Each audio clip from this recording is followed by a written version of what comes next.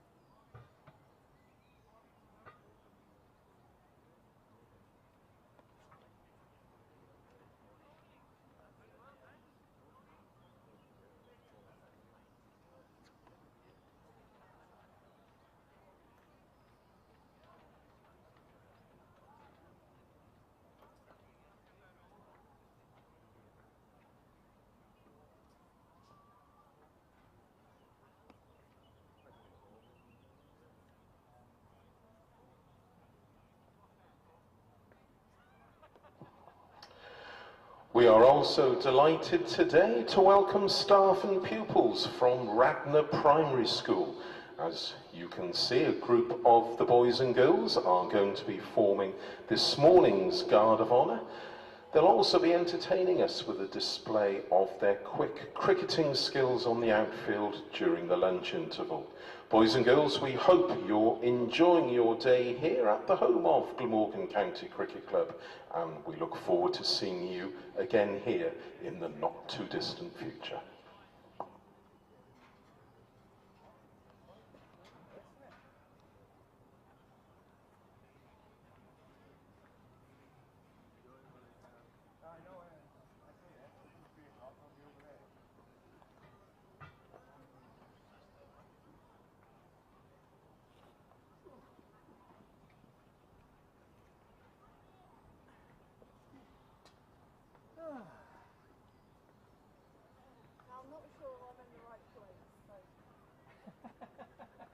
We'll see now.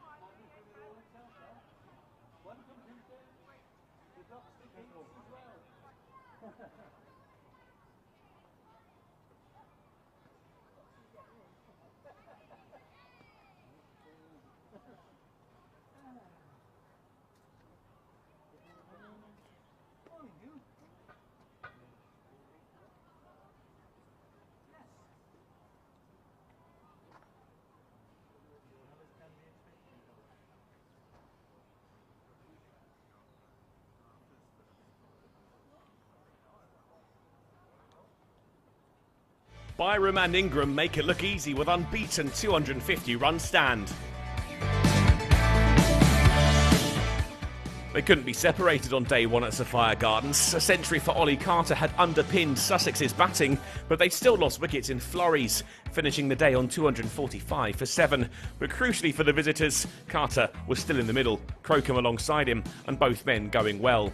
Crocombe was unfurling his shots early to take Sussex beyond 250, and soon the pair's stand was worth 50.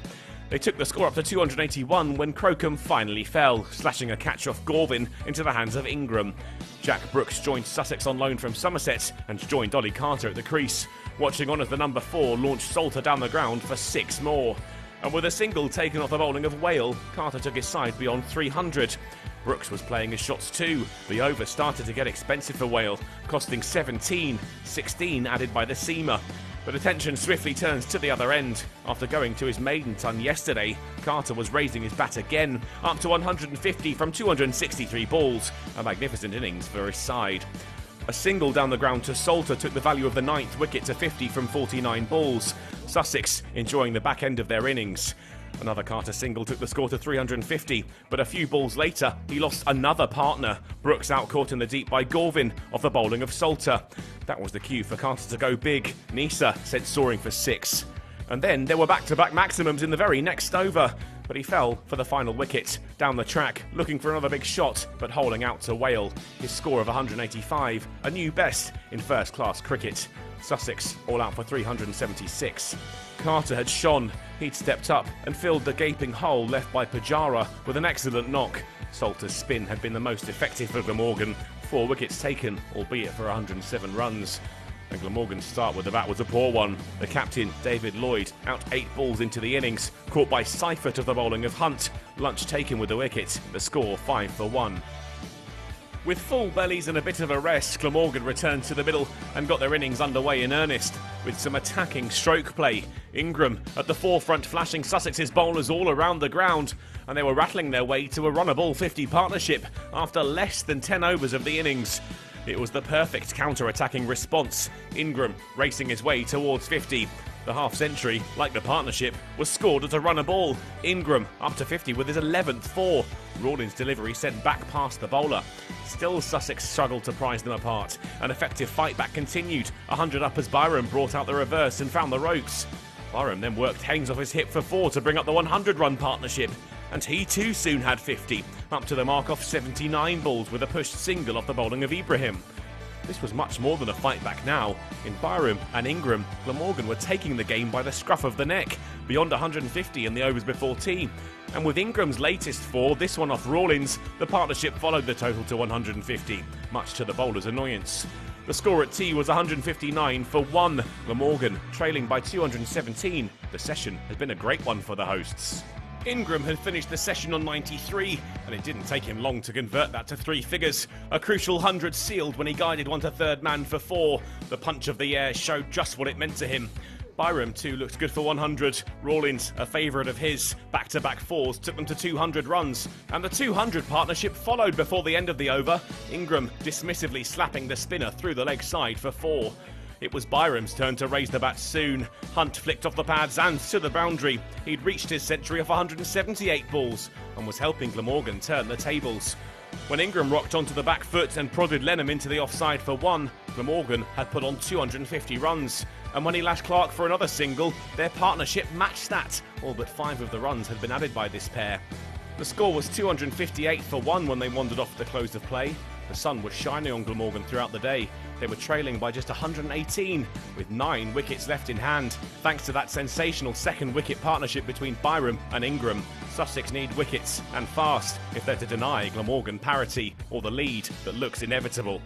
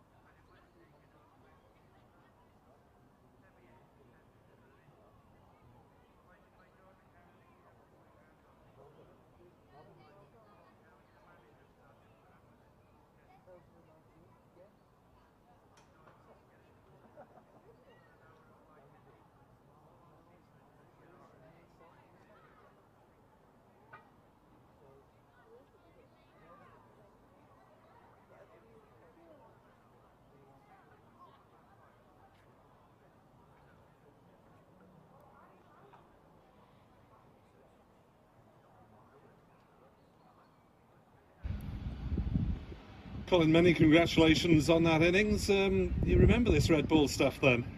Yeah, I think I had a really good pre-season and a winter, with the guys here in the indoors and sort of doing some of the hard yards. So I just thoroughly enjoyed it out there today, to be honest. What was the mindset then, switching from a white ball gun for hire to a guy who's going to be playing both formats this season?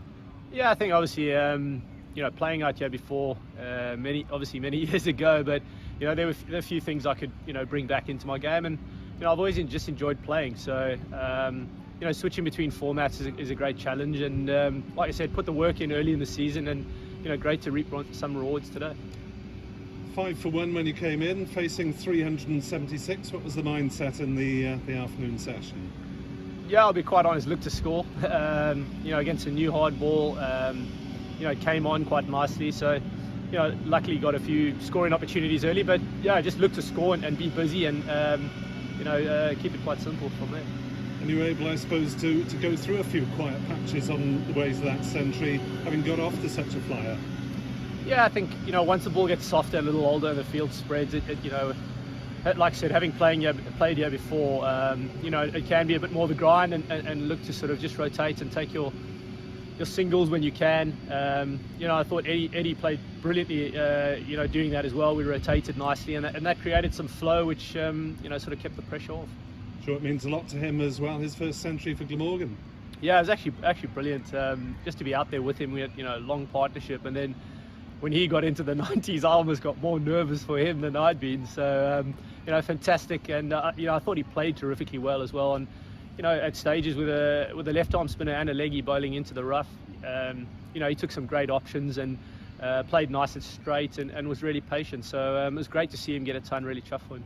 And sum up the ambitions for Glamorgan and for yourself on day 3. Yeah, I think obviously we've, like you said, they've got a lot of runs on the board. So firstly, hopefully to dig in and get a good start in the morning again, and then sort of see where the day flows.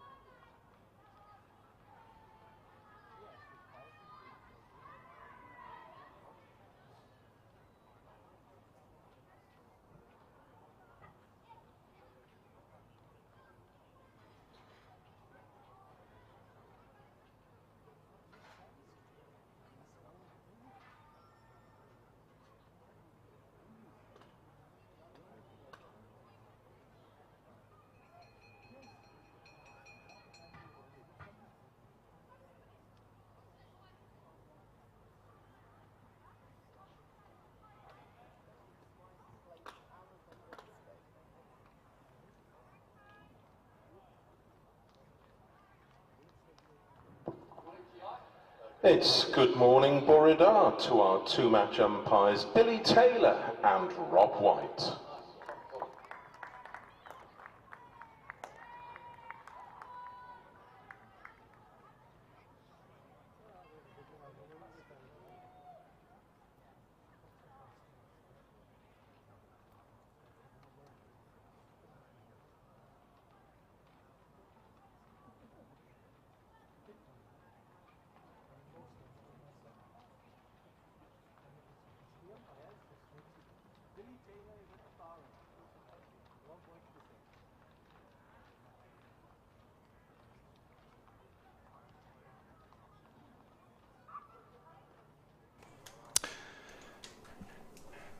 Very good morning. The sun is shining in Cardiff. You're listening to BBC Sport Online and also available via the Glamorgan video stream. As well to the Sussex team led into the field by captain Tom Haynes. And it's the Sussex side that are slightly up against it, really, with Glamorgan on 258 for 1. Sussex made 376, but that is a deficit of just 118. And good morning, Boridar, as well to the two not-out batters from Glamorgan, Byrom and Colin Ingram. With Glamorgan taking the field and Adrian advertising his brand of coffee to the nation. Sorry about that. And now I've moved or those watching on the video stream. Now you're on the camera now, mate. Oh dear. Next shot, it's on you. The lads have just come in and arranged the camera nicely so that we could be in the picture, and I've destroyed all their hard work, so I do apologise. I only stopped for a coffee. I had a bit of time and I thought I'm going to have a coffee on the way to the ground today. It was such a nice morning. So anyway, other coffees are available. I just particularly like that one. Sorry. For those of you listening on the BBC audio stream, you'll wonder what we're on about, but we do occasionally, and to the detriment of the cricket-loving nation, appear on the video camera, but hopefully it'll stay firmly focused in the middle for 99% of the time. Yes. 258 for 1, Glamorgan. Potential records we will tick off as if they happen. Don't like to jinx them too much, but there are personal and team records that are potentially in the offing if these two get set again. And it'll be Dan Ibrahim to bowl the first over of the morning, the 71st of the innings, and it's to Colin Ingram. It's on leg stump, and it's clipped away down to fine leg for the single, 259 for 1.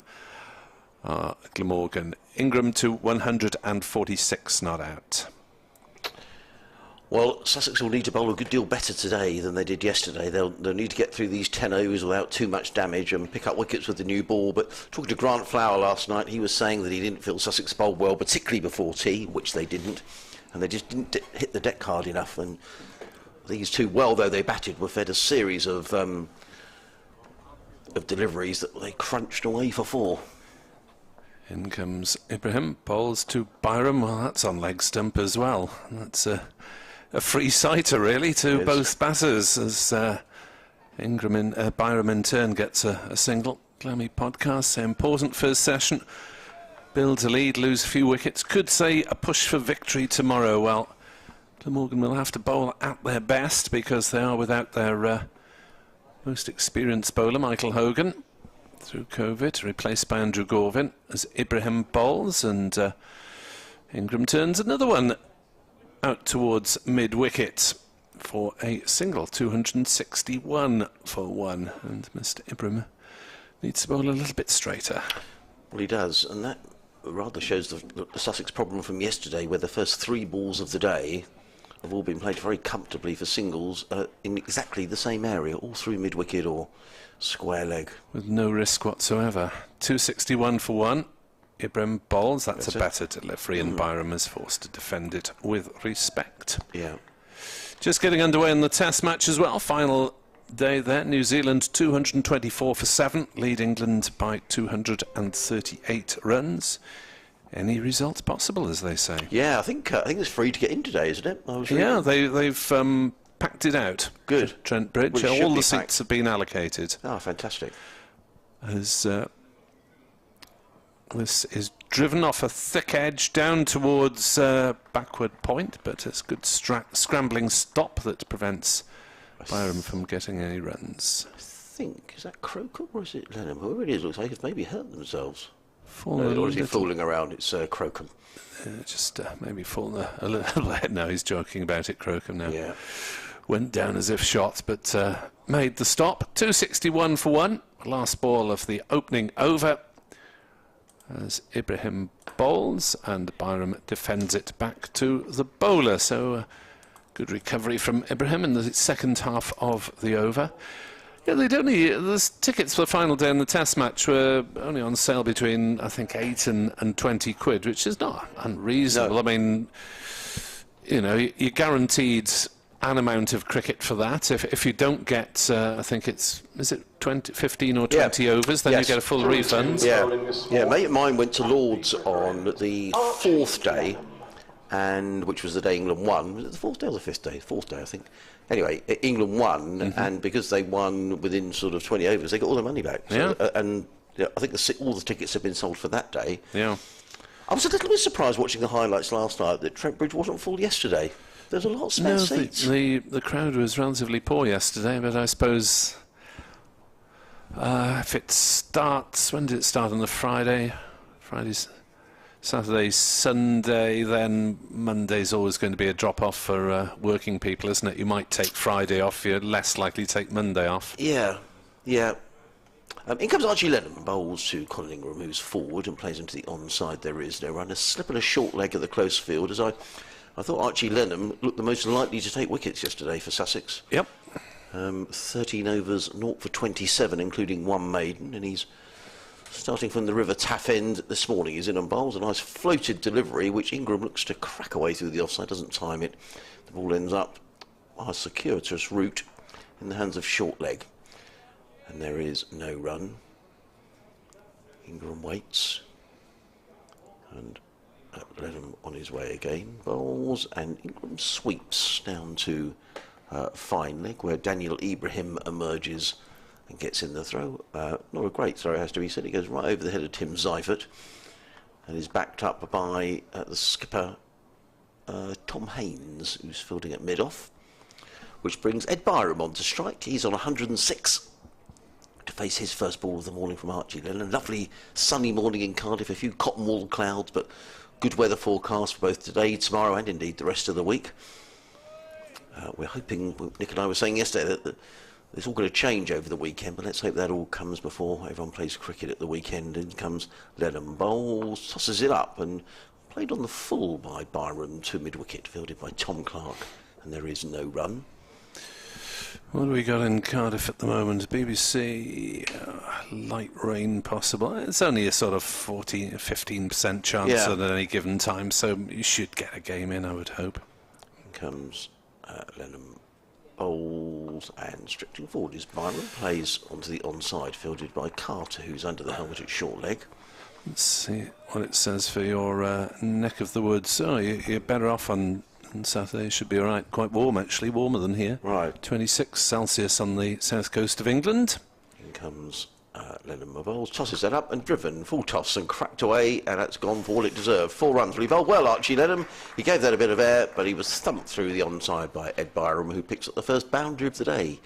He goes to 110, and Glamorgan 266 for 1. I'm actually going to the races on Saturday. All right. Whereabouts? I'm going to Ascot, oh, but not in the posh bit. So is there a non-posh bit? Is there a plebs bit? Yeah, there is. Yeah, you can go onto what's called Ascot Heath, which is an area in the middle of the racetrack, where you can get in. You know, there's no shelter or anything. The facilities are they've loos and all the rest of it. You can get in for about 15 quid. All right. Stand right in the middle of the race. I mean, you're nowhere near the finishing line or anything, but you know, to savour a bit of Ascot on a pauper's money, it's Ibrahim bowls and turned on the leg side by Ingram to accumulate 1 more single for him to move to 149. His Glamorgan best, I think we're close enough to have to mention it really, is 155. Scored in the game against Nottinghamshire, where Glamorgan batted out the final day without losing a wicket to draw the match. As Byrom drives gently to mid-on, and there's no run. Presume that's Brooks without the number. Yes, it is. Yes. Sun hat out for Jack Brooks. Playing on loan for a couple of games under the current arrangement. As in comes Ibrahim, bowls. Byrom off the back foot, forces to cover. It's fielded by Clark, and there's no run. So Ingram's Glamorgan best is 155. His career best is 190, but that's away. Okay. Well, he's on his way, isn't he, on 149? 267 for one. Deficit is 109. Ibrahim in to bowl to Byrom, who plays that one defensively on the leg side to the mulleted Ollie Carter at mid-wicket. Better over this from Ibrahim, at least he's bowling a decent line. A brave fashion choice from Mr. Carter these days. Yeah. He always wears a cap, or when he's keeping wicket he's got the helmet on, and you can always see it sort of dangling down the back of his neck. Bit of a blonde streak in there as well. As that goes through low outside off stump. Wow. Byrom is beaten by it, and there was a distinct lack of bounce to that one. Ibrahim bowling at 73 miles an hour, we're told. Is your expectation that this will get lower, Nick? It might do. It might do. A lot of sun around. It might just get even more placid. As Ibrahim bowls and Byrom defends, but it's noticeable both in this game and in the troublesome T20 game, the balls that have kept low have done so with the bowling from the Cathedral Road end rather than the River Taff end. So it seems to be a one-end issue. 267 for one. Morgan having been at 258 for one overnight. And it is going to be Archie Lenham who's going to carry on. He's bowling from the Taff end of the ground, whereas yesterday there was a nice breeze blowing at the ground. There's not much breeze today, and you can tell that because the trees which border the river are pretty much still at the moment. They're behind Archie Lenham as he runs towards us with a slip and a short leg and bowls a nicely flighted leg break, which Ingram eases into backward point and picks up a single that takes him to 150. And a really fine innings by Colin Ingram, 150 in 228 deliveries. We'll wait for the formal announcement of the stats at the end of the over. That's a really fine knock, and I rather fear for Sussex there could be more to come. Run out of space for notes next to Ingram's name after right at the bottom. Here comes Lenham bowls, and Byrom covers up and plays into the offside. Tom Alsop trots round from slip to field. And again, there is, on this occasion, I should say, there is no run. 268 for one. The arrears now 108. New ball available, and I'm sure Sussex will take it immediately in 6 overs after this as Lenham in bowls. And again, gives that a bit of a rip, did Archie Lenham, and Byrom was uncertainly forward. There was a strangled appeal. I can only think perhaps for an LBW. By Debenham not interested. As Lenham round the wicket in again, bowls to Byrom, who's just solidly forward and plays, drops his hands, and Carter just has to walk a couple of paces up the track to field, and there is no run. Lenham in his 15th over, figures of 0 for 33, and he waits as in comes and bowls, and Byrom turns it onto the leg side, and that's a good bit of fielding by Tom Clark. That's the sort of thing that Sussex need to do. It lifts everybody's spirits when you see a bit of fielding like that, you know, sprinting away to his left hand side, diving, stopping the single. Yeah, they'll need to keep on it today. No, they will. It could be a long hot day for Sussex.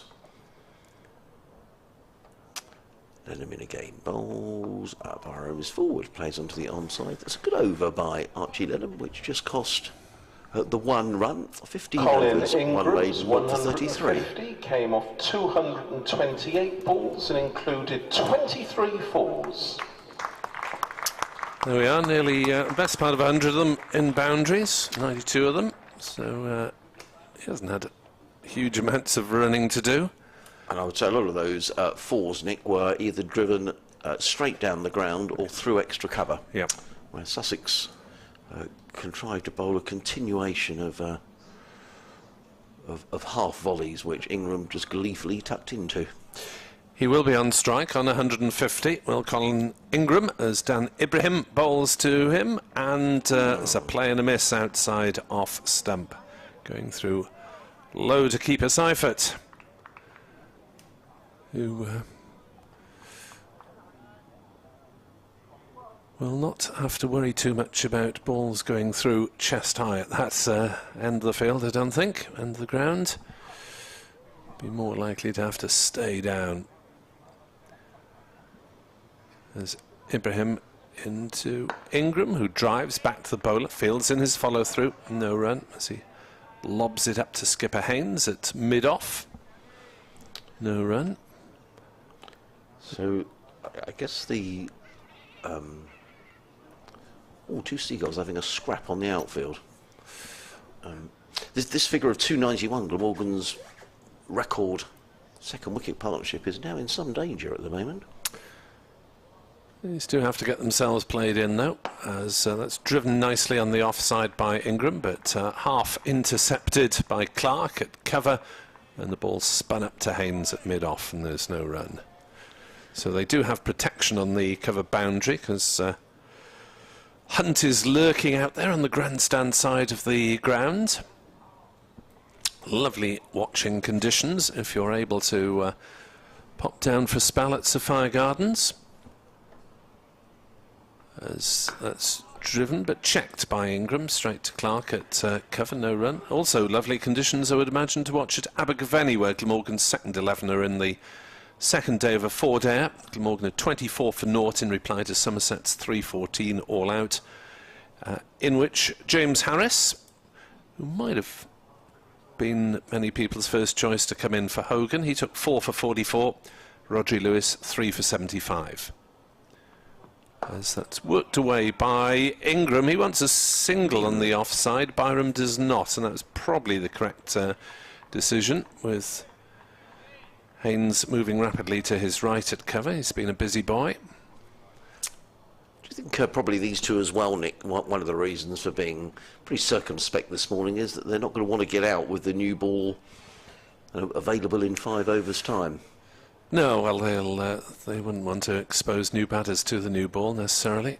Ibrahim bowls, and that's off a thick edge. That's another boundary to Colin Ingram, but it wasn't a genuine shot. He was looking to play again through the covers.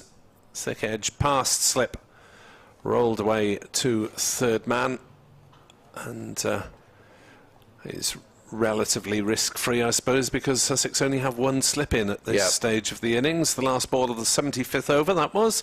Ingram moves to 154, and the total is 272 for 1, so the deficit is now 104.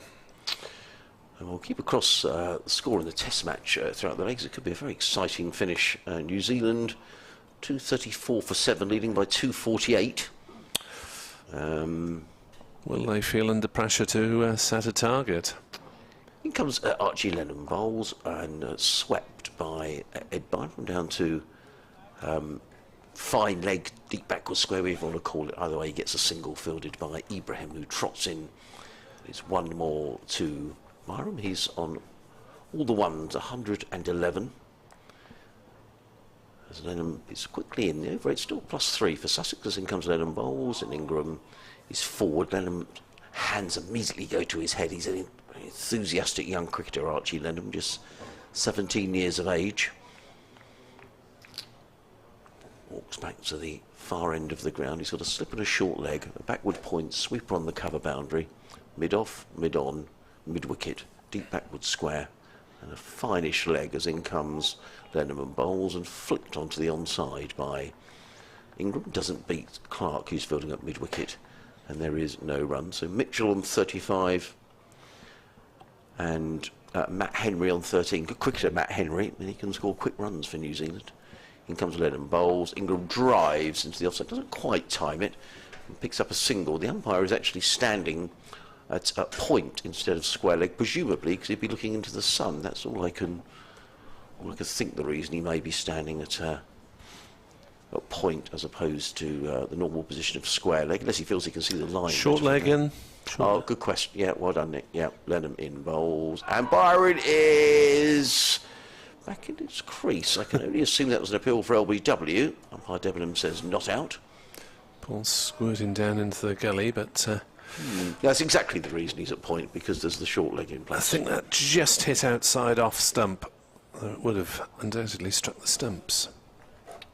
Byron waits, Lennon in again, bowl short, and Byron pulls this and he hits Carter on the backside.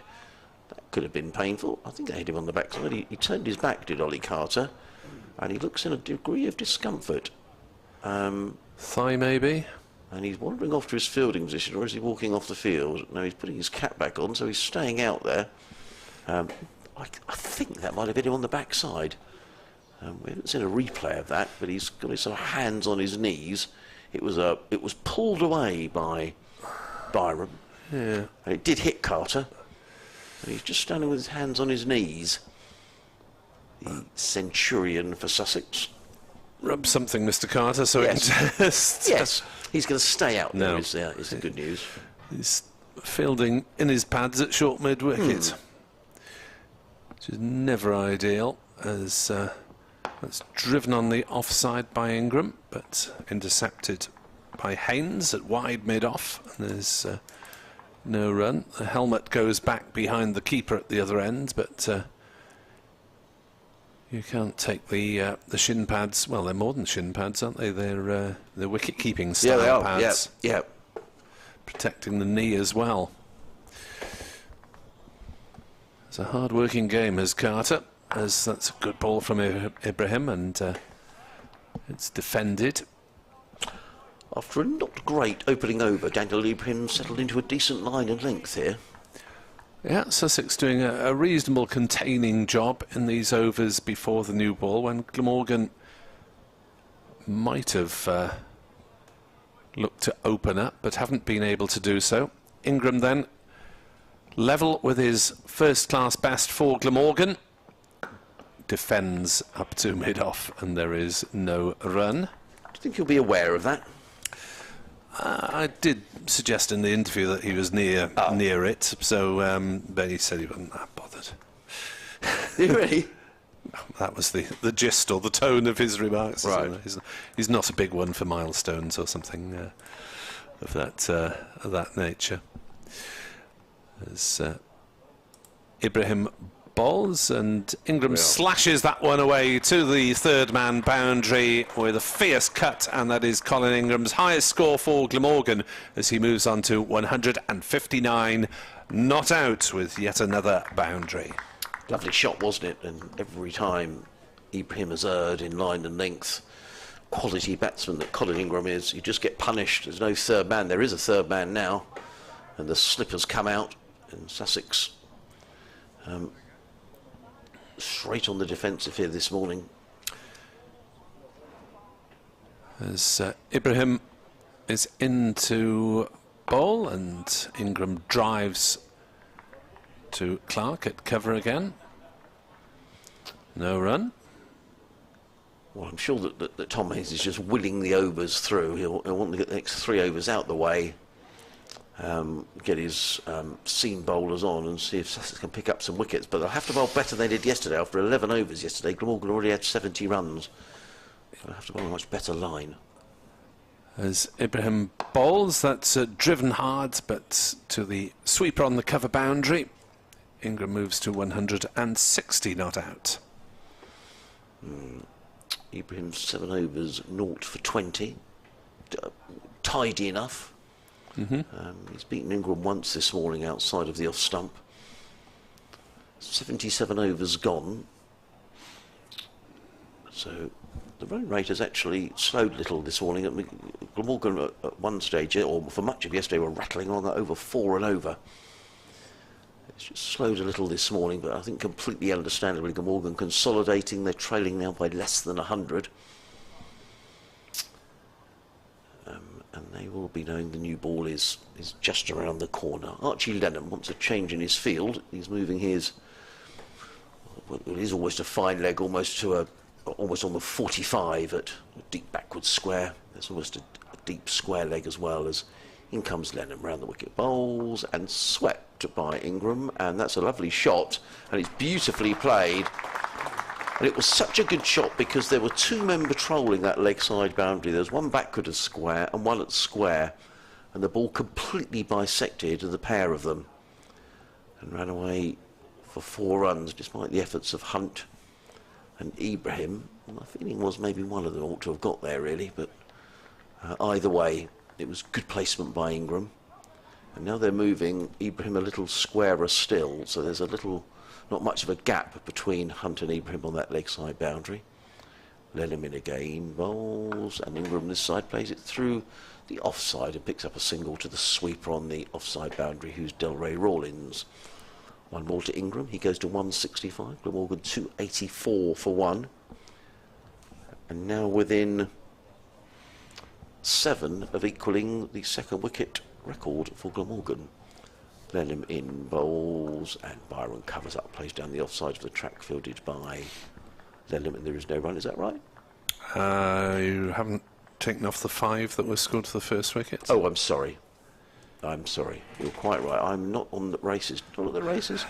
In comes Lenham, bowls. That's Saturday, mate. You just told us. Byrom placed him mid-wicket. There is no run. For those who's just in, Adrian was telling us about his Saturday visit to Ascot a little earlier. In the poor man's seats, in comes Lenham, bowls, and forward comes Byrom, plays down the track. There is none. Actually, you don't get seats on the heath either. You have to take your camping chairs. Only Carver instead of Champers. My heart bleeds for you. The world's tiniest violin, mate. So we get off the train with our picnic and camping chairs. Yeah, it's Ascot on a budget. Lenham in bowls. Byrom plays into the offside, and they take a single because Brooks has to run around from backward point to field. It's the end of Archie Lenham's over. He has bowled 17 overs, 1 maiden, 0 for 41. So actually, Glamorgan need another 11. These pair to equal the record. Yes, so it'll be beaten if this pair reach 297. We come the fancy dressers. Look. Oh yes. Trent Bridge. They're the 7 dwarfs. Looks like it. Here we are. There's a group in at the front here. And they're here. I thought that was at the Test match. No, you're watching. I was watching the wrong. Pay attention. This is our game here. Yeah, it is. On the screen in front of us. So there's some fancy dress boys and girls in. Yeah, there is. Good for them. Ibrahim is in to bowl to Byrom on 112, and that's a play and a miss outside the off stump. Byrom has yet really to find his touch this morning, you feel. But then most players would look not as fluent as Ingram, I guess. I've got a day at Edgbaston for the Test match against India, and the guys who've got the tickets have advised me we're in the Hollies stand. Oh, heck. Yeah, and said, and of course you have to wear a fancy dress. Oh, heck. I said, and all of a sudden I'm quite not so keen. Get your kangaroo suit out or whatever. Because it is noisy in there, isn't it? Ibrahim bowls to Byrom, and that's deflected away towards the third man boundary, run down off an angled bat. It won't quite reach the ropes. It's picked up just inside, but Byrom is through for an easy second run. I sat in there in 2005 when England played Australia, the great Test match on the Saturday, which was a terrific day. As Ibrahim is into bowl, worked on the leg side by Byrom, no run. It's difficult to find gaps in the schedule to attend international cricket, isn't it, though? Well, it is, and actually it was only because the county schedule was out so late in the day this season. So I did sort of commit to going, and then we've got a T20 that night, but I've got myself a day off. Because you say otherwise it's very difficult to get to see any international cricket, to be honest. Well, especially when I'm trying to keep playing on Saturdays. Yeah. I didn't see any of the World Cup in 2019 for that reason. Really, I was either working or playing, and there were 5 games here. The ones midweek were not quite so attractive. As Ibrahim bowls through low outside off stump, Byrom leaves. 287 for 1. Yes, I've slightly lost track. So this summer there's these 3 tests against New Zealand, then the one-off test against India, and then South Africa arrived, don't they? South Africa are playing here on July 28th, in IT 20 game, which didn't play for us, listed as Bristol, but it's due to be here. The night before was in Bristol.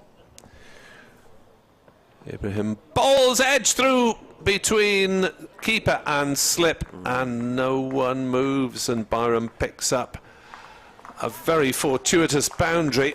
I think that was at catching height. Yeah, the replay shows that it was, and first slip is standing slightly wide, and had he been in a conventional first slip position, that would have been in the breadbasket. It would have been. I mean, Nick's quite right. Tom Alsop's standing at second slip, but the ball whistled between them, and they both looked at each other. Ed Byrom did a very good job of completely bisecting the fielders. They've lost the ball at the front. I'm going to have to go, Nick, because I've got to do an update. But it looks like they're still trying to find the ball. Oh, they found the ball. There we are. Send Mr. Bevan our way if you see him on your travels. He'll be coming in to join me on commentary, and Adrian will be back around about midday. Glamorgan 291 for 1. They are just 6 runs away from setting a new record for the second wicket ever. 291 for 1.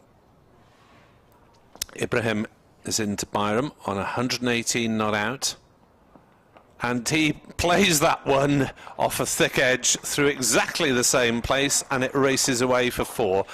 That one wouldn't have carried, I don't think, to slip, and I think that looked like more of a deliberate shot. Maybe, I think he was trying to cut it down towards third man, but got less of it than he'd hoped for. Don't think that would have carried to first slip had there been one, but 2 consecutive boundaries from Ed Byrom. See Glamorgan galloping on to 295 for 1, and Ed Byrom now has, with those 2 boundaries, his best ever championship score. So his previous best was in the match right at the end of that COVID 2020 season, when he made 117 for Somerset against Essex at Lords in the Bob Willis Trophy final. But with those boundaries, he has passed it, and he's got a championship best, has Ed Byrom. His first class best, he still needs another 31 runs, because he made 152 in a Zimbabwean first class match. So 295 for 1 as Ingram props forward to defend. Exciting times as Edward Bevan joins me on commentary with the equalling the record, 1 run away for the second wicket partnership, and a new one 2 runs away. Lennon bowls. Ingram pulls into the leg side. They'll take a single. Will they come back for the second? They turn and have a look at it. They are equal to Labuschagne and Selman of 3 years ago at Hove. 291 is the partnership now. Thought they might have come back for a second, as fielder there has picked up a bit of a knock in trying to stop that one. It was hit pretty hard by Ingram, and Tom Clark bravely got on in the way, but I think he might be going off for running repairs now. What do you reckon, Nick? Webb? The web on his The hand. web of the hand, yes. yeah, it could be. He will wander off for repairs unless it's a dislocation. And he's fielded quite bravely in there, Tom Clark, hasn't he? He's taken a lot of punishment at cover and mid-wicket. He'll go off for some treatment. Well, nearly 40 runs added in the first half hour, so the new ball will be due after this over. I think, I know he's only 17 and probably just can't bowl a lot of overs in the day, but you could keep the leg spinner Lenham on. Ingram the probably, substitute fielder for Sussex is Sam Topping. Also a young bowler, Ibrahim, so they will try the new ball, I think, but whether they'll get any purchase, I don't know. So Sussex, Sam Topping is the replacement fielder. Equal the records. Can Glamorgan break it as Byrom turns it on the leg side to mid-wicket? If I remember correctly, 3 years ago, that pitch down at Hove was similar to this. Ed Byrom waits. There's a short leg and a slip-in for Archie Lenham, who bowls. It's full-length ball, but clipped by Byrom straight to Rawlins at mid-wicket, who's taken over in the firing line after Clark went off. Lenham in again from the River Taff end, bowls to Eddie Byrom, who's back across his stumps, playing again to Rawlins at mid-wicket. No run. Last ball of Lenham's over. Last ball with this old ball, one presumes, as Lenham bowls. Byrom drives but hasn't quite timed it. Rawlins again intercepts. So that is the end of the 80 overs. Sussex now have the new ball available to them, and Glamorgan's pair of Ingram and Byrom are level with Labuschagne and Salmon from 3 years ago in Glamorgan's first-class second wicket record. Thank you, Nick. Yes, Tom Brooks, Jack Brooks rather, is taking his cap off, shows us his headband as he always wears in the field. With the new ball at the Cathedral Road end, Jack Brooks. One of two things, or one of a couple of things can happen here, because with the original new ball, Brooks and Hunt ball up a surfeit of half volleys. We all know that the new ball, if it's not propelled properly, then it can disappear to all parts. So it'll be interesting to see how this passage of play goes, because Sussex desperately in need of wickets. 296 for just the loss of David Lloyd, which seems a very long time ago. Just before lunch. Ago. Yeah, just before lunch yesterday. And it'll be interesting to see what field Brooks is going to have. There's two slips there at the moment, but as I say, he didn't bowl particularly well at all in his opening spell. He came back last night and bowled off a much shorter run and just planted it on a length or thereabouts, and it was a far better spell. But Sussex will hope that there will be some sort of deviation, some sort of movement for Brooks as he starts with the second ball. 4 runs needed for Glamorgan to pick up their third batting point. And they are well set to go at the moment, after 80 overs, to get the 5. So here we go then with the new ball. Here is Brooks. He comes in, bowls to Ingram. Ingram drives powerfully up to mid-on, and there is no run. There's a third man. There's a fine leg. There's a deep extra cover. There's a deep mid-wicket. Not quite the field you'd expect for a new ball, but these are desperate times now for the bowlers.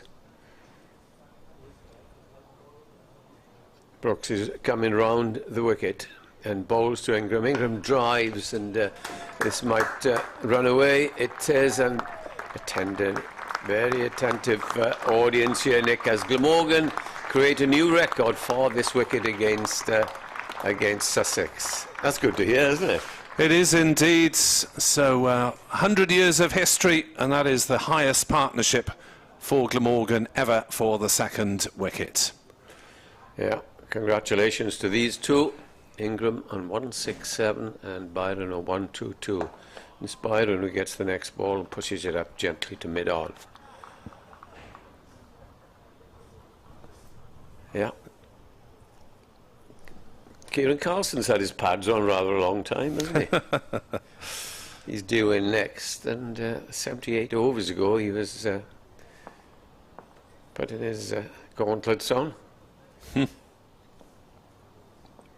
Brook comes in, bowls, driven away through extra cover and mid-off. They might chance a second, they will. Come back very quickly, and they take 2 more runs. Coming in very gently is Brooks. And that's 1 run away from the 3rd point. 299 for 1. Remember, it was 258 for 1 at the start of play. And this pitch doesn't show any signs at all of wearing.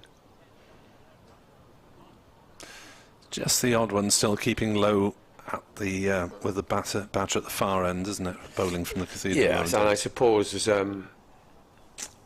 Andrew Salter will try and hit the rough. There's bound to be some sort of rough there. And Colin Ingram, apart from his batting, might play a part here with his bowling. But it's Brooks, comes in, bowls to Byron. Byron leaves outside the off stump. Not a bad delivery as it goes through to the keeper. Oh, it's a no ball. And there is the 100. People here very attentive today, aren't they? With the record. Has the good doctor given the record? Has it been announced yet? I'm not sure. I don't think he has, no. Perhaps they're listening to us. Jack Brooks turns, comes in and bowls. Oh, that's a good delivery, which beats him. First ball that's beaten the bat for, well, Byrom beat the bat earlier on, young medium-pace bowler. But that was a good ball. Must have hit the seam and went through. So the plan, everything going to plan at the moment. They played themselves in for the first 40 minutes. As Brooks, last ball of the over, is in and bowls, and that's nudged away down towards 3rd man. It was very square as opposed to being fine. And that is the end of the over. Congratulations Here we go. to Colin Ingram and Eddie Byrom, who during that over broke the Glamorgan all-time 2nd wicket record partnership of 291 set by Marnus Labuschagne and Nick Selman at Hove in 2019. So, We don't have to listen to Dr. Hignell. We'll hear Nick Webb give you to all that. Sussex suffering again, I'm afraid, for our Sussex listeners and viewers, but we hope we can keep you on board for the next couple of days. Sean Hunt. As Sussex probe for victims with the new ball. And Sean Hunt. And Hunt must have thought, oh, this is my day when he got a wicket with his 2nd ball of the innings, but that, sadly for Sussex, is the only one that's fallen. Yes, it looks as though the long wait for Sussex for a first-class victory since they were last here last season is likely to continue. Question of whether they can fight their way to a draw and maybe claim some extra bowling points. They've got plenty of overs to take wickets. 29 still remain for bonus points to be claimed. Glamorgan need 98 runs and Sussex need 2, 5, 8 wickets in that time. Byrom drives, but 2 mid-wicket and there's no run. This field, I think, Edward, illustrates Sussex's dilemma in that there are 4 saving the single, 2 slips, but still 3 out with the as you had for Brooks with the new ball. Yeah, it's a negative field, isn't it? And they look, the young men, which it'll be hard work for them. Average age of 22. Hunt is in to bowl to Byrom, who drives into the covers. Maybe didn't quite middle it, but easy single out towards the sweeper on the cover boundary. Byrom on to 126. His first class best is 152, which was made in a game in Zimbabwe 5 years ago. He is born in Zimbabwe, albeit educated over the water in Taunton. Former Somerset player. Ingram on strike, 167 as Hunt bowls to him, and he's edged that pass, seconds slip down, and he'll go through for a single to third man as voluble members of the crowd congregate in front of the microphone as they're wont to do. 680 runs so far scored in this game. 304 for one. Sussex struggling as Hunt into ball, and Byrom defends gently to mid-on, and there's no run. In terms of chances, it's been quite several near play-ons I've got noticed, rather than actual ball going to hand. That's the slowness of the pitch, I think, where you just play a little early and often you see it rebound onto the stumps. 304 for one. Hunt to Byrom, 126 not out, and that is a drop by the keeper Seifert. Byrom forward rather uncertainly, got the edge to it, and Hunt should have got his second wicket there. Indeed. That looked a relatively simple chance. It was a relatively simple chance. Absolutely. As we view the replay, that is about as easy as you can hope for a keeper Is it, off a Nick? pace bowler. you as a keeper, I must... Well, I don't think I'd have caught it coming in at 79 surely. miles an hour, but it would have been through me, but there we are. Hunt is in to bowl to Byrom, who defends on the offside and takes a quick single. 305 for one. Well, of course, it's the 300-run partnership. It goes on and on. But I feel sorry for Hunt, because that was a good delivery. It left Byron, just pushed it, got an edge straight through waist high to the keeper.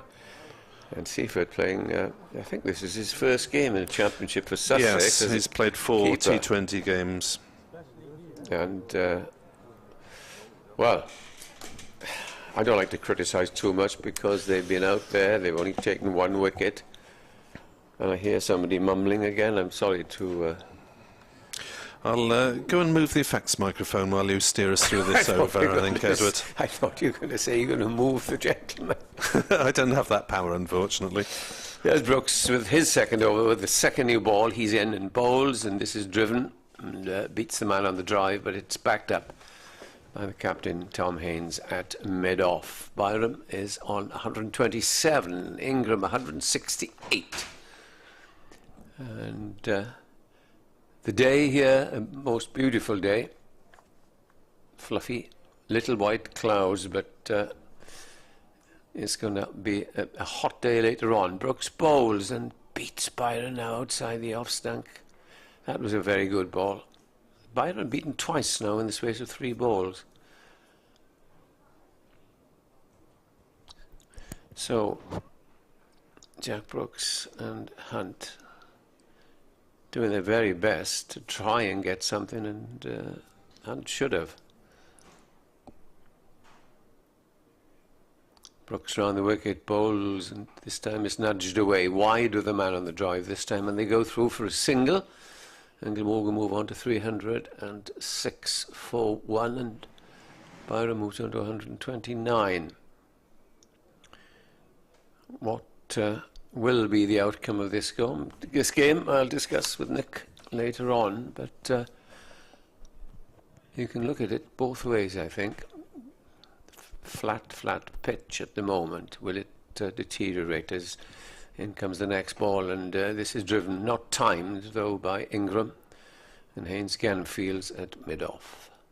So the new ball is doing its stuff for the bowlers. We've seen Byrom twice, once dropped and then beaten outside the off stump, because they probably know if they don't bowl a good length with this new ball, it will disappear. Here's the next ball, and it's nudged away, a little short of a length, that, and in comes the man on the extra cover. Boundary to field, it's Hunt, and he returns on the half volley.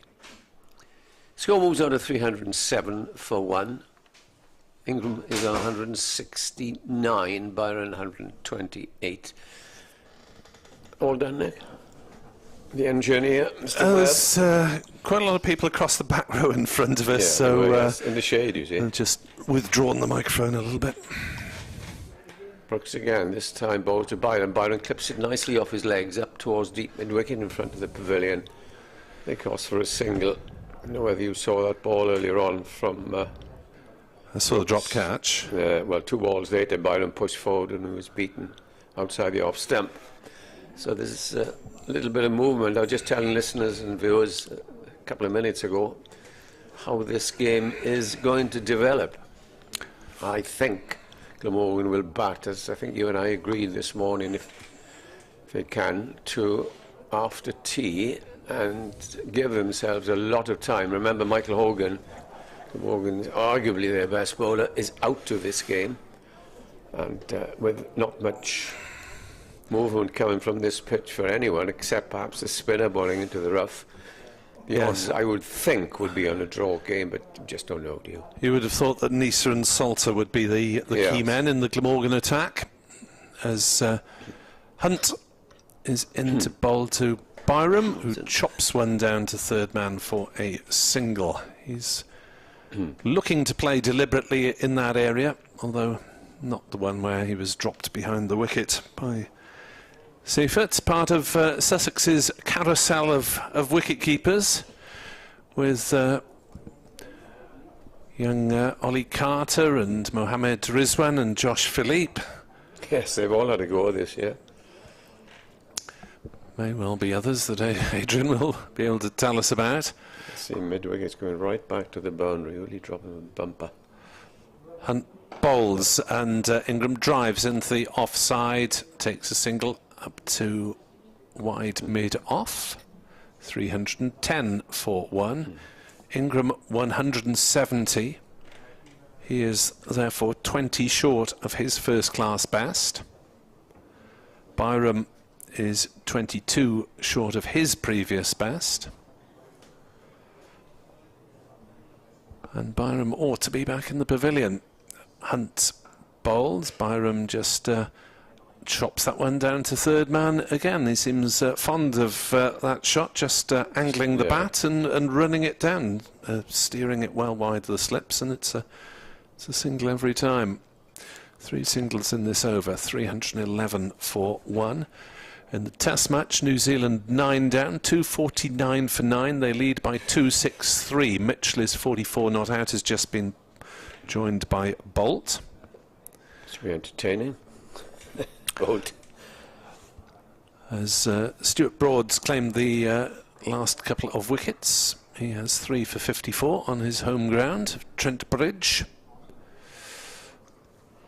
As Hunt bowls and Ingram defends to mid-on, no run. Just thinking, Nick. Are England going to go for it? Oh yes, especially they went for 270, didn't they, in the first test? Still a good pitch. Oh my word, I think they will, and I think they win it. But free entry there today. I wonder how many boys, apart from the boys who are doing O and A levels or whatever they call it these days, are mitching. Hunt bowls and Ingram defends off the back foot to mid-off. There's no run. Yeah, they've got rid of all the tickets. All the tickets have been allocated, and those who bought them in advance will be refunded. It was free to people to register for a ticket and to get in today. 311 for 1. Hunt in towards us, bowls to Ingram, who's beaten there outside off stump. That's a good delivery. He really has bowled well as Hunt since he took the new ball, and I do feel very sorry for him for having that drop catch. He's such a well-built, and I was told by Adrian that he had trained vigorously throughout the winter to lose weight. Yeah. Well, he must have been quite a size then before he went on his diet.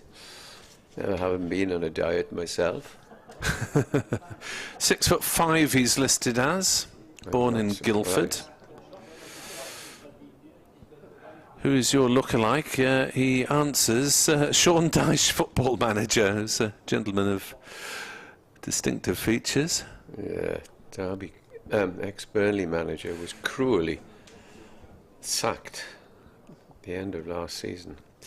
What would you change about the structure of the season? Mr. Hunt replies, play all the T20 in one interrupted block. Which might make sense if they could find the right place of the season. I won't give you my views.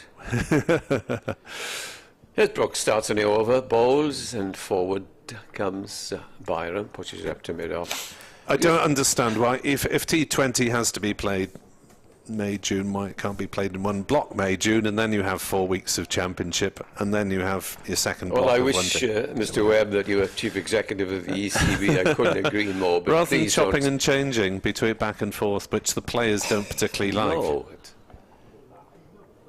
In comes Brooks and bowls, and this is driven back and well fielded by the bowler, who wrings his hand because Byrom hit that pretty hard. And I forget at the end of the I'll never forget the remark that at the end of the West Indies tour last winter, miserable tour, and Harrison, who has departed now, the former chief executive, spoke to Joe Root as the next ball is driven out towards deep extra cover for a single. Glamorgan are 312 for 1, and in inverted commas, he pleaded with Tom Harrison to change the system. And we will get down to it immediately, was Harrison's reply. Nothing's been done. I better not keep on about this because I shall get rather angry, but it's a dog's breakfast still. Absolutely. Here's the next ball. On the back foot this time goes Ingram and gets a single. Well placed field. Not many boundaries being struck this morning. I just think in all these records, I do the Wisden Almanac's report, as you know, for Glamorgan. Have been doing it for many years, and this is getting very much like Sussex were involved then, when our good friend Steve James made Glamorgan's highest ever total of 319 not out, and in the end, Wisden said, "Well, to save you work, I'll just play off," and the next ball is driven nicely again. Full-length delivery out to deep extra cover for a single. We'll get Mr. Hignell to give him a slot in your report in brackets. Panel, yes. And that was great. Remember the lunch score there at Colin Bay that day? 170 for no wicket. Oof. So, yeah, this is now larger than the biggest score stand of last season, which was 307 between Carlson and Cook against Northants. Yeah. Here's the next ball. Good ball. They bowled well, these two, it must be said. Yeah, I'll never forget that morning. I think it was either Steve or Chris Adams, the opposing captain. You know as well as I do, we walk up the little bank at Colwyn Bay, and I pass. Was it Steve? I can't remember, any or Chris, and said, "What's the toss? What's happened?" Steve said to me, "We've been put in." He said, "I think he'll do a bit, yeah." And Jason Lurie, the left arm seamer, and the Hunt reminds me of him, was hit for 4 fours by Matthew Elliott in the first over of the game. And from then, that was that. So 314 for 1 here on BBC Sport Online and on the Glamorgan website, and then via the Sussex County website as well. Maybe with a little X-rated sticker in the corner of the screen if you're watching on the Sussex YouTube channel. Viewers may find this sensitive material of a sensitive nature. 314 for 1. Hunt 1 for 46. Should have had Byrom out. Bowls to him now and turns that on the leg side to mid-wicket, fielded by Crocombe. And there's no run. I don't think Steve James again, of course, will worry not too much, because as well as these two are batting, you never know. Ingram 171. If he goes into the 200s and moves on, it's a long, long way to go. Indeed. Here's Hunt to bowl to Byrom, who just drops that one down towards wide third man. It's a way for the fielders to go, but they just go through for the single. And then, of course, as you well remember, I'm talking about two gentlemen who will be with you in the next couple of days on the T20 commentary. Mike Powell, 299 at the Cheltenham Festival. And, well, everybody thought this is going to be the new record. It was mid-afternoon. He got himself out. A radio car being summoned to go from Cardiff up television. People were sent out racing up the M4, then M5. Hunt bowls. Ingram works on the leg side. Single taken to wide mid-on. And then all of a sudden, Steve pushes forward. Mike pushes forward at Fisher, the left-arm spinner, caught by Ashed he was, the keeper, and he just walked off. The bigger anticlimax I've never seen on a cricket field. And he got very close to that record. Here's Hunt bowls outside off stump. Byrom plays no shot. Gets the bat out of the way. And his Twitter handle is Powley299. Yes, of course. So he's got a sense of humour about it. Yeah. Here it's 316 for 1, and Sussex have spurned their one chance of the first hour of the day. With Byrom dropped behind, badly dropped really, on 126. Hunt has another chance, bowls to him now, and he leaves that one through outside off stump. So Byrom looking to treat the new ball with some respect on this pleasant warm day here at Sapphire Gardens, as Sussex's bowlers and fielders dig in for what's likely to be another 3/4 of a day down in the dirt if the current trends continue, unless they can engineer a collapse from somewhere. 2 slips in for Hunt as he bowls to Byrom, who pushes it onto the offside, calls for a single. Ingram sends him back. Rawlins moves to his right from second slip to field. And no run. 316 for 1. Ingram has 172. Byrom has 134. Glamorgan trail by just 60 runs on what is shorts and t-shirts weather, and I'm sure a few tans will be topped up at the River Taff end. The warmer, usually the warmer side of Sapphire Gardens in the ecosystem. It's usually a bit shady down beneath us, and warm for those at the far end. Yeah, it can get very warm there. Wouldn't mind being at Northampton today if they still commentate outside, because it'd be rather pleasant, wouldn't it? Not very pleasant at the beginning of April. There was talk of them moving the commentary the other side to the far end of the ground. Not sure if that's happened. Jack Brooks starts a new over, and the first ball is driven out towards deep extra cover, and they'll have to be content with a single. So the runs coming now, mostly with singles. And what have we got? 59 runs added in the first hour this morning. It hasn't been all-out attack by any means, has it? No. Because Lennon bowled well with the old ball, and they've got to have a look at the new ball. Brooks bowls, and this is left. Don't often see someone who's 134 and 317 for 1 leaving outside the off stump. Glamorgan will rue, of course, Nick, those tail enders, both Crocombe and Brooks got 36 apiece. Yeah, and Halid, 140 odd for the last couple of wickets. And had Glamorgan got tail enders out cheaply, then they'd be sailing by now. It wasn't to be on this placid pitch. As Brooks comes in and bowls, Byron drives, a lovely shot that, but he will pick up 2, will he?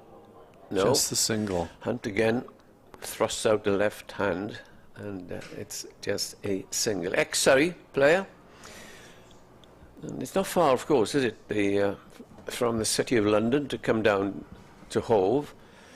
Once did a couple of train journeys there, and I think it was about an hour, or just short of an hour.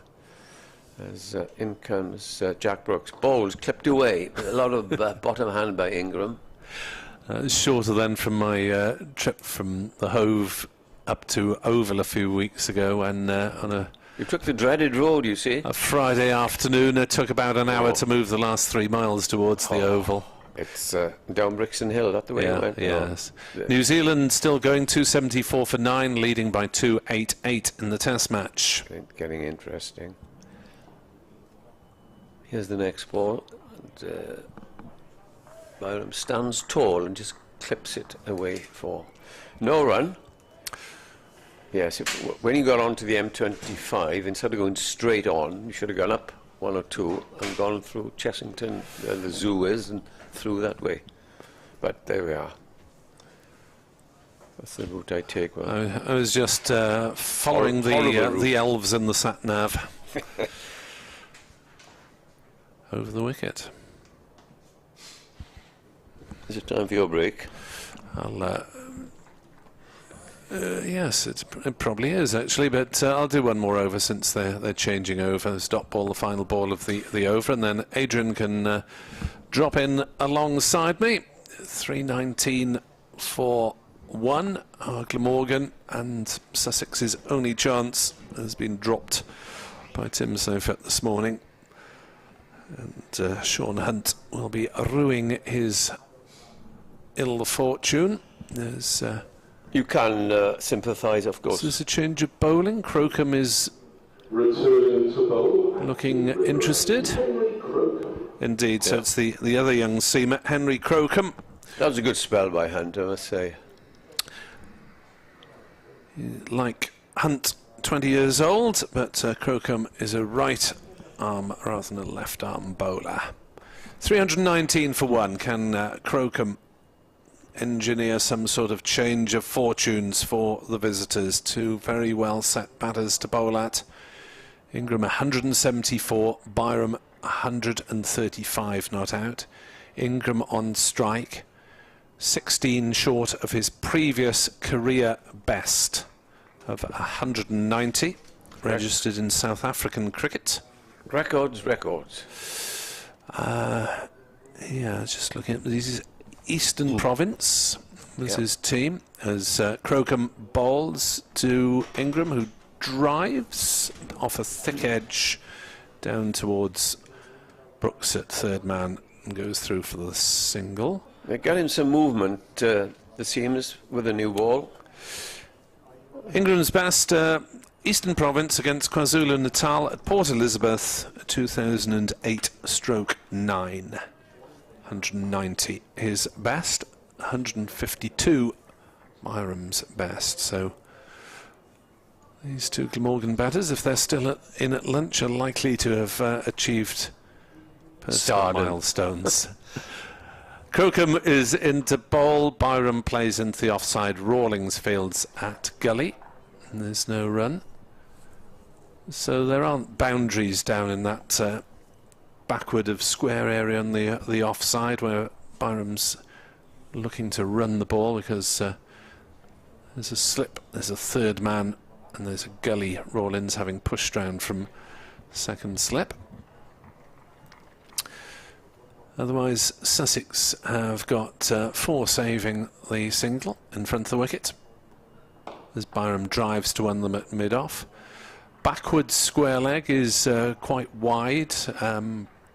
Fine leg, backwards square leg, where Dan Ibrahim is lurking on the boundary ropes away to our right, and there's a sweeper on the cover boundary as the other fielder we haven't told you about. 175 Ingram, 135 Byrom on strike, as Byrom drives back to the bowler. So both have had it exactly 30 runs this morning. It hasn't been a cavalcade of shots by any means. It's exactly what he told you in that interview last night, Nick. Just get themselves in. Probably see where the game flows. At lunch they'll have a chat, no doubt. 320 for one. Partnership worth 315 as it's played on the offside. Talking about Run. Eastern Province, where they've been to that ground, Port Elizabeth, many times. It's such a quaint little ground. It reminds me of an out ground in Really? England. Yes, and the local church ladies and the local people, they make sandwiches and cakes and cups of tea, as opposed to the other things you have to drink from. As Byrom switches that one away on the leg side. Oh, it's well fielded by Ingram. A tumbling stop on the backwards square leg boundary. It was on his legs. Byrom tried to tuck into it, but Ibrahim cut off fielding and saved a couple of runs. 322 for one are Glamorgan at the end of Crocom's over. Edward will continue his reminiscences about Port Elizabeth, and Adrian will join him. Yes, and you have a windy little road to go up to the ground, and after lunch the local band play, and they're very entertaining too in the stand. All amateurs, I may add.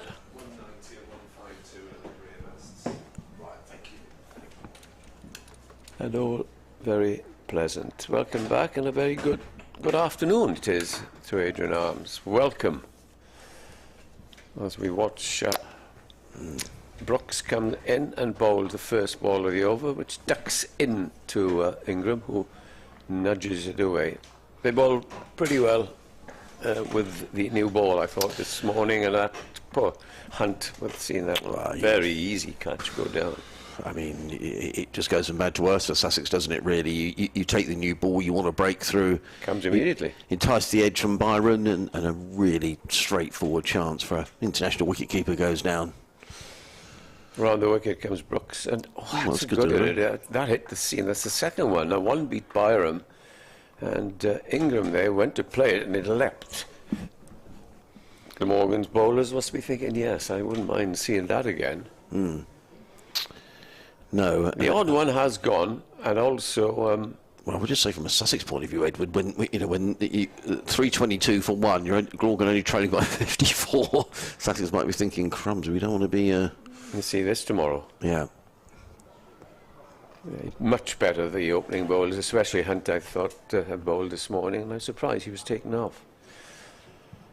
Brooks in, bowls, and this is pushed back to mid-off, where Tom Haynes, who's got a lot on his mind, the young man at the moment. He just got to have this defensive feel to which his bowlers are bowling to. Well, he seems to be used very sparingly, Sean Hunt. I'm not entirely sure why, because like you, I mean, he's picked up the only wicket. And should have had another. No, he and Lenham are the two who really look like taking wickets, I think. Next ball is driven out to deep extra cover for a single. 3-2-3 for 5. Archie Lenham, I'm so impressed with him. I tell you what, and I watched Parkinson bowl, and there's this huge call for Parkinson to play. He is quicker through the air than Parkinson is, Lenham. Doesn't he give you all our time to think very quickly? Spins it. He's got the googly. He's young. I see no difference at all in ability or class. And don't give me, please, oh, this is the second division business, because I'll elaborate on that in just a moment. But I really think Lenham will go places. Now, well done, Sussex, for including a 17-year-old leg spinner last year even. Brook bowled, clipped away on the onside out to mid-wicket, and there is another single for Byron. He moves on to 138. And Sussex have been unfortunate with we were talking about Jack Carson, who's been out so far all of this season, and not sure there's any due time set on his return. But if you've got a quality off spinner, which I believe for Carson is, and you've got a leg spinner in your side, you're halfway towards getting some, a decent attack. Where Sussex have really suffered is in the seam bowling department, behind Jofra Archer and Ollie Robinson. Steve Finn's odd cases. Yeah, just these injuries. He's only bowled 53 overs in the Championship, and hasn't played in the Championship since the draw at Derby in the second round of matches. Here's the next delivery, which again is clipped, and this time that might just take a second as two fielders converge on it out on the mid-wicket boundary.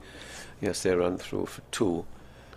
That is the end of the over, and Glamorgan 326 for 1. They just trail now by 50 runs. And going back to that, you know, so much is said, it does annoy me. Yeah, but it's only second division.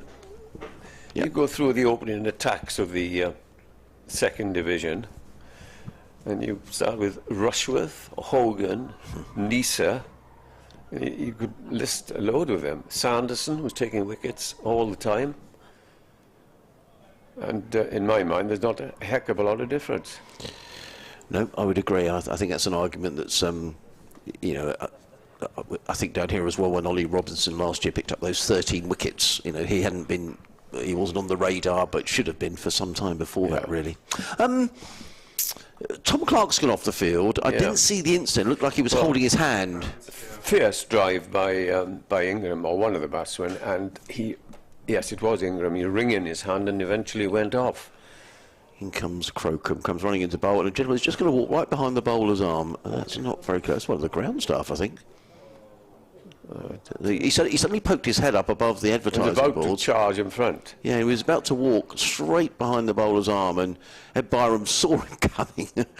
And the gentleman concerned, as I think, in rather an embarrassed way, ducked down behind the advertising boards. So we can't see him now. I'm sure it was just a genuine mistake, but in comes Crocombe around the wicket, bowls to Byrom, who pulls it on the leg side. More runs here. It's going to run away towards the boundary. I'm not sure it's going to go all the way for 4 because Sean Hunt is in hot pursuit. But they're going to pick up 2, and they were thinking about the third. Yeah, it should have been 3, really. Hunt had a long way to go from mid-wicket, chasing around to almost long on. But 2 more to Byrom. He goes to 140 within 12 of his career best score, and Colin Ingram within 10. 10, yeah, it's a race, isn't it? 12 of his career best. Yeah, 190. Crocombe 26, and I mean, no one means to drop catches, but I mean, at this level, that was a I think Nick Webb might have caught that one, you know. Yeah, swallowed it one-handed. Yeah, Crocombe round the wicket, bowls and driven nicely by Byron into the offside, picks up a single to the sweeper on the cover boundary. The 12th man is on. I'm just trying to get confirmation of who the 12th man is. I don't know if they... What was his name? I think it's Topping. Topping? Yeah. Right, okay, not a name that I know. One of the Sussex youngsters. I'll get confirmation of that in a minute. Topping, yeah. Thank you. Not Topley? No. Topping. No. Although Rhys Topley was at Sussex a couple of seasons ago, before he went to the Oval. Crocombe from the River Taff End, running in towards us, bowling to the left-handed Ingram. He's on 178. He bowls, and Ingram with a play and a miss outside the stump. The ball rattles through to Sivert, and there is no run. Someone's been sitting with their pads on for a long time up there. Yeah, Kieran Carlson, we mentioned it earlier on. You know, oh, crumbs, yeah. I mean, they sometimes take a break, don't they? You know, just because if you're sitting there for... Yeah, pads, of course, when we played, you had to buckle them on and make sure they were on 2 places down if you're batting at 4. Yeah. But now, of course, you zip them on with the Velcro, and that's it. Comes Crocombe bowls, and forward comes in. Yeah, it was a good Yorker, right up in the block hole. Ingram digs it out, looks at the bottom of his bat. There is no run. Well, we used to have club kit, so someone was always responsible for taking the club kit. You know, the main thing was who had a car. Because not many people did have a car, so you know the same bloke generally tended to take the club kit. I don't know if swapping the bats on the way into bat is another thing. In comes Crocombe. It's about down the leg side, taken by Sivert. Is the end of the over. 329 for 1. Ingram 178, Byrom 141. Glamorgan trailing by just 47. After Sussex made 376 yesterday. Yeah, I mean, certainly the kit was all shared around. And there was always a bat that everybody wanted to use, and that's I'm not using that old bat, you know. So everyone's scrabbling around to get the one good bat. That happened at county cricket, you know, in the years in the 50s after the war, because there wasn't a lot of money about. Yeah. And often I remember Don Shepherd saying, I said, did you ever have a bat, you know, bat made? Oh, good gracious. No, I said, I just grabbed anyone I could see and took it out. He was never there for long, you know, Don, but he could slog it. And in club cricket, often swap bats as you walk out in the old days. Yeah, and it wouldn't be the first time. We'd arrive at an away game, and you get there, and someone say, "Who's bought the kit then?" Well, I thought he was bringing it. No, well, he's got a bigger car than me. Yeah, he's not even playing. No. Oh no! So someone has to drive back. Someone who had a car would have to drive back the kit. Oh, happy days they were. Well, happy days. Nick and I were having a chat before, and before play started, and I said about scoring. A lot of these clubs, you just take it out. Yeah. But Nick does a bit of the scoring and helps out. And I said, is it approximately 140 for 6? Oh, not quite as bad as that, but that's end of the over. Somebody puts the score on. Yeah, no. Glad to see that still going on. Here's Brooks to start another over, and he's bowling to Ed Byron, and bowls to him now. Byron goes for a flashing cover drive, which he plays miles too early, and it dribbles out to cover. 329 for 1, Glamorgan trailed by 47. And it would appear to be going by plan. I think they wanted to get parity by lunch and then go for it after lunch. Yeah, well, they're not going to be far off, are they? There has been a change at this end. Ingram, who bowled tidily this morning, has come back instead of Brooks. Here's the next ball. Now you've got 1, 2, 3, 4 in a straight line here, saving one out on the extra cover boundary. Ibrahim is what we call a little dobber bowler, just short over length but accurate, difficult to play, especially on a slow pitch.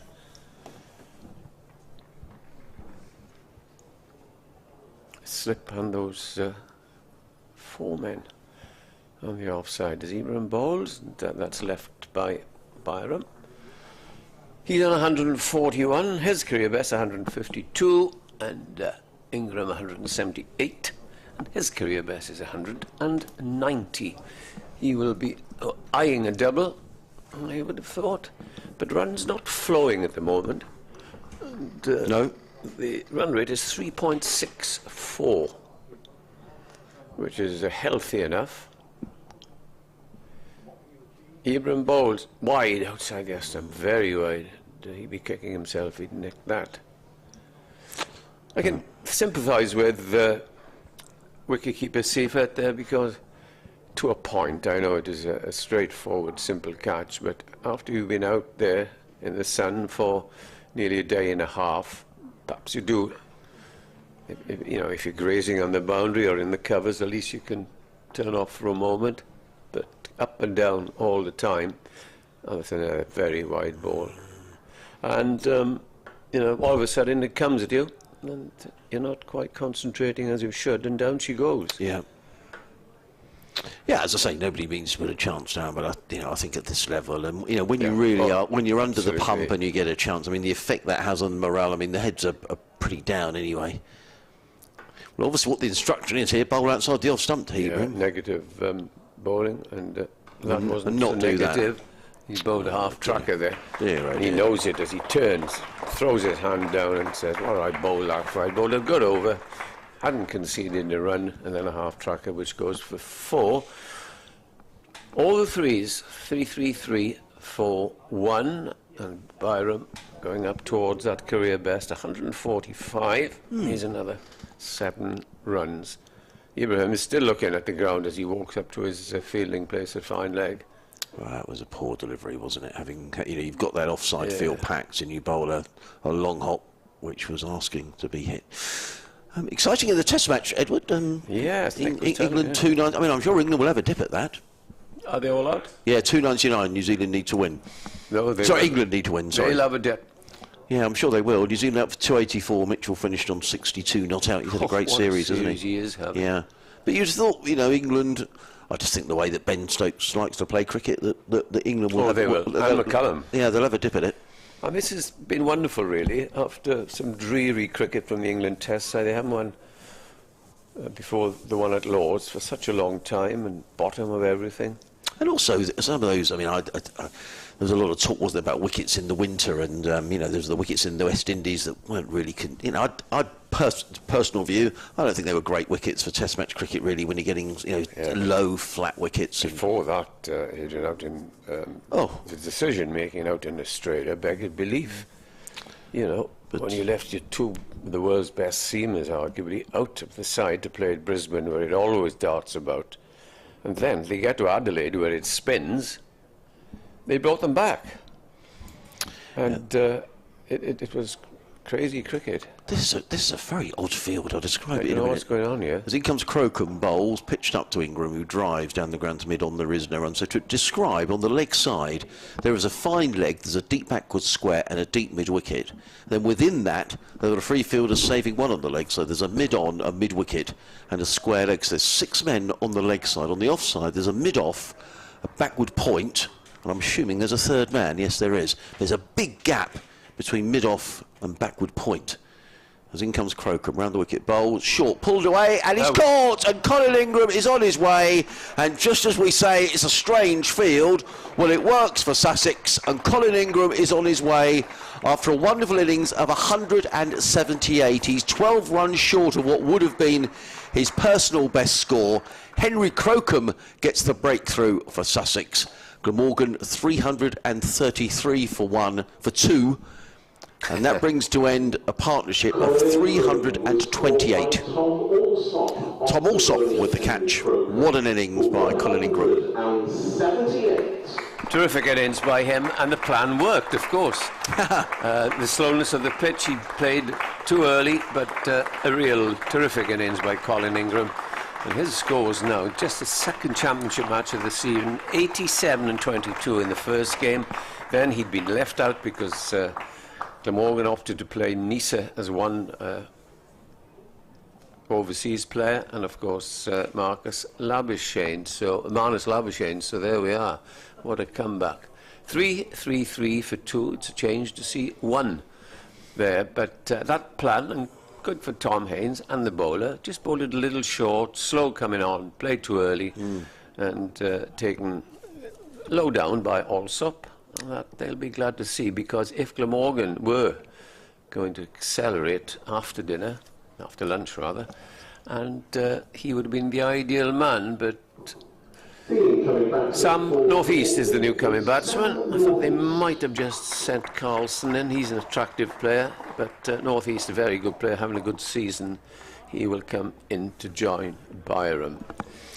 He's probably got a few butterflies because he's just watched 2 teammates pile on the runs. He won't want to get out in the middle and get a first ball or anything, Sam North-East. So there we are.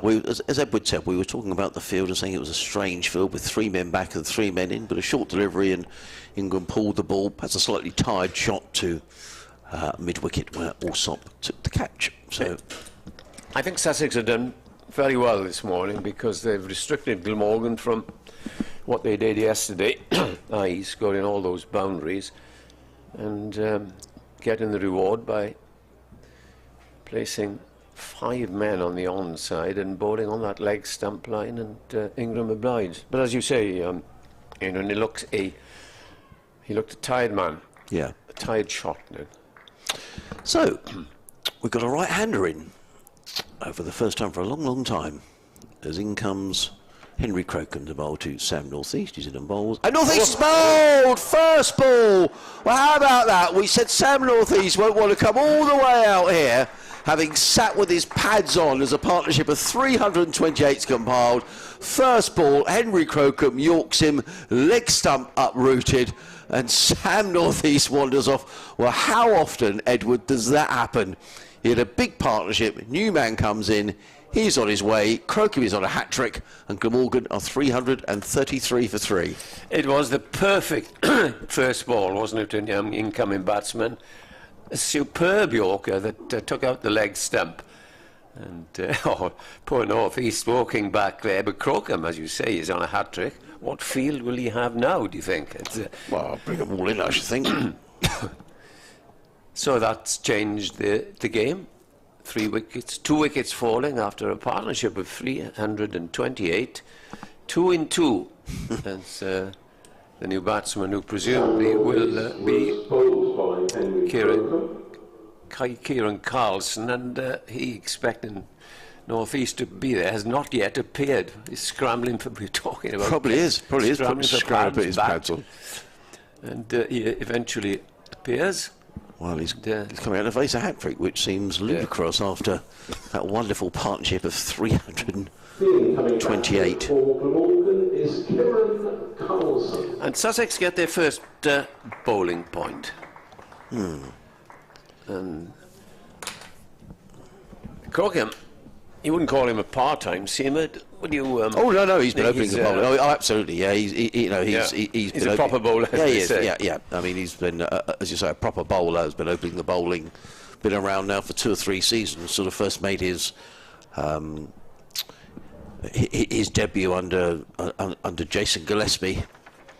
And as I say, I think I said this yesterday, of the Sussex seamers, that probably he's the one who's. I mean, he's had to bowl an awful lot, probably more than he should have done, if the truth be known, because Sussex are so short in the bowling. I'm sure they'd have liked to have rested at various occasions, but he does bowl straight.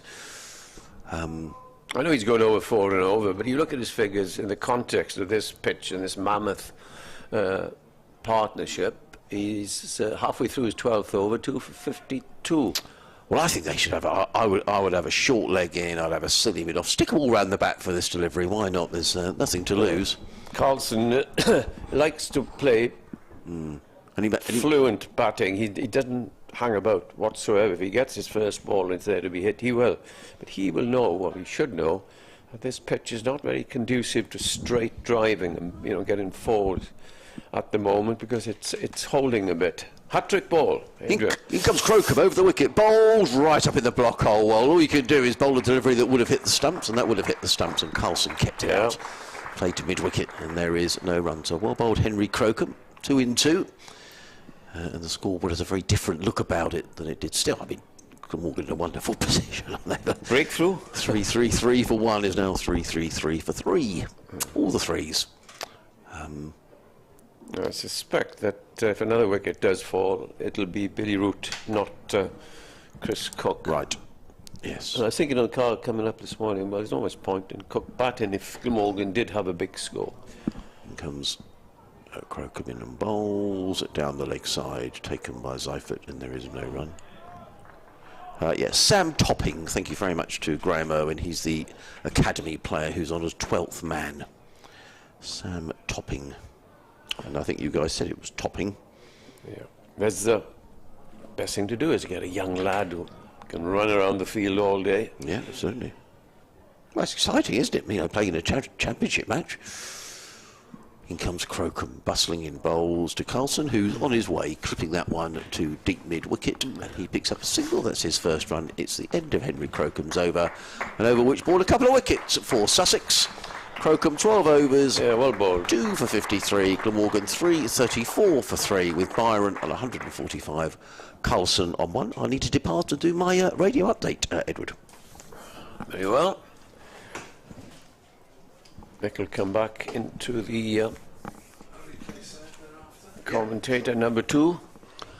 3-3-4-4-3, and I shall look forward, if he's still there, Carlson, when he's due to face the leg spinner Lenham, who has bowled as well as anybody in this innings so far. And remember well, Nick, at the final last year against Durham of the Royal London 50 over, Steve Borthwick took the ball not long after Carlson had come in, leg spinner from Durham, and he immediately launched him for 4, and then he hit him over mid-on for 6. Whether he'll attempt this if and when the leg spinner comes on, we'll wait and see. Ibrahim to continue. He's bowled steadily, 0 for 34 off 9, and he's coming in now to bowl to Kieran Carlson. 2 slips, bowls to him now, and he plays forward onto the offside. Still this very defensive field. You might have thought there was a gully, but there is a man on the mistimed drive. Still another record in sight then, Nick, as you say. Byrom, 152, his personal best. 7 away. But he'll have to watch now as Carlson waits. Bat held up high as in comes Ibrahim, and a dead bat response goes out to that man on the drive on the offside. It's in his native Zimbabwe for Rising Stars against the Bulawayo Metropolitan Tuskers. Not a neither side of with which I'm previously familiar.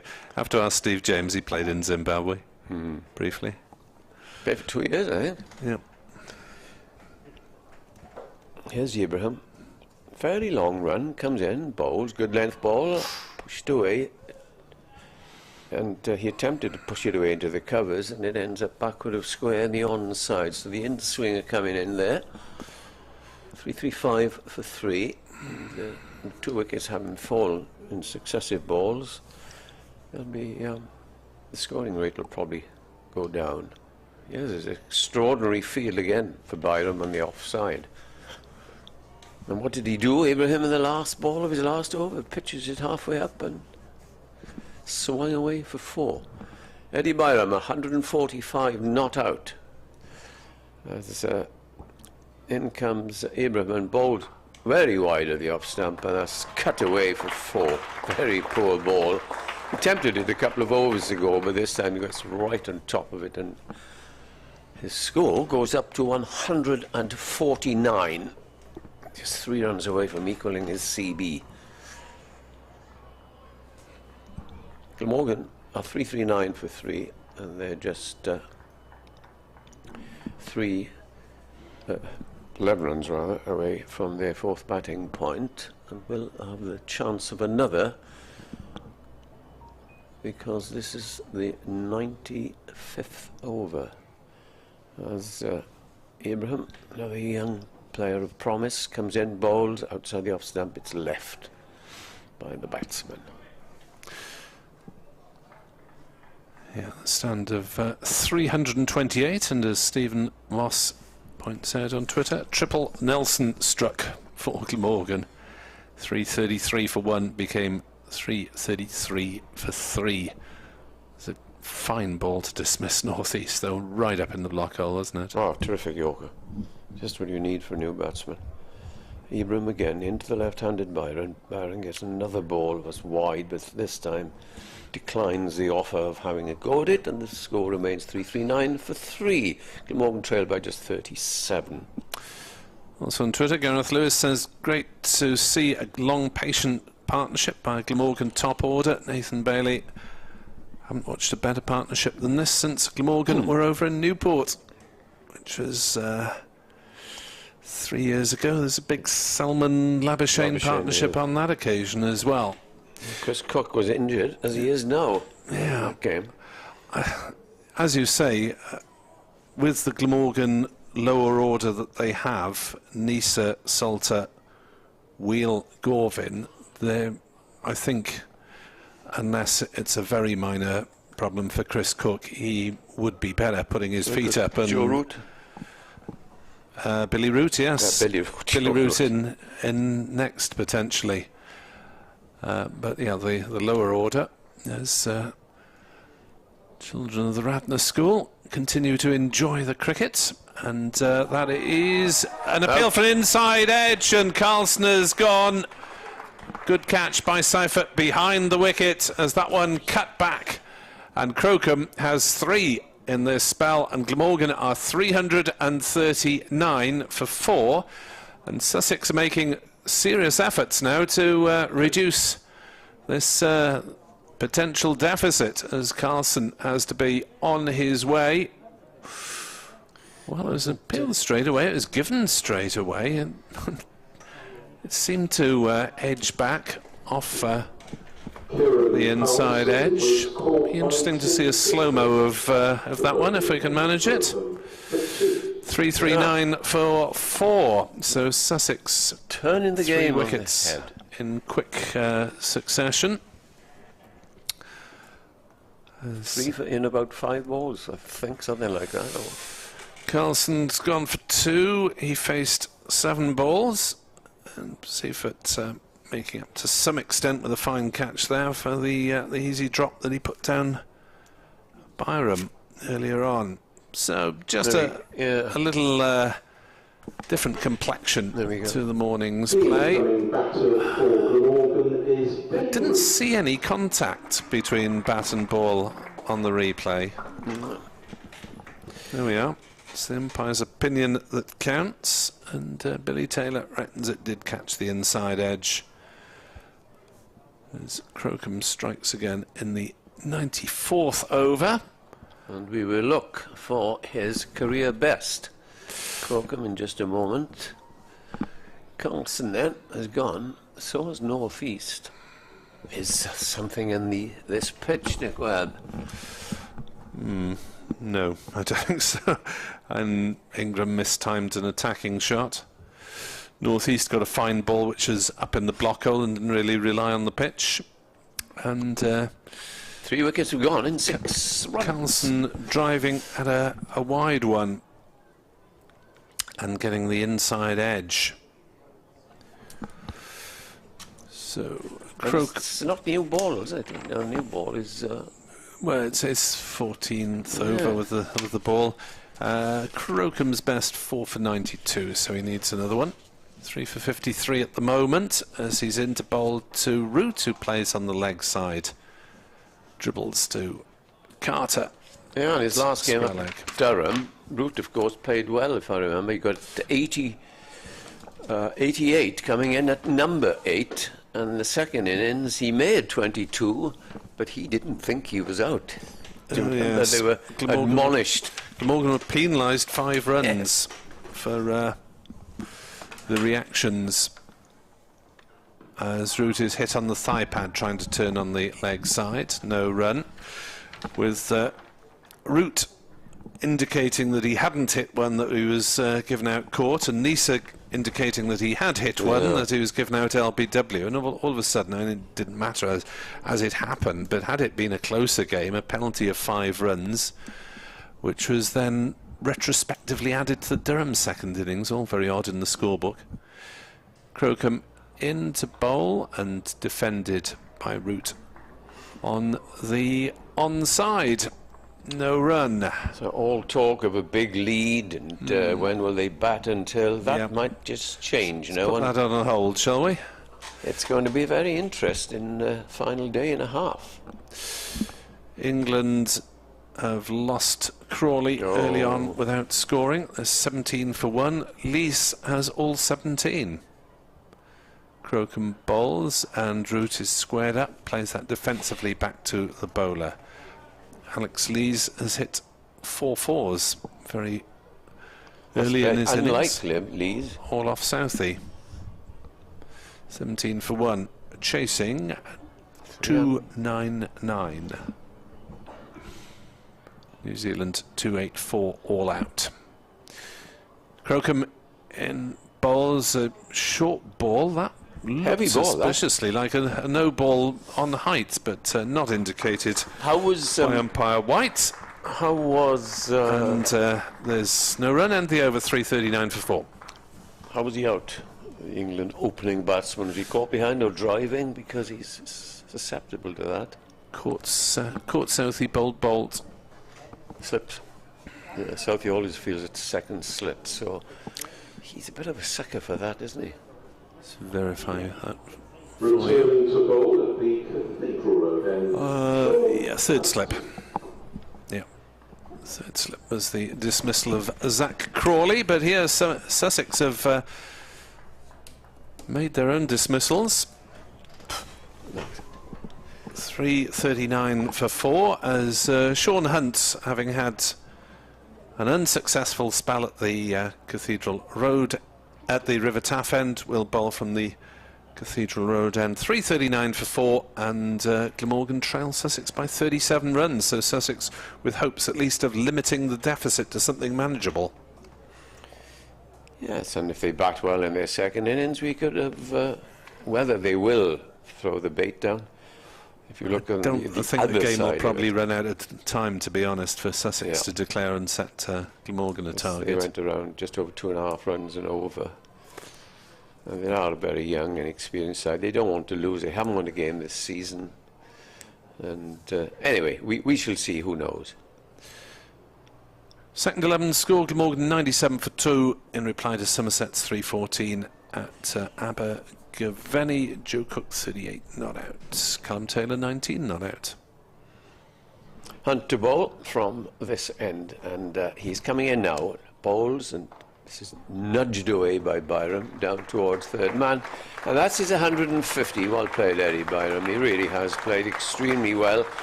I can't. It's the one chance, wasn't there? Apart from that one chance, anything that he's played as an opening batsman should play. And he gets a tap on the back from his partner. 21 fours in the 150. Came off 279 deliveries. Not many sixes in this game, except for a flurry at the end of his innings by young Ollie Carter. In comes the next ball. Cut away, that's 4 runs. Root good on the offside, as most left-handers are. Just a little bit short and helped on its way. Glamorgan now go up to 340. It's handy to have points, especially if you get maximum points. Glamorgan didn't get the third bowling, but they're making up for it now with these batting points.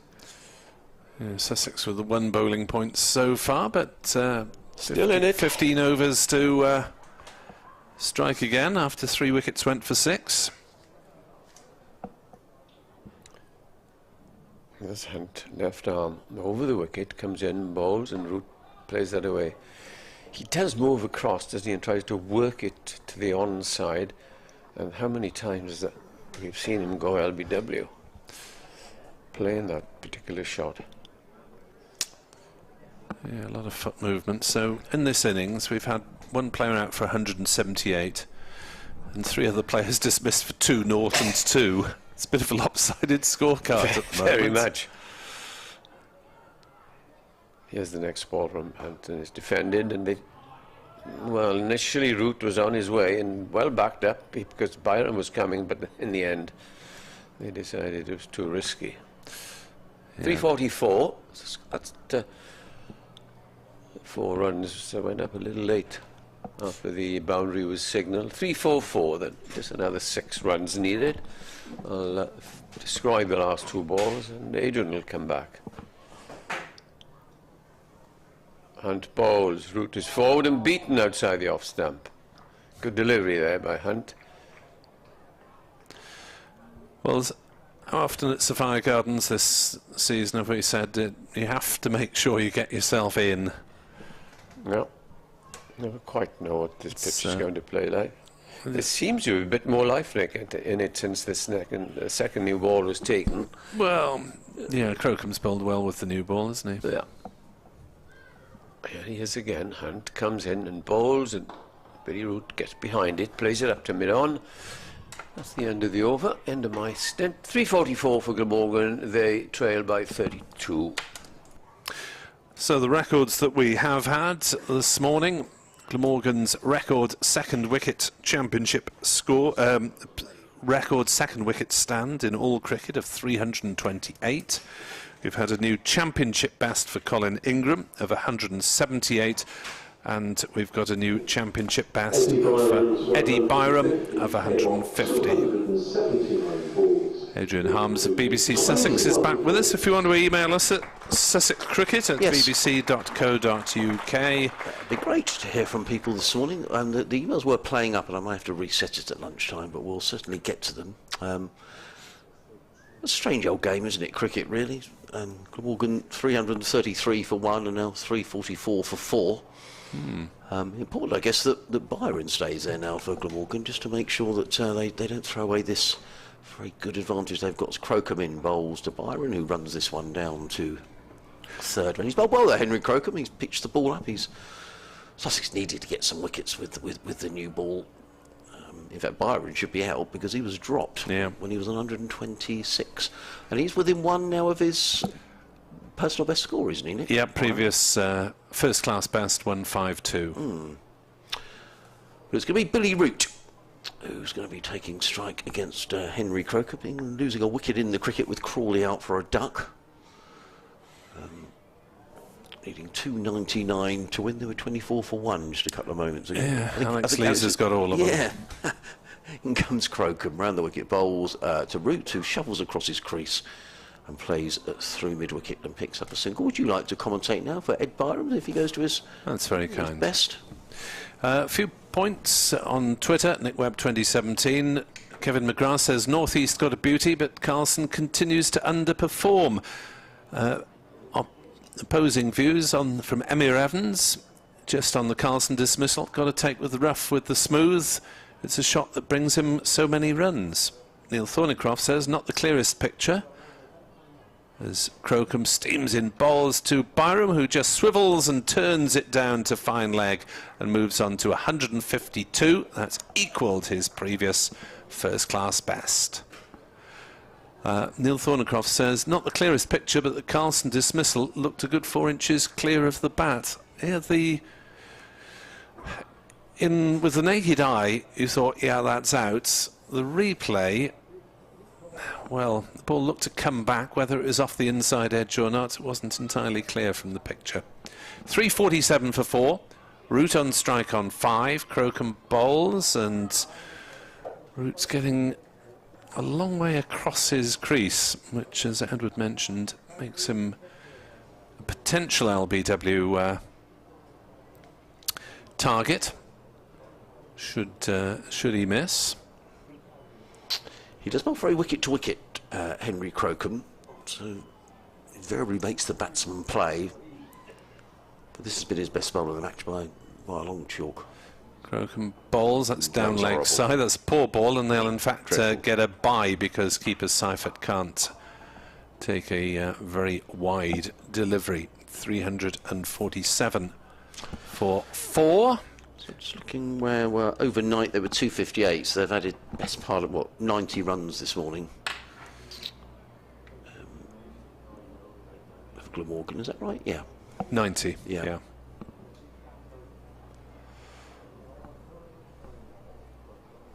So here's the next delivery that beats Byrom outside off stump. He's making up a bit of pace here, you know, Henry Crocombe. I don't know what the speed measurement has been of his bowling, but he's bowling in excess of 80 miles an hour, I would think. Yeah, we might get that flashed up on the screen if we're lucky at some point. So, what have we got? 10 minutes to go until lunch. I'm going to have to rewrite my lunchtime report, aren't I, which I'd scripted. I thought Adrian, who's been doing them manfully, will probably want to... yeah, it'll need to be tweaked. So Sean Hunt's going to go. I think he's been a little unbowled, to be underbowled, Sean Hunt. 13 overs, 1 for 53. He picked up the first wicket, Crocombe the other 3. So there are 2 slips in place as we approach lunch, and I think this is the right tactic for Sussex to try and put a bit of pressure on as Hunt comes into bowl to Billy Root. He's in and bowls, and Root is... that looks very out to me, and he is given out. And Sussex have got another wicket. Sean Hunt traps Billy Root in front. Root goes. He's gone for 5, and all of a sudden, Glamorgan are 348 for 5. Yeah, that's... the new ball has done the trick for Sussex. That has really swung the game, hasn't it? And still 28 behind. It doesn't look as though, at the moment, it's going to be much of a first innings lead for Glamorgan if this collapse continues. And Sussex really have to be praised for sticking to their guns, keeping plugging away, and eventually they've had their rewards, and Glamorgan have lost 4 wickets for 15, having put together a stand of 328. It's a crazy game, isn't it, cricket? That did look very out, didn't it? Billy Root, he didn't actually look at the umpire, to be honest. Oh yeah, that's plum. And Billy Root just sort of looked and just sort of wandered off. So Chris Cook to come, who will bat with a runner. I'm just thinking who else for Glamorgan. I wonder if Cook will actually come in next. That's interesting. Michael needs to come back though, can't he? Yeah, they've got people who can bat in this lower order, so it will not be Cook, because whoever it is making his way down the stairs on his own. Is that wheel potentially from his build?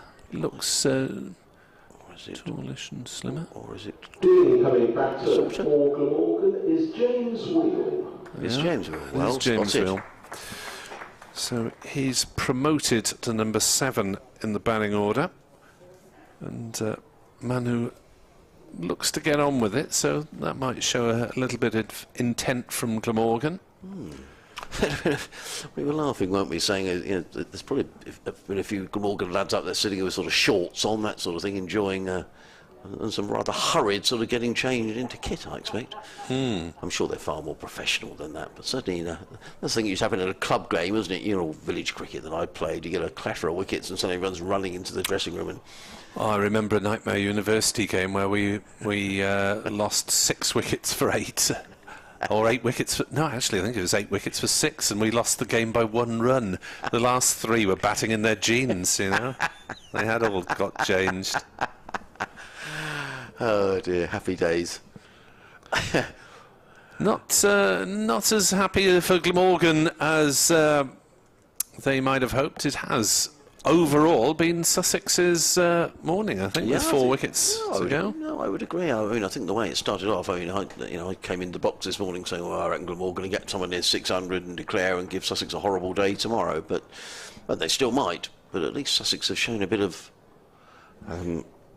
fight today. They've bowled a lot better. Here comes Hunt. Bowls. Oh, my word, that very nearly bowled James Wheel first up. That didn't miss the stumps by very much. See this again. Oh, Colin didn't miss the off stump by very much. Yep. That was just a coat of varnish away from the top of the off stump. We've had 2 and 2 balls from Crocombe, and it was nearly the same from Hunt there. He was. Runs away from us, comes in and bowls, and Wheel is solidly forward to this one, plays into the covers, followed by Carter. And there is no run. 3:48 for 5. Interesting conversation going on in our ears, Nick. Indeed, about someone's holiday arrangements. 2 slips, a third man. I've turned the headphones down as low as they'll go. Cover mid-off, mid-on, mid-wicket, and a fine leg as Sean Hunt, who's got a couple of wickets to his name, comes in and bowls, and Will drives nicely through the covers. He's on his way with a couple of runs. Ollie Carter is in hot pursuit. They may even think about a third, actually. No, I think they're just going to settle for the 2. There hasn't been too many 3s, actually, on that side of the ground, where the rope has probably brought in about 20 yards or so.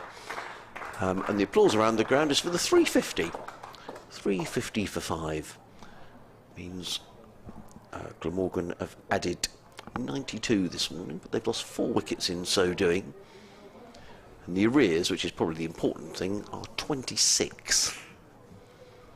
As Hunt is in bowls, and Wheel with a play and a miss outside the offside. I don't know what's happening here, but all of a sudden, batsmen are playing and missing, batsmen are getting out. Taken low down by Seifert, but he could so easily have got a little nick on that James Wheel. Glamorgan have lost 4 for 17 since Colin Ingram was out for 178. What a wonderful innings that was. And a partnership of 328, a Glamorgan record. For the second wicket, as in comes Hunt and bowls, and it's struck on the thigh pad is Wheel. The ball bounces down in front of him. Sean Hunt fields of his own bowling, and it's the end of the over. And Glamorgan are 350 for 5.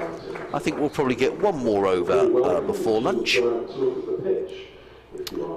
which will leave us another 68 to be bowled in the day. In fact, the next over is going to be bowled by Archie Lenham, so we might even get 2 in before lunch. I'd have thought Tom Haynes would be quite keen to get a couple of overs in, to be honest, because Glamorgan might be quite pleased just to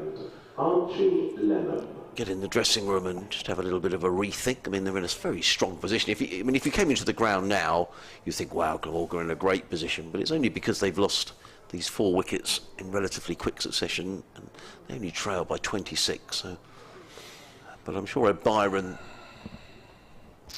perhaps is the key, just to stay there. He's been there since the beginning. He may be getting a bit weary. I mean, if Sussex get him, yeah, you know, there are people who can bat all down the order for Glamorgan, but Chris Cook, they'll presumably try and protect. Yeah, with this injury, with his calf injury, if he's pulled a muscle or whatever, you don't really want to aggravate that with a busy schedule of T20 to come next week, and if he's able to play in that, with Glamorgan playing, is it Saturday, Sunday, Tuesday, Friday, off the top of my head. Cricket all goes in something of a rush at the moment as Ollie Carter is getting his lid on, the helmet to field at short leg, blonde mullet flopping out of the back of it, tosses his cap to Tom Alsop, who stuffs it in the back of his trousers.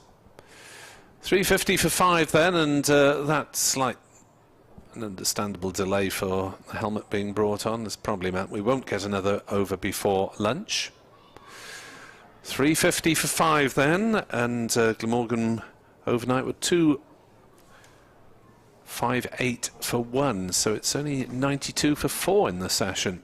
Advantage Sussex on day 3 as Byrom nurdles one away down towards fine leg, and that is a career best for Eddie Byrom as he moves on to 153 not out, and Glamorgan on to 351 for 5. Well batted, Byrom. Oh, indeed, it's been an excellent innings. Been there since the beginning, dropped on 126. He really should have been caught by Tim Zivert. That was off the bowling of Sean Hunt, but he's wonderful innings, and he's got a bit more work to do as well, Nick. He'll be glad to put his feet up for half an hour or so at lunch. Sussex just applying a bit of pressure here on the stroke of lunch. I think more helmets are being called for, which is going to delay us. Rawlins, yeah, he's looking towards the dressing room, whether he too is going to go under the lid. I think he is, yeah. Should really be ready for this sort of thing, shouldn't they? You know, if they're going to put some fielders in, then really the message should have gone to the dressing room, and let's get the. Yeah, this is symptomatic. Our dragon is drooping in the commentary box. The BBC Radio Wales national flag has come off its moorings. Off its tic-tac. Off it, yeah. I'll have to bring some drawing pins in next time. This is poor from Sussex. This is really poor. I mean, you know, they've got the spinner on, and you know they want a helmet brought out. We've only got 5 balls left in the over, and you know now a call has gone out. I mean, they could throw the helmet off the balcony, couldn't they? Anyone got a helmet? I mean, it's ridiculous, really. It's just this doesn't do the game any favours at all. Come on. Rod Young with an ironic, only Glamorgan could get to 331, 3 for 1 and collapse. Oh, here we are. Here comes the helmet. Steve Finn's doing the honours. That's not great, that, really. Come on, fellas. Call should have gone out. They know they're changing the bowling. If you want to get someone in round now we're ready to go, but that's probably wasted. Well, it means we're not going to get another over. But actually, that's the Sussex's detriment. They'd have probably wanted another over here. You know? Well, they've taken 4 minutes to bowl 1 ball so far. It's ridiculous. I mean, let's get another over in, chaps. You know, come on. But they won't now. So. Rawlins will lurk at leg slip. Very odd. So we've got a forward short leg and a leg slip as Lenham bowls, and Will drives, gets it off the bottom of the bat, bounces back to the bowler. 351 for 5.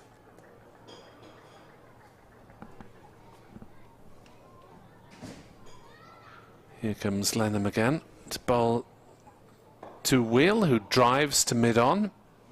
Doesn't quite time it. No run.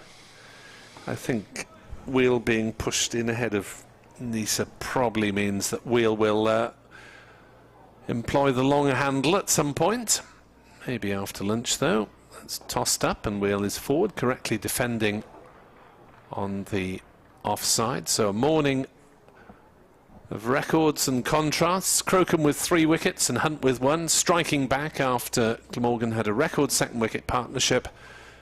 An Ingram championship best and a Byrom now highest score as Will drives handsomely through the covers for 4 runs. He moves on to 6, Glamorgan on to 355 for 5. Maria's now 25, Nick, and they've scored 93 today, is that right? Yeah, I think I might have overestimated. No, it's just gone up. Sorry, 355. Sorry, for 97. 5. Yeah. 97 this morning they've scored. I think Glamorgan would have probably settled for 97, but they wanted to lose the 4 wickets. Yep. Good point. Lennon bowls. It's a full toss, and Wheel has smashed that away on the leg side for 6. So Glamorgan go into the break on a little bit of a high, with Wheel getting 10 runs off 2 balls, and that was asking for it. And a player with the striking ability of Wheel is not going to miss out on that. So players head for lunch with Glamorgan 361 for 5. Henry Crocombe will have enjoyed his morning with a 3-wicket burst to peg Glamorgan back. 361 for 5. Commentary resumes then just after 1:40 on BBC Sport Online and on the Glamorgan and Sussex websites. There'll be an update for BBC Radio Wales listeners very shortly.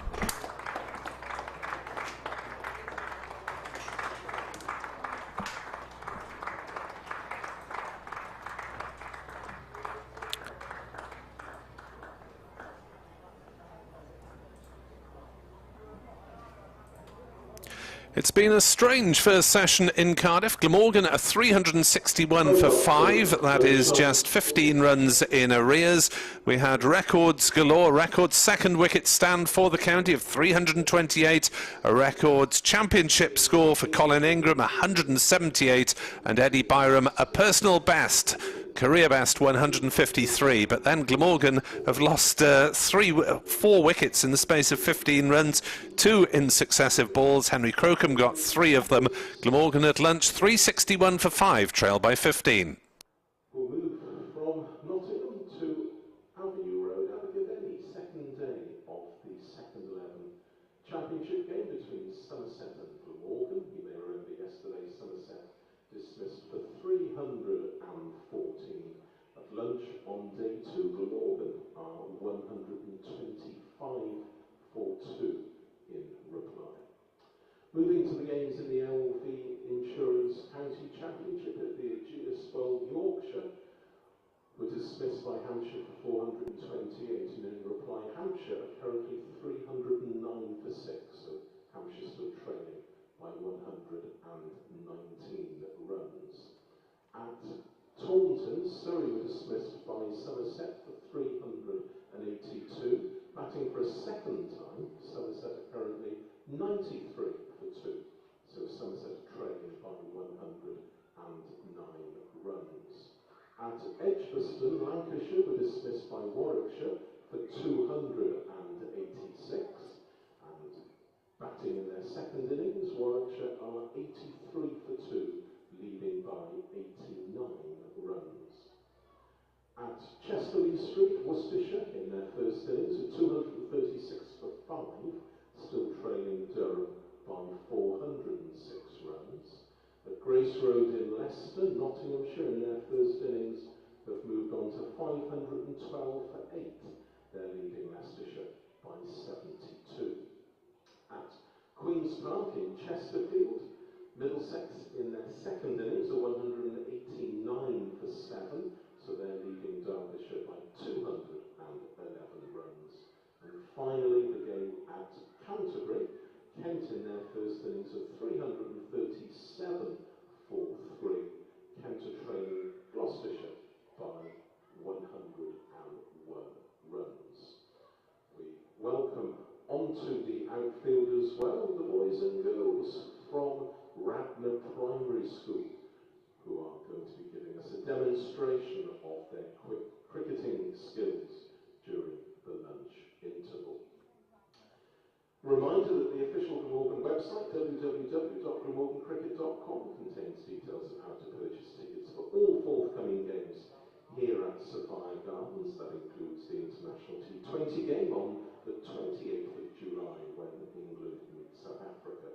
Also on the official Glamorgan website are details of the various matchday hospitality packages available for the remaining games in the Vitality Blast, as well as the 100. If you're seeking a scorecard, if you're seeking a copy copy of Michael Hogan's testimonial brochure or a copy of the 2022 Glamorgan yearbook, all are available, I should say, for purchase via electronic means from reception, which is situated on the ground floor of the Thatcher's Pavilion. These items can also be purchased in the Glamorgan Club shop, which is run by Missouri Sports and situated opposite it too. Now, in order to access the club shop, please head along the walkway in front of the Castell Harold stand. The shop is open until approximately 5 p.m. this afternoon, and as always, it's selling a wide range of cricket equipment and other items, including replica Glamorgan clothing. As far as refreshments are concerned, food and drink can be purchased using electronic means from the kiosk and mobile unit situated in the concourse area beneath the pavilion seats. Don't forget that tea and coffee is available for members in the Lewis Lounge between 3:30 and 4:30, and again tomorrow morning between 10 and 11. Drinks and snacks can also be purchased from the vending machines situated at the rear of the indoor school. Now, the indoor school is situated on the ground floor of the National Cricket Centre, whilst on the first floor of the same building is the CC4 Museum of Welsh Cricket. It's open today and it's got many displays celebrating the long and proud heritage of cricket here in Wales, including a special display commemorating the life and career of Peter Walker.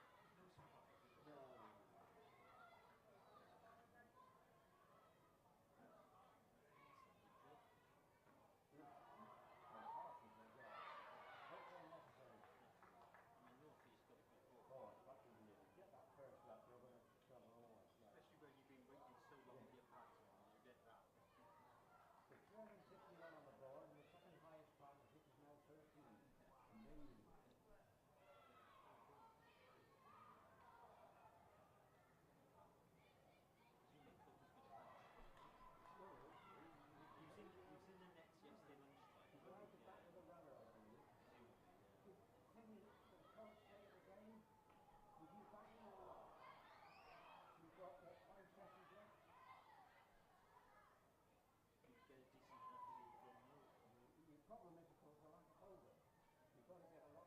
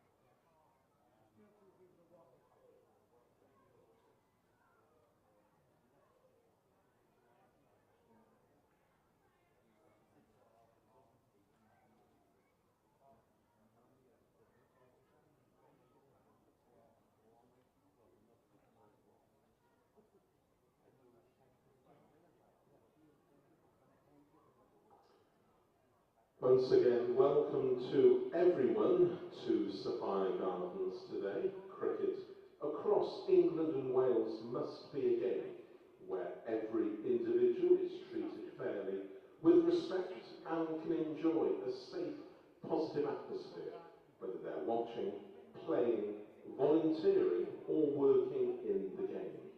We all, as the cricket family, have a role to play in this. So, if you see or experience inappropriate behaviour or discrimination, please know that you can call it out and report it safely and in confidence to your nearest steward.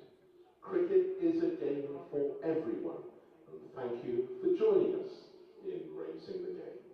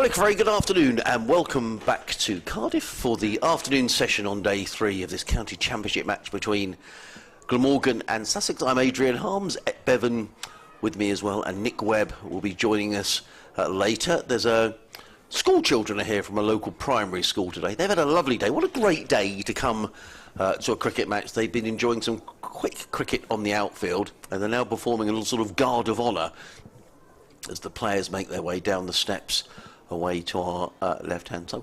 Well, I think that's great, isn't it? You know, it's a lovely sunny day. You don't want to be stuck in the classroom, do you, Edward? A day at the cricket with nice sandwiches and that sort of thing seems good to me. Even if you don't like cricket, you just sit in the sun, as you say, and enjoy life. I would. Be in the classroom and listen to the teachers. No, absolutely. Yeah, why not? Well, it's all part of an education, isn't it? Yeah. And the Sussex lads taking a thought, there we are, they're for the little guard of honour, and they're waving flags after school children. So well done them. As Tom Haynes leads his team onto the field, and actually I think Sussex will be in better heart than it looked at sort of halfway through the morning session when Glamorgan were piling on the runs. They were 333 for 1 when Colin Ingram was caught at mid-wicket by Tom Alsop of Henry Crocombe. Sam Northeast then had his leg stump uprooted by Crocombe the very next ball. Kieran Carlson followed shortly afterwards, caught behind by Seifert off the bowling of Crocombe for 2. And when Billy Root was out, LBW to Sean Hunt, Glamorgan had lost 4 wickets for 15. Yeah, it was quite an extraordinary morning, really. Yeah, it was. Full of entertainment, and I never thought, I don't think I've ever seen 2 balls before lunch. You generally play for the interval, make sure you come in. James Wheel clobbered 4 off the leg spinner. Archie Lenham, if you can hear me among the Dr. Hignell's voice, for 4, and then the next ball promptly hit him for a big 6 and marched off to have his lunch. He did. And the net effect of all of that, Edward, is that Glamorgan are 361 for 5. They trail Sussex by 15. They've got 5 wickets in hand. Lots of batting still for Glamorgan. I mean, they've still got Chris Cook to come in. Whether he'll bat or not, we'll have to wait and see. And Sean Hunt's going. So how do you see this going now? I mean, I sort of came in today and said, well, I reckon Glamorgan will get 600 and declare. Yeah. I did say that, so I can't pretend I didn't. And I said, and Nick said, let's wait and see. Yeah, you did. You said there's a new ball to be taken. See, the wise old sages down here, you see. Watch the old, please. Well, yeah. Well, we're all getting that way. Experienced. Yes. Yeah, that would have been a far better use of language. Anyway, Sean Hunt's going to run in from the Cathedral Road end of the ground, bowls to who does he bowl? Byrom. Ed Byron, who's 153 not out. He's passed his personal best score, so well done him, and he's been there since the start. What a strange innings it's been. 5 for 1, 333 for 2, then 348 for 5. So. And Root went. There'd still only been 2 players in double figures. That's very true, yeah. It's an odd scorecard, isn't it? It's very odd. I've got my phone dinging as in comes Hunt and bowls and worked to backward point by Byron, and there is no run. I don't know who wants to get hold of me, but I'll have to wait to the end of the over. There's 1 slip and a third man, a sweeper on the cover boundary, a backward point cover mid-off, a mid-on mid-wicket, and a fine leg. We'll keep you across at the test match as well throughout the afternoon, as well as the other county championship games. Lots and lots going on around the country. England 36 for 1, needing another 263 if they're going to beat New Zealand. As in comes Hunt, left arm over the wicket, bowls, and forward comes Byron and plays very sensibly to mid-wicket, very straight, and there is no run. Yes, probably this hasn't gone according to plan. It was going until half an hour before lunch. But Glamorgan will get a lead. They only trail by 15. And they have some useful batsmen to come. Michael Nisa is classed as an all-rounder, as is Andrew Salter. And if Cook decides to bat, well, we know how he can play. So Glamorgan will still be hoping to get an useful lead. Here comes Hunt and bowls, and that's a poor delivery. Down the leg side, I'd rather help yourself to Ed Byrom. He's bowled some good deliveries, Sean Hunt, but that wasn't one that he'll be very proud of. It was erring down the leg side, and Byron just got a little tickle on that. Down to fine leg, a very comfortable boundary for the opener, who goes to 157. Glamorgan 365 for 5, trailing by 11. I can see Jack Brooks is warming up. I'm a little surprised they may not go back to Crocombe, because he's only young and he's picked up 3 wickets, and he was... Well, I'd go back to Lenham, because but I'll explain to you why in just a moment. Hunt in bowls and onto the leg side plays Byrom. They've taken one. I think they'll come back for a second as well. Archie Lenham is around from fine leg, but in the end it's a very easy couple of runs for Byrom, who goes to 159, and the arrears now just 9. I would definitely keep Lenham on, especially against Wheel, who thinks and always plays as if the ball is there to be hit. Right, okay. And as we saw in that extraordinary 2 balls before lunch when he struck him. But you're in with a chance when you go after a leg spinner who's getting some turn out of the rough.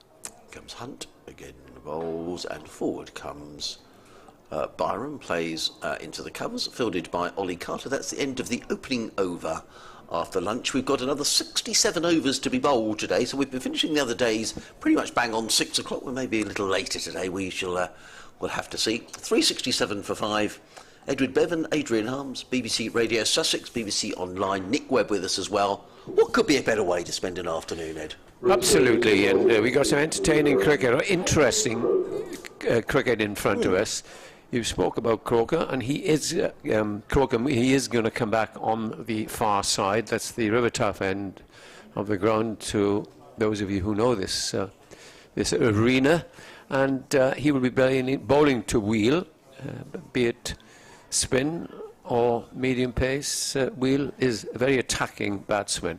Sometimes gets out very early, sometimes gets an useful 20 or 30. I think he got 50. But did he get at Trent Bridge? Yes, in that game the Glamorgan beat Notts. He got 45, and he's a very powerful hitter. So much will depend on him. And Glamorgan, of course, have plenty of time. They have got 11 overs to get their 5th maximum batting point. They're 3, 6, 7, 33, which should be in their compass if the batsman can hang about and pick up the runs. Crocombe is coming round the wicket, and he was bowling a splendid spell, it must be said, before lunch. 3 for 56 from 14 overs. And he bowls to Wheel, and that's just... that wasn't far away, was it? No, that just short of mid-off, and he's made his intentions clear. Whether the other batsmen have told him, hang on now, this is not coming on, so just check your shot. And he did not do that, and he nearly carried straight to mid-off. Yeah, wasn't far away from Tom Haynes. In comes the next ball, and that's wide of the off stump, and Wheel leaves. Elsewhere in the 2nd division of the Championship, Middlesex 190 for 8. That game being played at Chesterfield. We were saying, oh, perhaps it's not such a flat pitch at Derby. Well, there's a good reason for that, because it's at Chesterfield. Middlesex leading Derby by 212, so that could be a good game. Yeah. Derby should make it 29 in their first. Never been to Chesterfield? Beautiful, beautiful little ground. Nick's had misfortune there, and I'll tell you about that. Oh. In comes the next ball, and that's driven through extra cover for 4 runs. And Wheel put in a spurt on there. Well, Chesterfield, lovely ground. Wet and windy. Every time I've been there, and I went there many, many times, we had rain, I think, on the only day. It was bathed in sunshine. Nick must have been there 4 times, and it's rained, sometimes, not just for an hour or so, but all day long. And are you in a sort of a gazebo or something, or are you in the, are you? Well, that's changed. We used to be on the balcony up on the top, right. But I gather now there is a gazebo. Crocombe in again to the left-handed Wheel, and Wheel this time leaves outside the off stump. He's moved on very quickly to 16.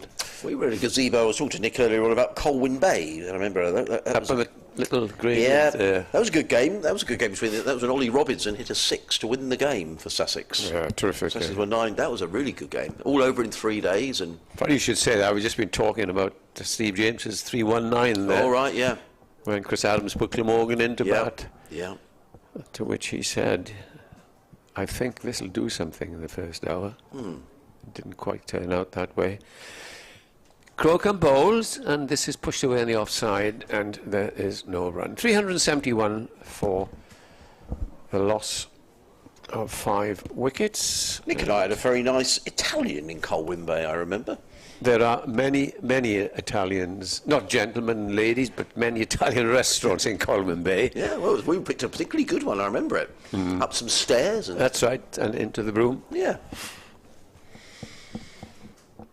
Here comes Croghan to finish the over, bowls, and that's played up to mid-on. It's fielded there by Archie Lenham. There's no run, 371 for 5, and that is the end of over. Elsewhere in Division 2, Durham yesterday made 642 for 7 at the Riverside. Worcestershire in reply lost a wicket to the second ball of the innings, but are now 242 for 5. One of my favourite cricketers around the county circuit, I think he's a very good player, is Ed Barnard, and he's there, he's on 24. Jack Haynes making 68 for Worcestershire. Worcestershire with a bit to do there. He's having a good season, isn't he? Yeah. It's quite flat at the Riverside this season, isn't it? Have you, or did you get beaten up there? Oh, sorry. Oh, sorry. Got beat. Oh, right. Got sorry. beaten. That's what they say in the soccer parlance. Got beat. Got beat. Got beat. Yeah, 3-0. Lost. Got beat. Lost. Yeah, it did a bit up there, but Glamorgan didn't bat particularly well. They're looking at the ball. Oh dear. This ball is only 20 overs old, and already must be costing. It's going to be changed. The umpires aren't even going to consult. Just said, here we are, we need a new... We're not the only ones saying this throughout the country, because have you had it every game? Pretty much, yeah. I mean, initially you don't realise it's a problem. I saw, I think you guys was talking about it earlier on this week, the article that our colleague Martin Emerson wrote about it. Yeah. He rang them up, didn't he? I think he did, yeah. Well, he would. Martin, wouldn't he? Well, it's on the main BBC website now, that article. But we've got to change it. And this is the problem with this is finding a ball that is going to match a ball that's 20 overs old, and often you see another. You either see a wicket or then the new-ish ball disappears. Yeah, it does. Yeah, but it's not good, these balls. It's annoying, isn't it? Anyway, where did I get to? At Grace Road, Leicestershire made 440. Nottinghamshire, this game's going on a pace, 527 for 9, and those 527 runs have come in 106 overs. Oh. So they're scoring very fast in that game. Ben Duckett made 145 in 153 balls. Tom Moores is on 66. Liam Patterson White made 34. 44 extras, crumbs. We talked about that, didn't 25 buys. About Leicester, we thought, well, 400, they won't lose that, having lost a lot of games this year. And it looks as if they could well. Well, they're going to be, they're going to be starting this. Yeah, they're going to be 100 or so behind. And I'm presuming that Rashid Khan, who's due back to England on Friday to play for Sussex, is currently in Zimbabwe playing in a one-day international, or T20 anyway. Is it right? I was reading the other day that Rashid Khan has spent 25 nights in his home all year, last year. I wouldn't be surprised. He plays cricket all around the world. In comes Sean Hunt, running away from us, in and bowls to Byrom, who plays very carefully to the sweeper on the cover boundary. Just think of those air miles, Adrian. Yeah. He probably doesn't need them either, does he? Perhaps he can give them to us. 160 to Ed Byrom, 372 for 5. Or maybe he does. Maybe he uses them for all sorts of free. But he's all over the world, Rashid Khan, isn't he? He's every 10 over thrash, 20 over thrash, international games, IPL, T20, you name it. Well, this is an international match between Zimbabwe and Afghanistan. Let's see if he is playing. I'm sure he is. Yes, he is. And he made 2. All that build up for nothing. Afghanistan 125 for 8 in that game. In comes Hunt, bowls at it on the pad that's going down the leg side. There's a very hopeful appeal from behind the stumps, and there is no run. So You're right. That's right. That's fine. I think we're waiting for the news, but there's a little conversation going on in our ears that we probably shouldn't. Yeah, I don't know why. Going back to Jack Haynes getting a lot of runs. And I'll tell you about that in just a moment.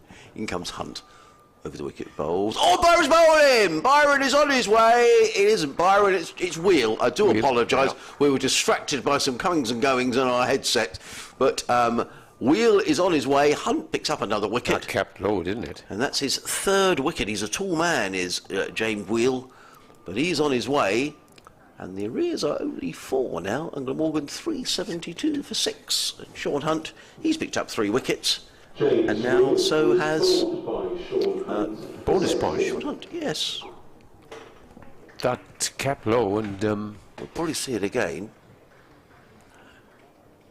I apologise for getting wheel compared to Byrom, but they are both left-handers, is my only defence. Yes. The stump is broken. again, So it's 2 stumps have been broken in Salter this match. broke one in the first innings. Yes.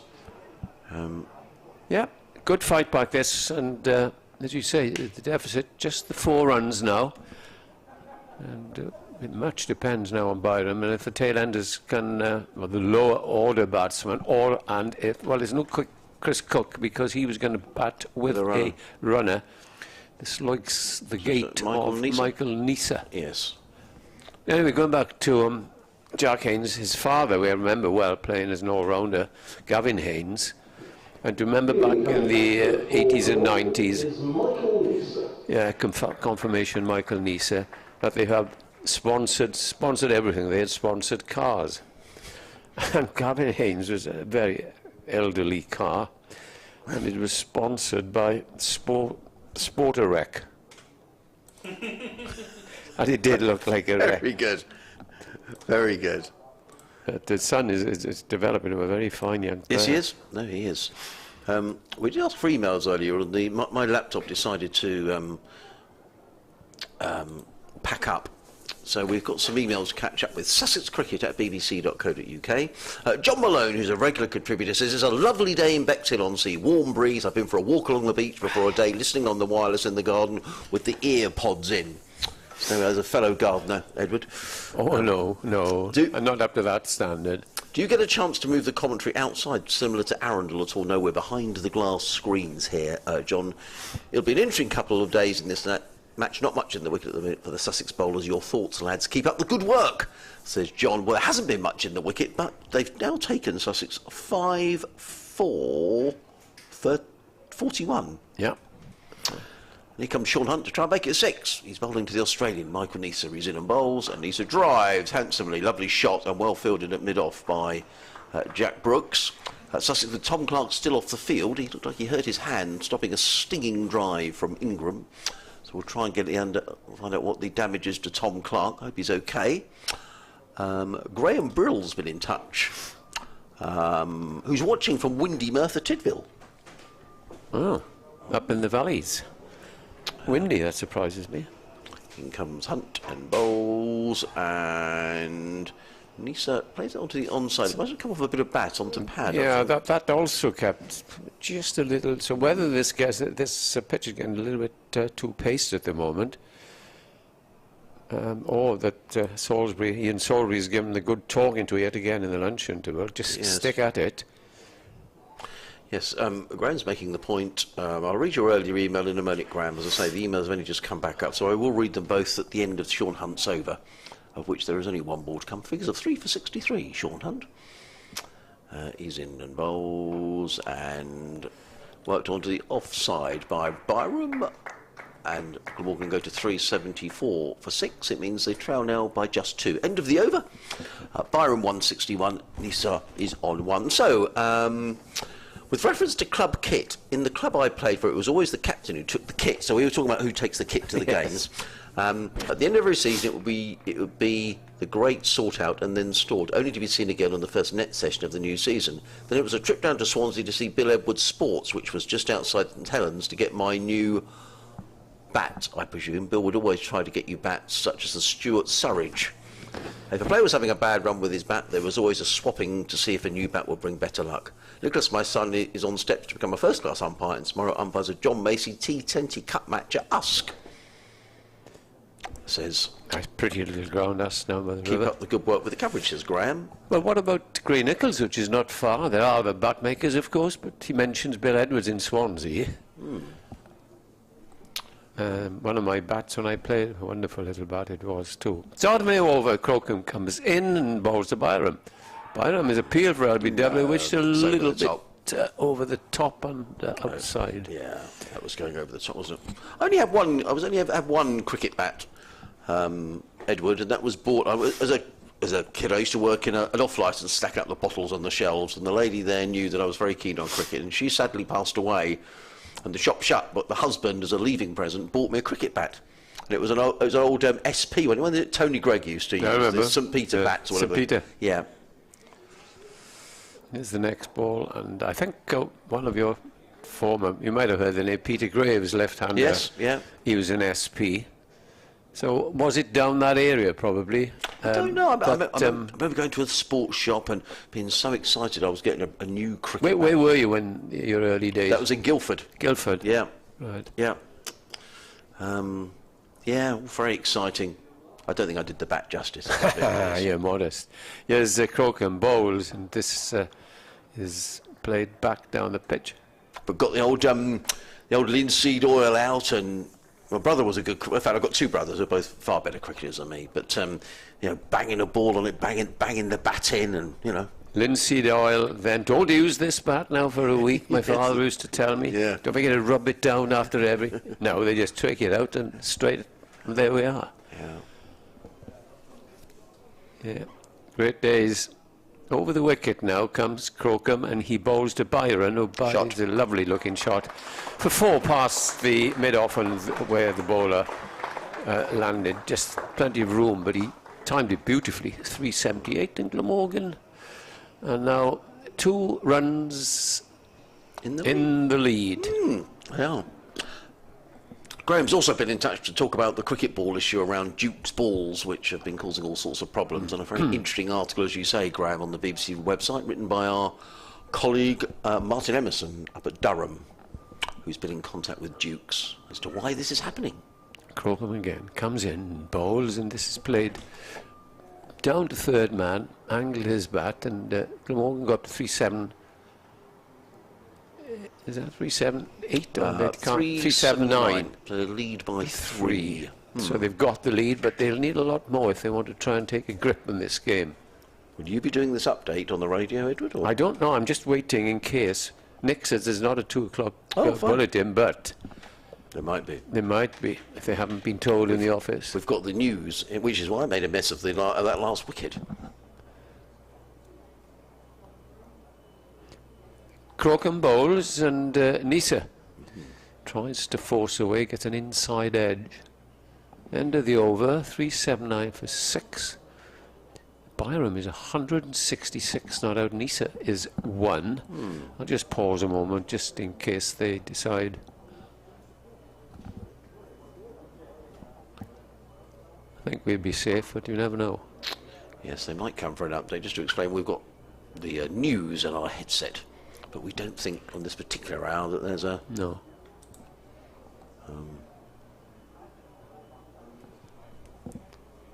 Oh, hang on.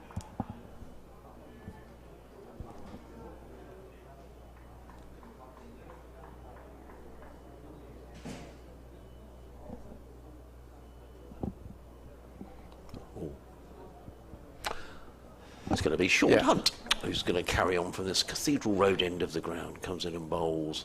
To Byrom, is up on his toes, steers that backward a point, picks up a single footed by Carter, and there is no run. Just watching the way that Michael Nisa was shaping up in that last over, he doesn't look as if he's the sort of player who's going to hang around here. Strong man, I'd imagine he's going to... Well, he can bat and bat properly, but if the occasion demands, he can put bat to ball. Ben Wood got in touch late last night. I don't know if you're listening, Ben. He's over in San Francisco. Very nice too. Yeah, I've been missing you these last few weeks. All the T20 games. Hope to tune again soon to a first-class match. In comes Hunt over the wicket bowls, and Nisa is back hammering this one, or trying to hammer it. Doesn't time it into the covers. Footed by Carter. No run. Is that somewhere you've been, Edward? Have you been to San Francisco? I haven't. I've never been to America. Have you not? Crossed over the pond? The pond on the way to New Zealand and other places, Australia, but never to, and stopped there once, but just for a couple of hours. Right. Refueling or change, I can't remember what. Did you enjoy New Zealand? Was that a... fantastic place. Yeah. Wonderful. Right. Never have I seen such scenery in my life. Right. In the South Island in particular, or...? South Island is superb, but North Island also. And it's the middle of summer, baking hot. Did you go there for cricket? I did. Robert Croft was on the tour, hence I was asked to go out. Here comes Hunt and bowls, and but you don't refuse. Covers up, plays onto the onside, and there is no run. 380 for 6. Glamorgan leading by 4.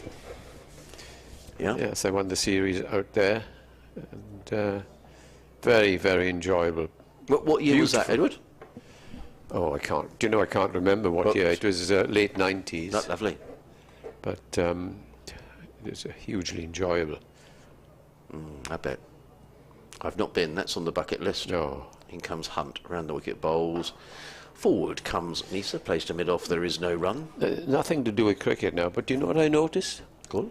Every night of the week, the refuse would come round and the cleans. I don't think I saw a piece of litter in all the time that I was there. Wow. And you wonder in this country, it's disgraceful, isn't it? Well, I must admit, it was nobody's fault, I don't think. Anyway, in comes Hunt and bowls, and Nisa drives again, not timing it to mid-off, fielded by Brooks, and there is no run. I went out on Sunday evening into Cardiff to get myself something to eat, and as I came back, they'd obviously cleared up all the rubbish from the day, and it was in bags, but the seagulls had come down and had opened the bags of rubbish, and they were having a merry old time pulling it all across the one of the streets leading off the main sort of shopping precinct in Cardiff, and it did look a bit of a mess. Dreadful people. But that was the seagulls' fault. In comes Hunt, bowls, and he sort of drives on the onside. He takes a single to Haynes, who makes a tumbling stop at mid-on. I'll never forget a story as that concludes the over. Nisa 2, Byrom 167, 381 for 6. We were driving up, a colleague of myself, first morning of Glamorgan's match at New Road in Worcester. And we were about 20 miles up the M50. And I was driving, my colleague, I shan't name him, was sitting by my side. And he started remonstrating. And I thought, what's going on here? In the opposite direction, a fella just wound down the window and threw back rubbish out on. He said, "Can you turn around?" I said, "What? Please turn around." He said, "Please, we've got plenty of time." So I turned round at junction, and he said, "Can you put your foot..." Well, you pay the fine if I get caught. As we see Crocombe start a new over, and it's left outside the off stump by Nisa. And we did eventually sort of motion to him, so he must have panicked. Thought, who are these? The police catching me for something. He pulled in. Oh, God, I thought this is going to be problematic. And he went out, and it was a young fellow, and he tore a strip. I have a good mind to report you to the police. I got your number and all that. And this fellow was sort of shaking. It's Crocombe from the far end again, bowls, played into the gully region. There's no... and I hope it frightened him not to do it again. Yeah, I don't know why you would just go along and chuck your rubbish out the car window. Just put it in the car, get home, put it in your bin. Oh, well. You know, we're going off cricket for a moment, but things that happen. This all started in New Zealand. But there we are. We have to fill in a bit of time. At 381, in comes the next ball. That's again not timed. It's difficult to time on this pitch, isn't it? Yeah, and he went to force that one away through the offside, did Michael Nisa, and immediately looked at the bottom of his bat. He looks like he wants to get on with it. Don't get me wrong, he's not playing poor shots, but he looks like he's, you know, a powerful man who's keen to get the scoreboard moving. Glamorgan leading by 5. Still another 62 overs left in the day. So a lot of cricket to be played. Lots of cricket left, yeah. Crocombe comes in, bowls again. This time he does time it, but straight to cover. And there's no run. Straight to Carter. What will be interesting for Sussex is we don't know how Tom Clark is. No, he went off the field, so we'll have to find out when it comes to Sussex's turn to bat, whether Sussex will be down a batsman. He went off sort of showing everybody his left hand, I think it was. I thought it was his right. Oh, right. There we are. It was one of them. Yeah. There's Crocombe. Bowls to Nisa. Pulls down towards fine leg and will get a single. And he eventually does get a run after trying to score off every ball. He moves on to 3. Glamorgan's lead now. A mere 6 runs at 382 for 6. I think they can be assured, though, with 7 overs, 6 overs left after this, of getting 18 runs. Or perhaps not, I don't know. They need for the for the final batting bonus. Yeah, point. They'll want to try and get it because Yes, they're they not will. in any sort of danger.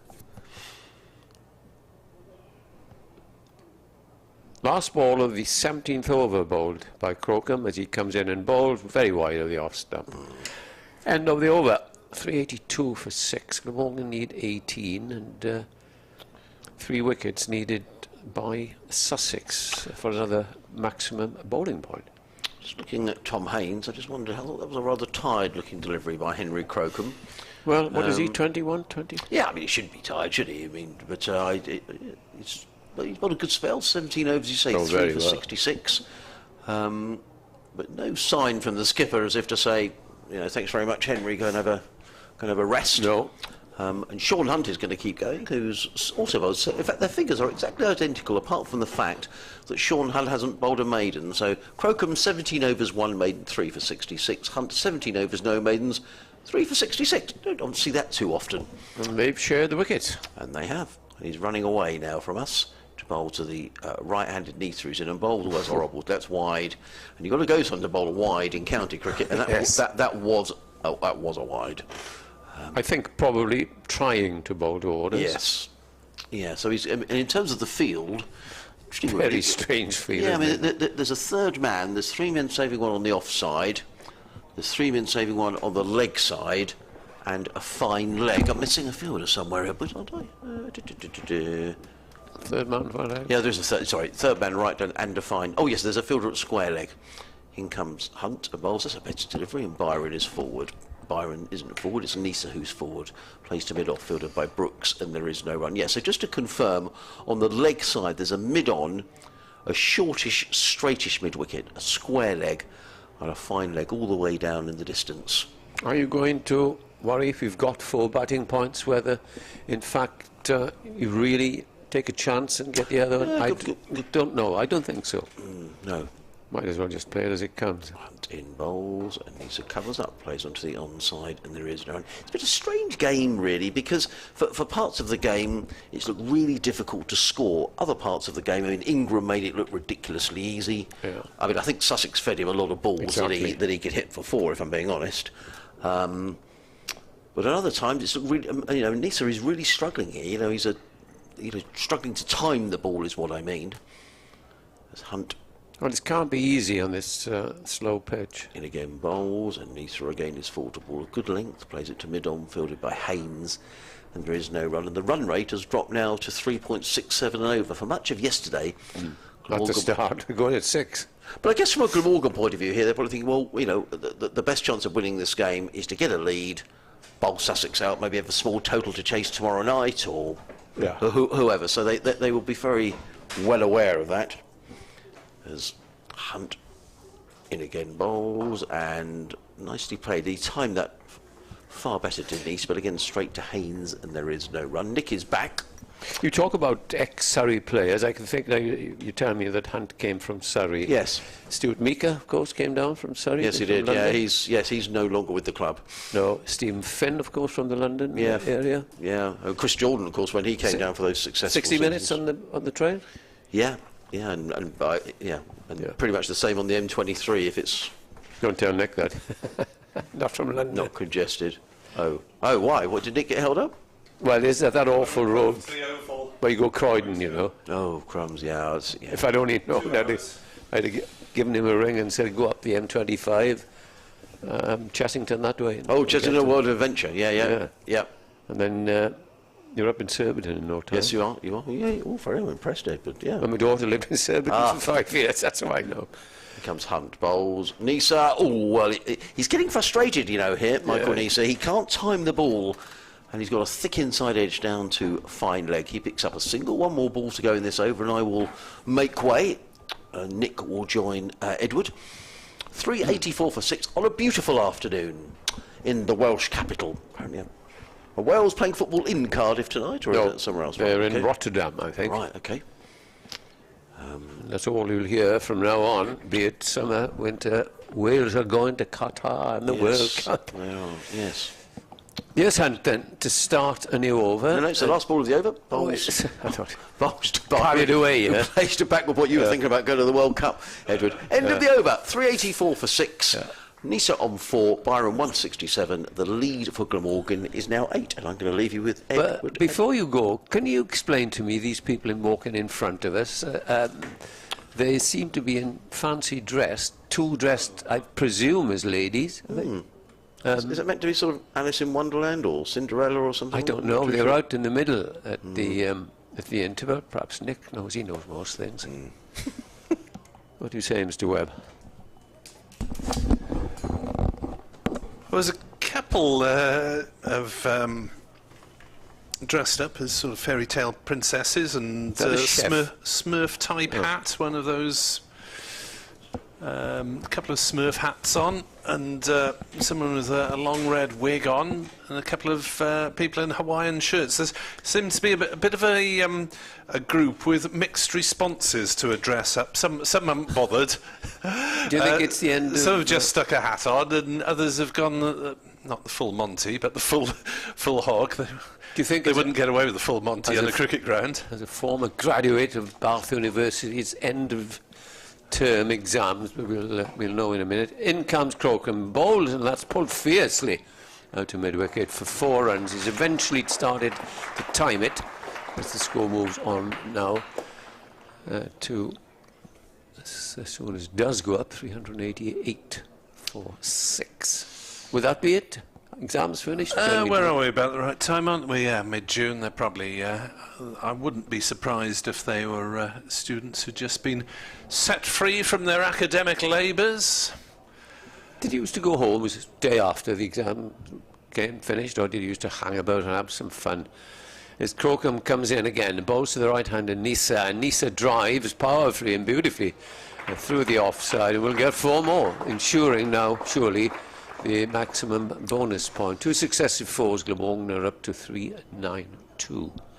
I think I played quite a bit of cricket straight after my exams, because I was fixture secretary of the university team, so I stuck in a load of fixtures at the end of term. Did they stay then? You got your 11 out? Yeah, we played, I think at one point, with an end-of-season tour to Cornwall. We had, beautiful. We had 3 games in 4 days down there, and I think I managed to work something like 3 games in 4 days before we went as well. So we actually played 6 games in 8 days. And much 2 4s then. In comes Crocombe again. Pulled again down towards fine leg. They'll probably come back for a sec. No, they won't come back for a second. 393, so we're on the 106th over. Glamorgan just needs 7 runs now. And a good effort from Nisa. Glamorgan lead by 17, so you had a good time in between the cricket, no doubt, on tour in Cornwall. It was well lubricated, that tour of Cornwall. I must admit, though, I blame the pasty for my condition. Oh, yes, rather than, Cornish pasty. I had one unfortunate day when the 12th man was called on rather a lot. Less said about that, the better. But I think the most interesting bit was when I got a whole team in prison. Pardon? Good Lord. Crocombe to bowl, let's hear about this. And he comes, ball to Byrom, a very short ball, goes sailing over his shoulder, not far off a new ball. But that's your one for the over, says umpire Taylor. Well, I had a letter from the prison authorities and said, would you like to come and play our open prison side? So we did, and we got absolutely hammered by them. Not in ale, probably. Crocombe ball pulled down to fine leg. That might just evade the... Oh, no, it doesn't. It's well fielded just inside the boundary. And they cross for a single. Glamorgan now move on to 395. This was on top form yesterday, this scoreboard. It's been a little slower, but I must compliment it. No, 394 for 6. Those were the days when fixtures were arranged by post, believe it or not, rather than phone calls or... Yeah, the old handset, surely. Crocombe to bowl, comes in, bowls, Nisa ducks, and looks at the umpire, as if to say, well, that's the second one, but it's the end of the over. 394 for 6. 6 runs needed by Glamorgan. They lead by 18. They've got 4 overs to get these 6 runs, which should get comfortably enough. And Sussex need to get 3 wickets, which is improbable. Fixture list done by post because living in university halls, didn't have a phone of my own. So, you know, if you wanted to ring home, that would be queue up and stick 10 pences in the slot, and you couldn't really press button A. Organise fixtures that way. It wasn't quite that far back. But having said that, if it was university business, you should ask the bursar or whatever and say, you know, excuse me. I suppose there probably was a student union official office phone somewhere or other, if I could I used to love touring. wrest it away from the president. Yeah. A couple of times I was not out overnight in a 2-day match, and that wasn't very clever. 2-day match? Oh, I didn't Yeah, play any of those. It's great fun. Here comes Hunt then from the Cathedral Road end. He'll bowl to Eddie Byrom on 168 not out, and he steers the first ball towards gully, and there is no run. No, it wasn't great going in on the second morning after a big night the night before, and you were not out. But you were out pretty quickly the following morning. But they're great. I used to love the tours, and we used to have to leave about 6 o'clock to go down to Plymouth and those places in the morning because the old 38, there was no M5 at that time. Next delivery from Hunt, pitched up and clipped away by Byrom on the leg side. He's timed that one very nicely through mid-wicket. Beautiful shot. Beats the chase of the fielder round the boundary in front of the pavilion. Nicely timed by Byrom, but Hunt was straying towards leg stump and he was able to help it away with very little danger. He timed it very nicely. 172. So he's got his career best. As that next ball is driven down the ground hard and stopped by a sliding Brooks, who did well there at mid-on. Yeah, needs another, what, 7 runs to be overhauled Colin Ingram's 178. Didn't it look a lopsided scorecard? Yeah. 178, 172 not out, 0, 3, 5 and 16, and he says not out 13. Extraordinary. As in comes Hunt once more and bowls, and Byrom fiddles at that one as it does indeed skid through, only probably less than a foot off the ground outside off stump, and that may be of some encouragement to Glamorgan's bowlers if Glamorgan managed to post enough of a lead to put any pressure on Sussex in their second innings. But there's a way to go. Batting to come, Salter and Gorvin and Cook if needed. As the next delivery played defensively by Byrom out on the offside, and eventually the skipper Haynes. Do you think that Glamorgan decide, well, if it is a lame Cook going in, we just want all the runs, you can just stand there and slog if he wishes?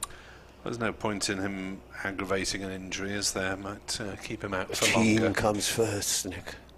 Well, yeah, but the team would like him back sooner rather than later, wouldn't they? I don't think he'll play in the one day. Will he come out this weekend? Never know. Hunt bowls. Byrom tries to hit it into a gap on the offside, but the fielder at point intercepts Carter, and there's no run. 398 for 6 then at the end of the over. Byrom has 172, Nisa has 13. The 3 overs left in which to garner bonus points. Glamorgan need 2 runs. Sussex have 2 bowling points, and they need a burst of something special if they're to get 3 wickets in 3 overs. Well, they did it earlier on, didn't they? They did earlier on. They'll need a repeat of what they had just before lunch, as Glamorgan have stumbled somewhat since Treble Nelson did its work. 2 wickets falling on 3-3-3. Another bowling change. Yep. Now, Rawlins is over there and looking interested and waving. Is he going to be handed the ball? Lenham is there as well. Lenham would be my bet. Lenham is tossed the ball. Rawlins might be requesting a helmet, I guess, if he's going to field somewhere close in. Scoring rate today has been steady. Nothing like last night's furious assault of the new ball when Glamorgan first went in. But this will be interesting, I think, because Nisa doesn't die wondering. Very much like Wheel, if he gets the ball he thinks he can hit, he'll hit it, or attempt to hit it. But he's a crafty young bowler, this man. This young man who made his debut, I believe, and I think I'm right, when he was 16. Yeah, he was 16 when he took 4 wickets in the T20 day, here last year. Can you imagine that? 16, where were you? 16? Form 5 or whatever, year 5 or whatever they call it these days. Dear me. 398 for 6 then. 3 overs left of the 110 for bonus points. Can Lennon work some magic and sneak a 3rd point for Sussex somehow as the helmet eventually arrives? Sussex could do with parking their helmets on the boundary to save us all a bit of time. Good luck to who's under the lid there at Boot Hill. If anything short comes, he'll be diving for cover. Oh, England's in a bit of trouble early doors. 64 for 3. In comes Lennon, bowls is short, cut away for a single, and takes the score to 399. Is Root still there? No, Lees and Bairstow are at the wicket at the moment. 2 Yorkshiremen.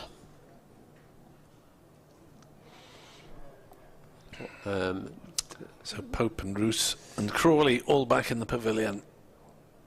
Let's see if they're 6 or 7 down, they go for it then, with this new regime. 2 men out on the leg side. Not, one is a deep fine leg, one a deep mid-wicket. 3 then saving 1.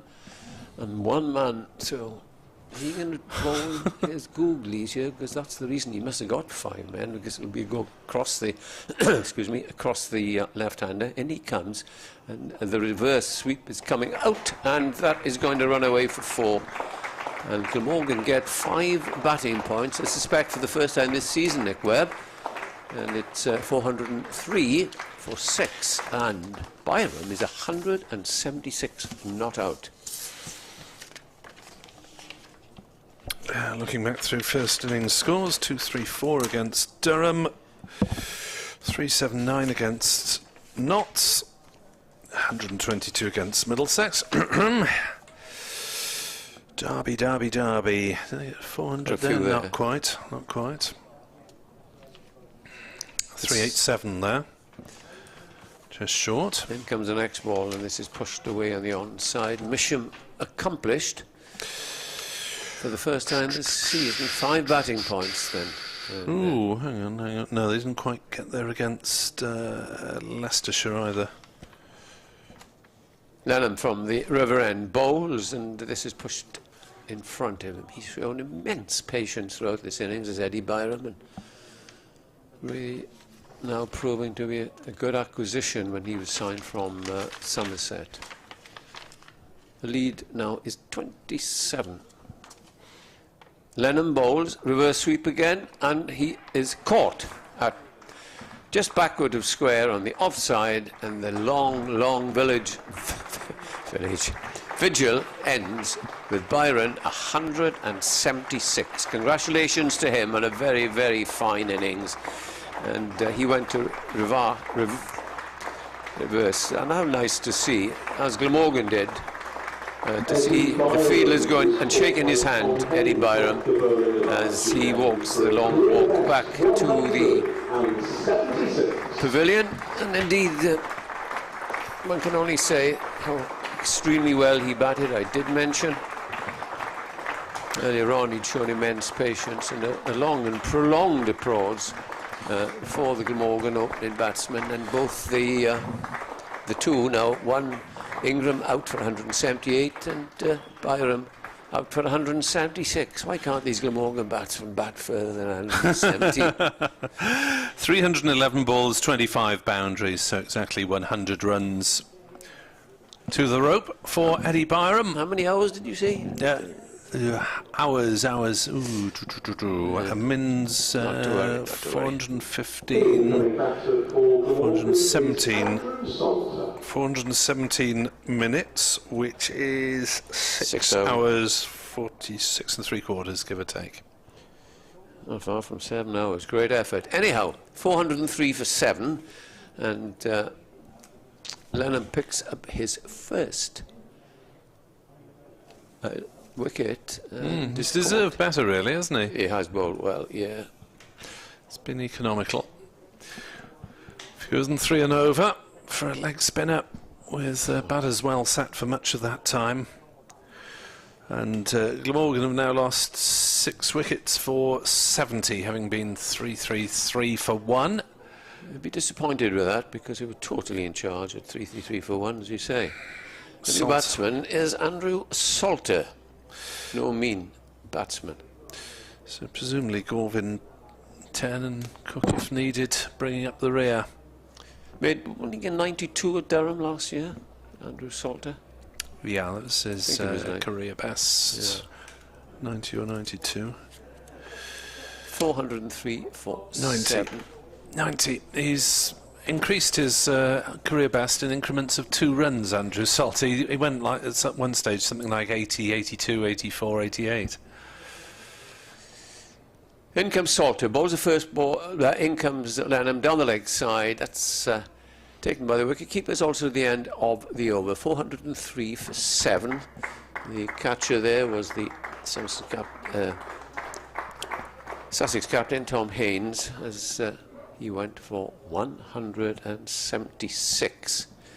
So the people who have been in double figures today have been Byrom, Ingram, 170 odd apiece. Treble figures. And Wheel with 16. Yeah, Nisa 14 not out. Everyone else single figures.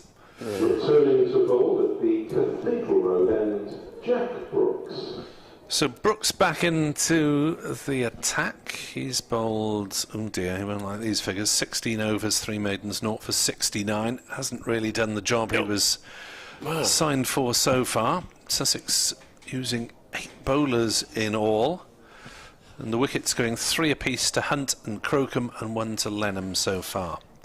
The Sussex fight back. Glamorgan's lead is a mere 27, which is not hugely significant. It's not enough, really, you wouldn't have thought, to put pressure on the infamous scoreboard pressure on the Sussex second innings. No, they'd be delighted after 3 for 1. We thought possibly 500 at least, but the other batsmen haven't supported Ingram and Byrom by any means. Now, Brooks try and bowl here. Last night, he was in his second spell, he was just running up at half pace, or he appeared, but he's taken long a run. Yeah, blue headband as he runs away from us at the Cathedral Road end and bowls outside off stump. Nisa has nothing to do with it. That was too wide, really, to throw the bat at even. Ball going through lowish, but not too many shooting, just the odd one. That there is a little bit of inconsistent bounce here. What they would hope for more is to try and extend that lead to 60, 70. But we shall see. Brooks in, bowls. Nisa works it away on the leg side, down towards backward square. Single taken. He moves on to 15, 404 for 7 here on BBC Sport Online. So Sussex very much more in the game than they were 3/4 of an hour before lunch, say. The only feather in their cap, Glamorgan, is that they've got the 5 batting points. And another 2 wickets in an over and a half. Yeah, Sussex looking for the 3rd point if they can strike twice more.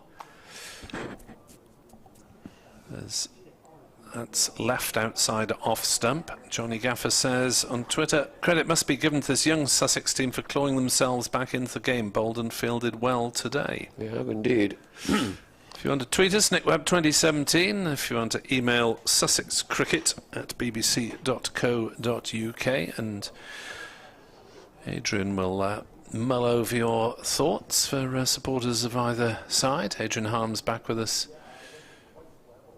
in a quarter of an hour or so. As Brooks bowls outside off stump, hiding the ball. not really great tactics, because we want wickets, don't they? Sussex need a couple of wickets in the next 8 balls. Salter not tempted to fling the bat at it. How many hairbands do you think he has? We've seen the white out. Now it's the blue. He's in bowls outside off stump. Salter again has nothing to do with it. Well, it's negative, isn't it? It is, and frankly, Glamorgan, they don't want to give away bonus points to the opposition. They've got the maximum themselves, but once you've got the maximum, you prevent the opposition from getting some. So there's no point in, especially as they're next to them in the table, albeit 20 odd points, good clear, but still, I take your point. Brooks bowls and Salter defends the last ball of the over. It's 404 for 7, and this is the last over in which bonus points can be accumulated for the visitors. Yes, and we shall wait with interest. Will it be Govin or will it be Cook striding down those steps? If it's Cook, he won't be striding, be limping. Well, obviously, he can't be fully fit, or he would have said, look, I'll bat, I'm better today, or whatever. But it always worries you. All of a sudden you hear somebody being taken off and he's out for the season, or, you know, let's hope it's not like that. Well, he didn't he go down in a heap, did he? No, he tried to play on, yeah. So you would hope that it wasn't that serious like the ankle he did in 2019. Lennon starts another over and bowls to Nisa, who pushes forward, and will Nisa block every ball and deny Sussex any chance of a third bowling point? He's got to take 2 in 5 balls. Slip and a short leg in catching. Yeah, they're trying to get this wicket. Mid-wicket and cover in pretty close. Here he comes again and bowls to Nisa. And Nisa comes and plays a lovely looking shot, but it's all intercepted there at long on by Tom Brooks. Bends down as if he's twisted a knee and then gets up immediately. Only a single, 405 for 7. 4 balls left now for the point, as in comes the next delivery, which is played nicely by Salter, and again it's fielded by Brooks down in the far distance. Now Brooks, has he put his headband around his sun hat? Because there's definitely a blue band around his hat as well, so unless he's got a lot of hair. Couple of them. Well, over the wicket comes Lennon, bowls, blocked by Nisa. And he says, I'm not going to give you this point. I think you can be fairly sure now that the bonus points will end up 7 to Glamorgan and 5 to Sussex. Yeah, that's a block, so... That's it, unless there's a stumping off a wide or run out off a no ball or something improbable. I think after this we might see a little bit of attack from Nisa. He's not out 16. In comes the next ball. He's forward again. End of the over. 7 points to Glamorgan, 5 as we stand at the moment. 406 for 7, and the lead is 30. It does mount up once you get to parity, find that. And they will try and probably just play properly and get as many runs as they can. We've still got 56 overs left today. Yeah, I mean, we're always prone, because we're sitting here all day and to discuss these things, speculating what might happen in a couple of sessions' time or in a day's time. But I think events in the last couple of hours of this match have shown the futility of that, because Sussex, having claimed 1 wicket in heaven knows how many overs, then struck back with 6 since then. As they say, Nick, it's a funny old game, this game of cricket. Yeah, it has been a strange one, this match. The wickets falling in the 92nd over, the 2nd and 3rd. Here is Brooks then. No sweeper and no extra cover. As he bowls outside off stump, Salter shoulders arms. He's only really tiring himself out at the moment, Brooks. Well, he's trying not to give Glamorgan too much of a lead, but or you're also tempting it, as if to say, I'm boring you. Chucking it out there, yeah. I'm going to have a crack Have a as the drive at a batsman wide nick one. it. Yeah. 2 slips, 5 saving the single. Fine leg and third man are back. No sweepers, as Salter plays one into the offside and Carter fields. And there's no run. If you come on loan, you're expected to get a couple of wickets. That's why you've been signed on loan. But I'm afraid Brooks does not look like taking a wicket. He's gone, 17 and a bit over, is 0 for 70. Labouring away. Bowls, half volley, Shot. hit for 4 by Andrew Salter. Well, Salter may be batting at 9, but he is capable of wielding the willow, and he's duly dispatched that one away. A lot of these players with Glamorgan, they are lower order, but for instance, I forgot to tell you that Lucas Carey now opens the batting for Ponderdice in the Premier League. Yeah, not in action at the moment, Mr. Carey, with either first or second team. Seconds I'll give you after this as Brooks bowls, Salter defends. Glamorgan's seconds are 193 for 3, and the 44th over it's at Abergavenny, so a small ground, fast scoring. That's in reply to Somerset's 314 all out. Joe Cook opening the batting, got 61, including 9 boundaries. Callum Taylor, 49 not out, he's captaining that youthful side. Tom Bevan, 39 not out. Brooks bowls, driven by Salter, looks for the single, but quickly to his right moves Sean Hunt at mid-off, and there's no run. Tom Bevan, who hit 132 not out in a T20 second 11 game, as Glamorgan, for the second time in 3 competitions, won their T20 second team trophy at Arundel. I had the pleasure of being there for the first one in 2019. They didn't play Remember that? in 2020. This is Rudolph and Ingram. As that's turned away by Salter down towards backward square. I'll pick up a couple of runs. There should be a third one there, and the batsmen were sort of dawdling through for 2, and then Lisa suddenly saw that the fielder had to tap the ball back inside the ropes. Made the third. Salter moves to 8. It's 413 for 7. Now, the occasion I was referring to at Arundel was the second 11 winning their trophy, which Selman got a century, I think, in one of the innings. Well, it was between 2 rained-off games. Beautiful place. It poured down at Canterbury.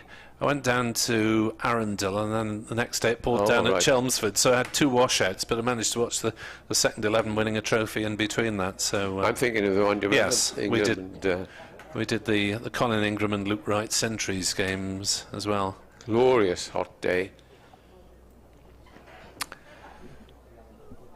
And here is Archie Lenham. He is going to bowl. Comes up and bowls, and this time Salter just pushes forward back down the pitch. The lead is 37, mounting quietly. 413 for 7. And 16 Denisa. Salter's moved on to 8th, which is the Welsh word for 8. And then comes Lenham again. I think he's just bowled the one bad ball in the 21 overs he's bowled, and that was rather very short delivery. But for a young man, he's keeping an excellent length, and he's pushing it through. Bowls the other one, very, very promising. Here he is again, and pushes it away as Salter. And Nisa wants a run, and Brooks said, "You're not having it." This floppy white hat flops to the floor.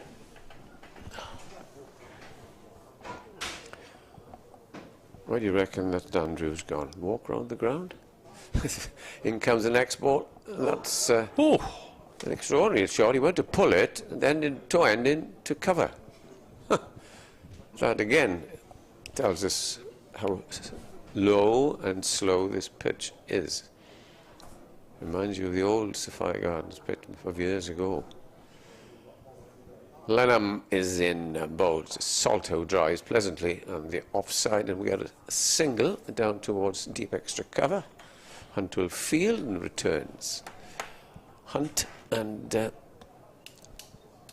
the other seamer, Crockham, have taken 3 wickets apiece. The other one taken by the young lad who's bowling now. Shouldn't say that's the young gentleman who's bowling now. And he comes, bowled down the pitch, comes Nisa and hits it hard and high. Is this riverbound? Might have just... my word. Spectators were sent scattering at the River Taff end there. Biggie. Might have just... no, it's come back. It's come back. Big hit. 6 to end the over. 420 for 7. Nisa is on 22. Salter is on 9. And the lead is 44 as we welcome back Adrian Harms. the very genial Adrian Harms. There we are, they've got that to live up to, Adrian. Labelled as very genial, as the Nation found out yesterday morning when he managed, yesterday lunchtime, when, what was it, the first lunchtime, when managed to broadcast half an hour of Adrian talking to a technical advisor about a malfunctioning laptop without turning the air blue.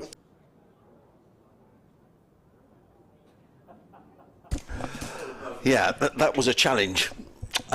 Jack Brooks, complete with blue headband, is running away from us. Comes in and bowls to Andrew Salter, who lets that go pass by outside the off stump, taken by Seifert, and there is no run. That was a big hit, you know, by Michael Nisa. That nearly ended up in the taff. Yeah, it sent the spectators scattering, didn't it, towards the back row of that low stand. It's only about 6 or 8 rows at that end of the ground because of planning considerations, but big blow. Brooks in bowls to Salter, who plays into the offside to point. There is no run. I like the look of him, Michael Nisa. I like cricketers who are exciting. I mean, he bowls quickly and he gives the ball a bit of a tap. He did drop a very simple catch in the field yesterday, didn't he? But he looks an exciting cricketer. Yep. Yeah, 32 years old. 1 test to his credit in the winter.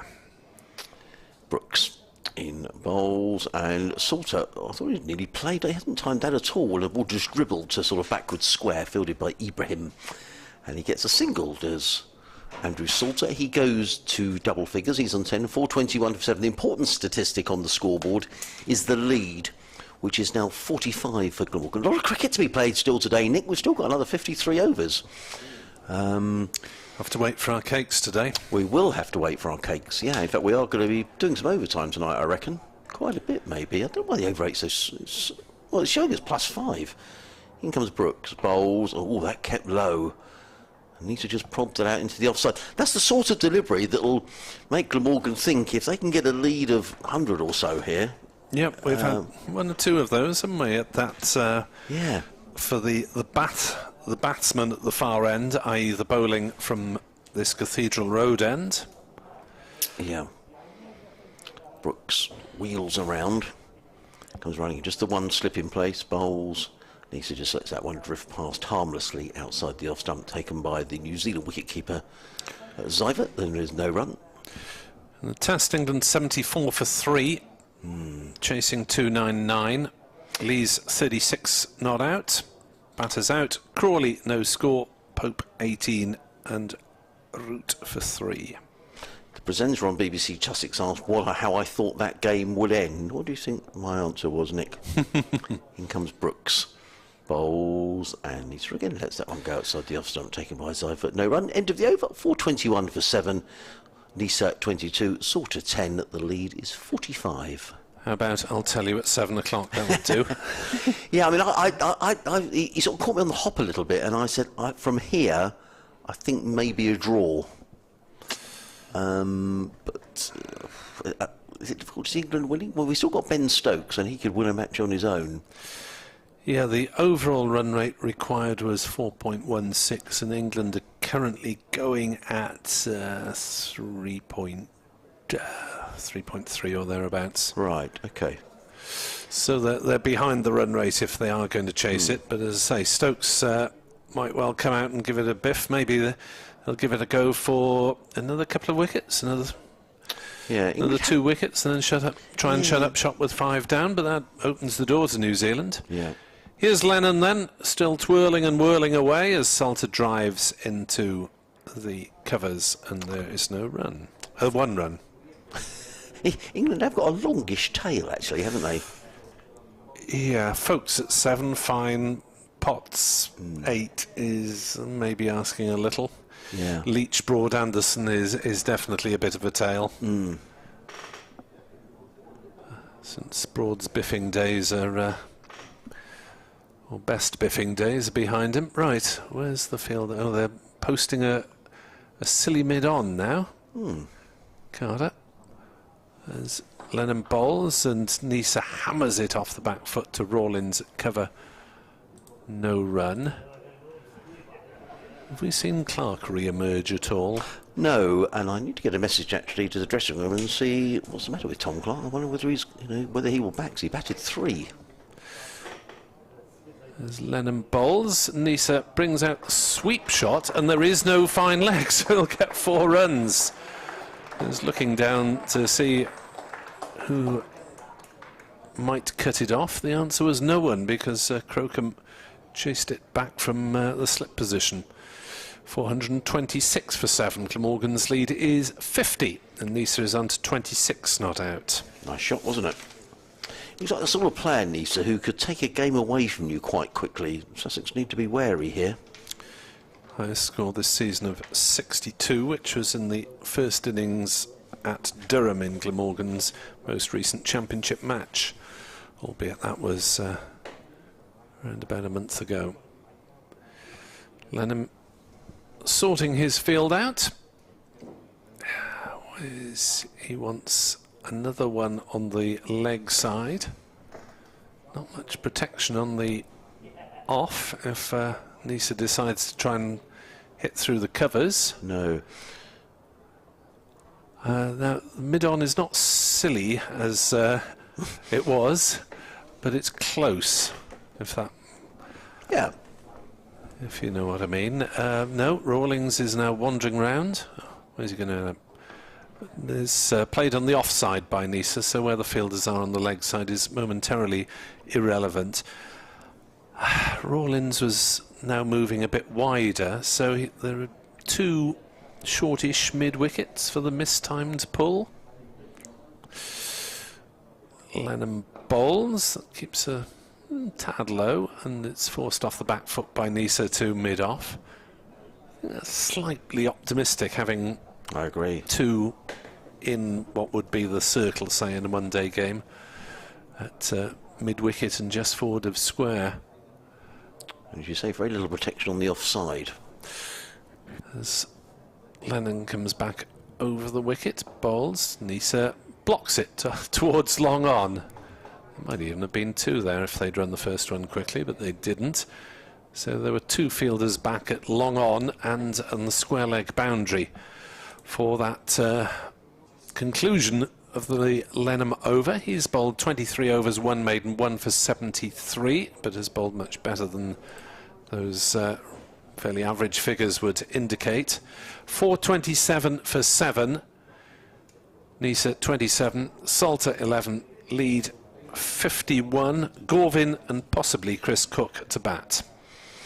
Live cricket here on the BBC, BBC Radio Sussex, BBC Online. Adrian Harms and Nick Webb with you. If you want to send us an email, we'd love to hear from you. sussexcricket@bbc.co.uk, or you can contact us via Twitter, of course, in the usual way at Nick Webb 27.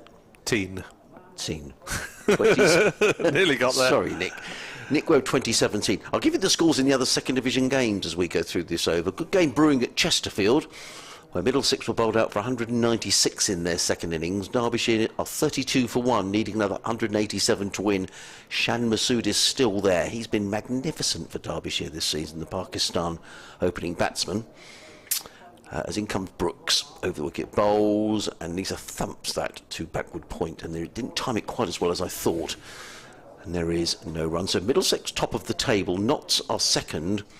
Notts rattling up 548 for 9 against Leicestershire, and they got those runs very, very quickly in 108 overs. Wow. Extraordinary. Fox is on the run. Yeah, in comes Brooks, bowls, and at least that's a good delivery. That nipped away from the right-handed Nisa, who was beaten outside the off stump, taken by Seifert, and there is no run. And in reply, Leicestershire already 31 for 1, so trailing by 77.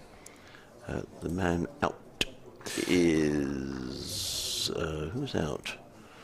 Rishi Patel is out for Leicestershire.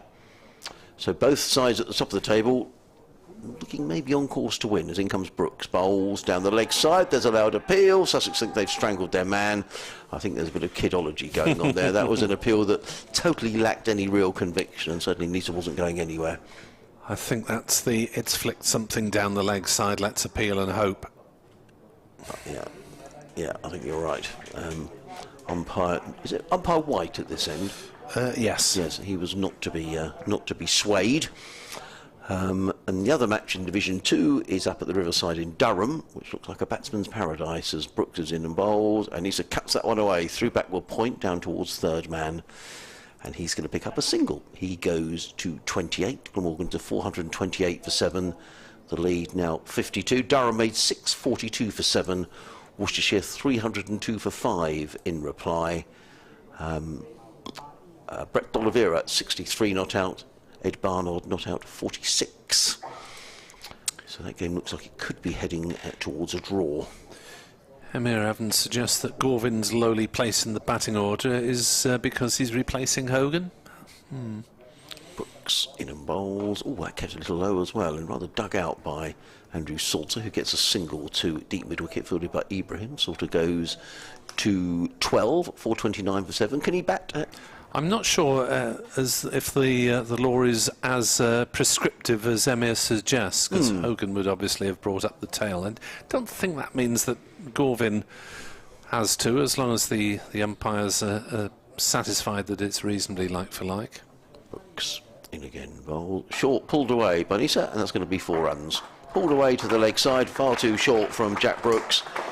Nisa said thanks very much as the ball ballooned up, and he clubbed the ball away over wideish mid-wicket for 4 runs. He goes to 32 and is looking rather ominous here from a Sussex perspective. 433 for 7. The lead is 57. Brooks, 20 overs, 3 maidens, no wicket for 84 on his Sussex debut. And still another 51 overs left today, which is a lot of cricket. I don't know why. The scoreboard is showing +5, Nick.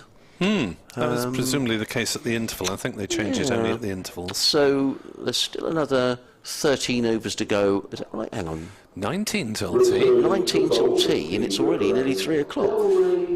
Yeah, we're not going to get to tea until gone 4. So how the over rates? What have we had delays for? Helmets? We haven't had any.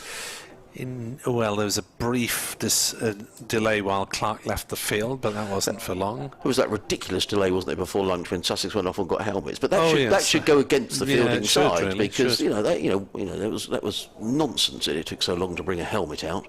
Well, they should be parked on a nice dry day like this. They should be parked by the boundary, shouldn't they? Absolutely. Here's Rawlins to replace Lenham, and Salter watches the first ball carefully onto the bat.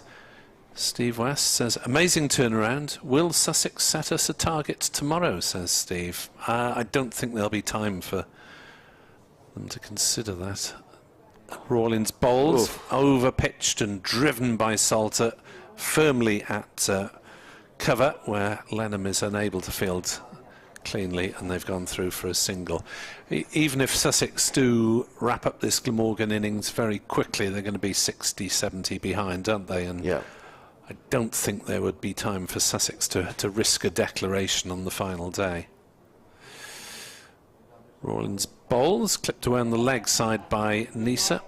A single taken out towards the mid-wicket boundary. 435 for 7. Glamorgan lead by 59.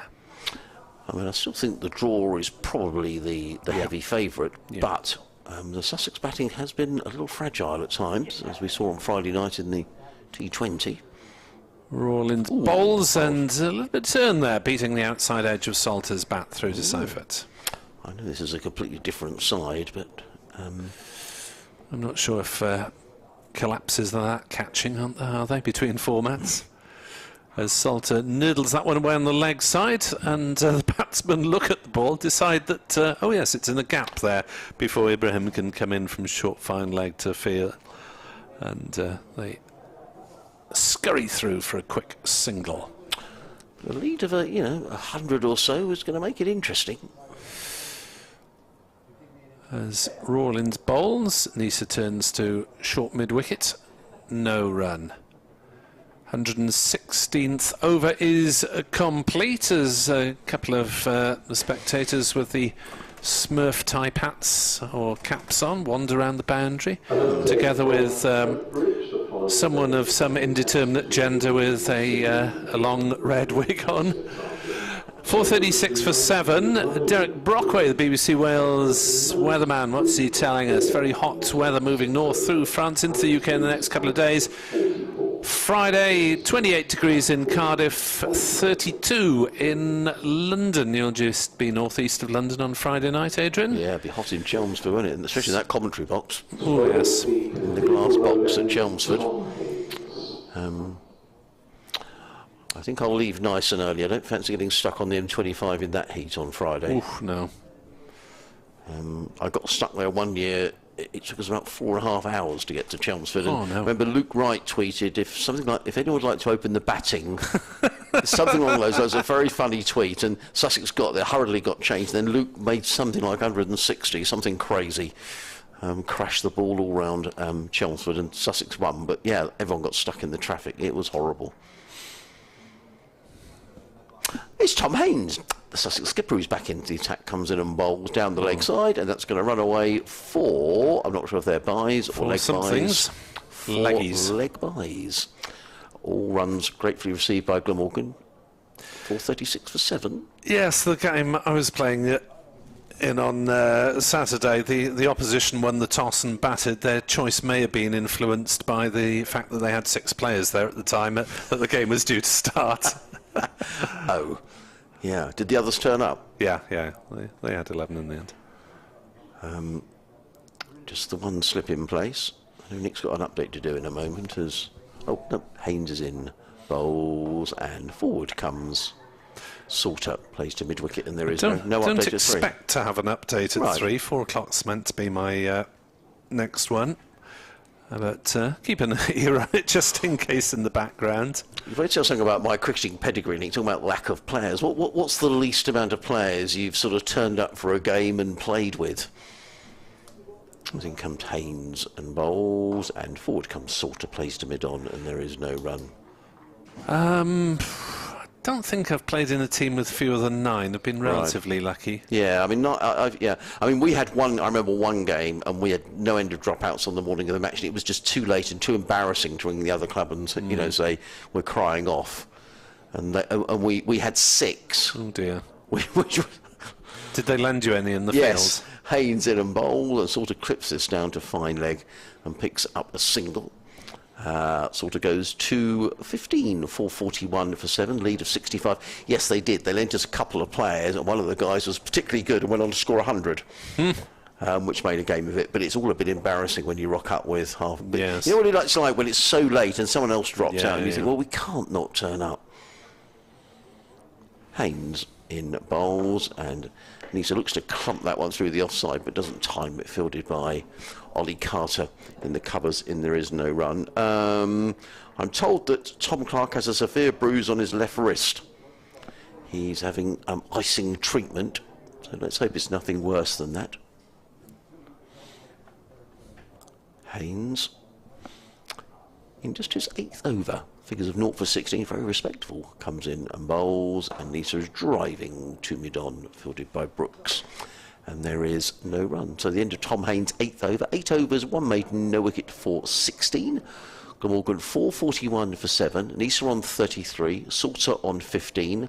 49 overs remaining in the day. The lead is 65. And for those who may be joining us and wondering what on earth has happened today, well, Glamorgan at one stage were 333 for 1 before Colin Ingram was out for a magnificent 178. The very next ball, poor old Sam Northeast, who'd been sitting around for, well, a long time. Saw his leg stump uprooted by Henry Crocombe. He was out for a duck. Kieran Carlson followed shortly afterwards, caught by Seifert off the bowling of Crocombe for 2.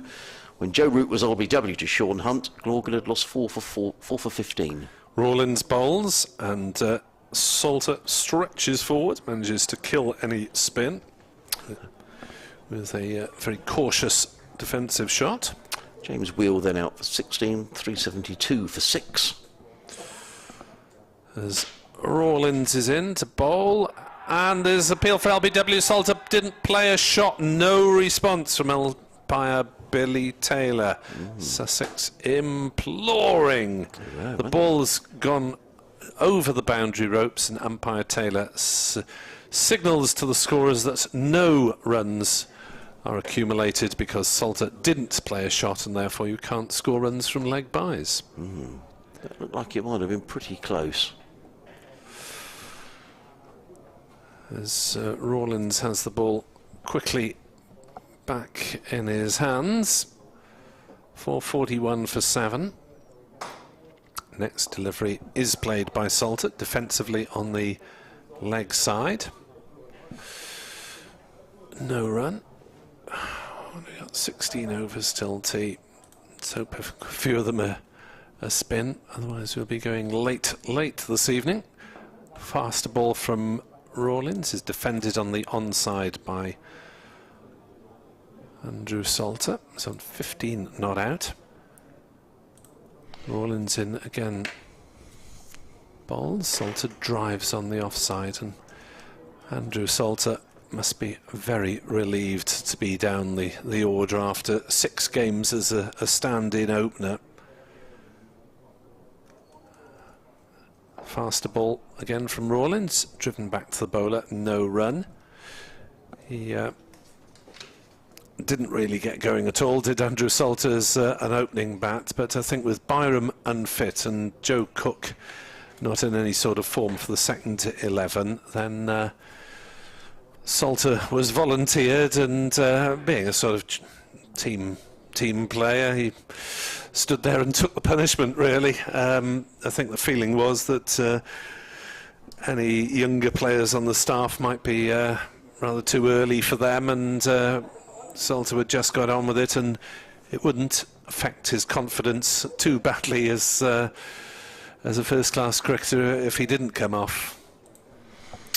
In comes Tom Haynes running into bowl to Michael Nisa, and Nisa is tucking this one down the leg side. They've taken, well, I think it might go back for a second here, because Archie Lennon's got an awful long way to come in. That's really good running by Nisa, who was very quickly back for the second run. There were leg byes, but just showing the intent. I just get the feeling that Glamorgan, they've been very positive throughout. I know they lost those 4 wickets, as I was saying, for just 15, but their best chance of winning this match is, getting a healthy lead, giving them enough time to bowl Sussex out or put Sussex under some scoreboard pressure.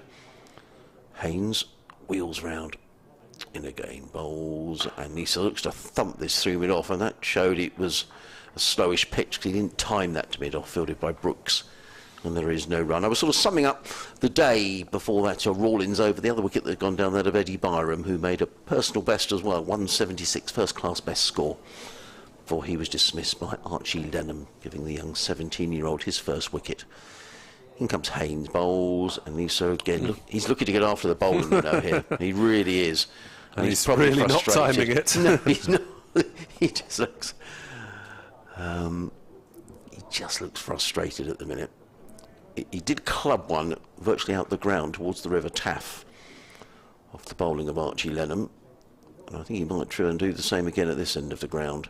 In comes Haynes, bowls, and he's stumped, and he's on his way. Good bit of work behind the stumps by Tim Sievert, and Nisa is on his way. He did look a bit frustrated. He was looking to get down the pitch to Tom Haynes. He's played all around one, taken by Sievert. The second attempt, I think it was, whipped off the bails. We'll just get there again. I don't think it was a clean stumping. Let's just see this again. He's in.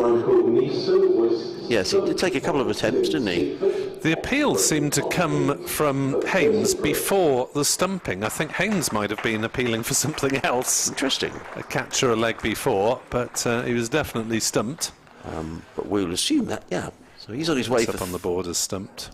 33, so... It's the umpire's square leg's finger went up rather than the presiding umpire, so presumably it will be Gorvin, unless Chris Cook is fit enough to bat.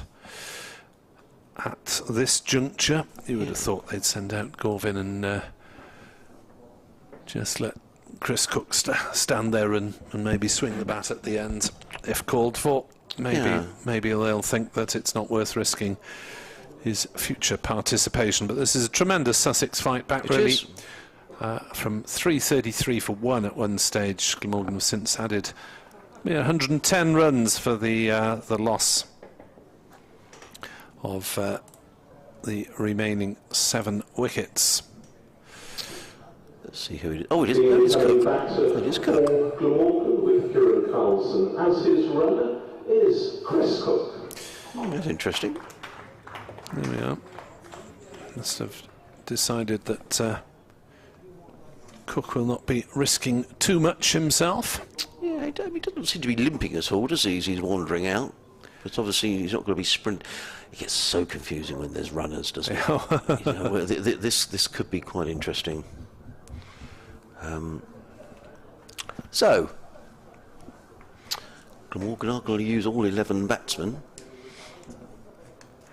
They are in the ascendancy by 67, which is, I think, is a lot better than Sussex could have reasonably hoped for a little earlier on today. But as I say, there's a lot of cricket to be played still. You know, we're only halfway through the day's overs. Yep. So, I mean, that over rate just must be adjusted. I mean, there is no way we can be +5. I mean, tea is in half an hour, and we've still got another 15 overs to be bowled. So the over rate just cannot be right. Well, it might have been right at lunch, I suppose, but there we are. In comes Haynes over the wicket, bowls, and Cook glides that nicely to backward point. Oh, crumbs, I was confused for a minute. I thought there was going to be a run out. Play to backward point. I was thinking, Cook hasn't run, and the other guy set off. You have to have very good peripheral vision, don't you, when there's a runner at the wicket, because Carlson was charging down a different wicket, which was a long way away from the one they're playing on.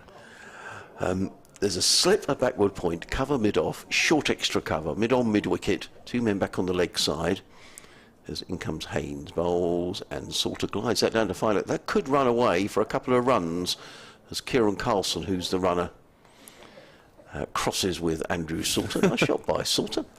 He's got the job back because last game up at Durham, Glamorgan needed a runner when, who was it, Van der Hoogten was injured, and Labuschagne nicked the job of runner off Carlson, who usually does it. Labuschagne not having contributed with the bat. And how often do you see the overseas player turn up as runner? I want to get out there. It doesn't really. Labuschagne didn't care whether he could bat himself. He just wanted to be in the action. Oh, that's lovely. He's playing in a one-day international today as Labuschagne in Sri Lanka. Have a look at how that one's going. Where are we? Sri Lanka made 300 for 7 in 50 overs, which sounds like a decent total. Labuschagne took 2 for 19 in 3 overs. And he's just come to the wicket. Australia 72 for 2 in the 13th. Yet to be decided whether Labuschagne will turn up for the first couple of months next year, as Cook defends the first ball from Rawlins out on the offside. The Ashes tour is reported to be rather earlier in June and July than usual. Oh, is it? Right. Don't think that's firmly established, but those are the reports, as Cook defends the next ball from Rawlins. So that would mean Labuschagne would probably only have April and May available for Glamorgan, unless he comes back afterwards. Cook defends again. It looks sort of slightly encouraging from a Welsh point of view that Cook doesn't look as though he's absolutely hobbling on one leg. Defends again. No, I agree. He doesn't look too... So hopefully it's a minor tweak, that calf muscle. Obviously keeping wicket is hugely demanding. There's no surprise that he can't do that. Back on his stumps goes Cook and defends on the offside, off the back foot. So Rawlins whistling through this over with a series of defensive shots. offered by Cook, and another one on the offside. So that's probably the fastest in time over of the day. In the Test match, England 4 down. Lees has gone for 44. Bairstow not out 25. Stokes not out 15 off 17 balls, including 2 fours and a 6, which suggests that the England captain is still going for it. But England 110 for 4, chasing 299. England won up in the series, so despite all the talk of blazing all-out attack from McCullum, the new coach, and Stokes, you would hope that England would have the sense to shut up shop if another wicket falls.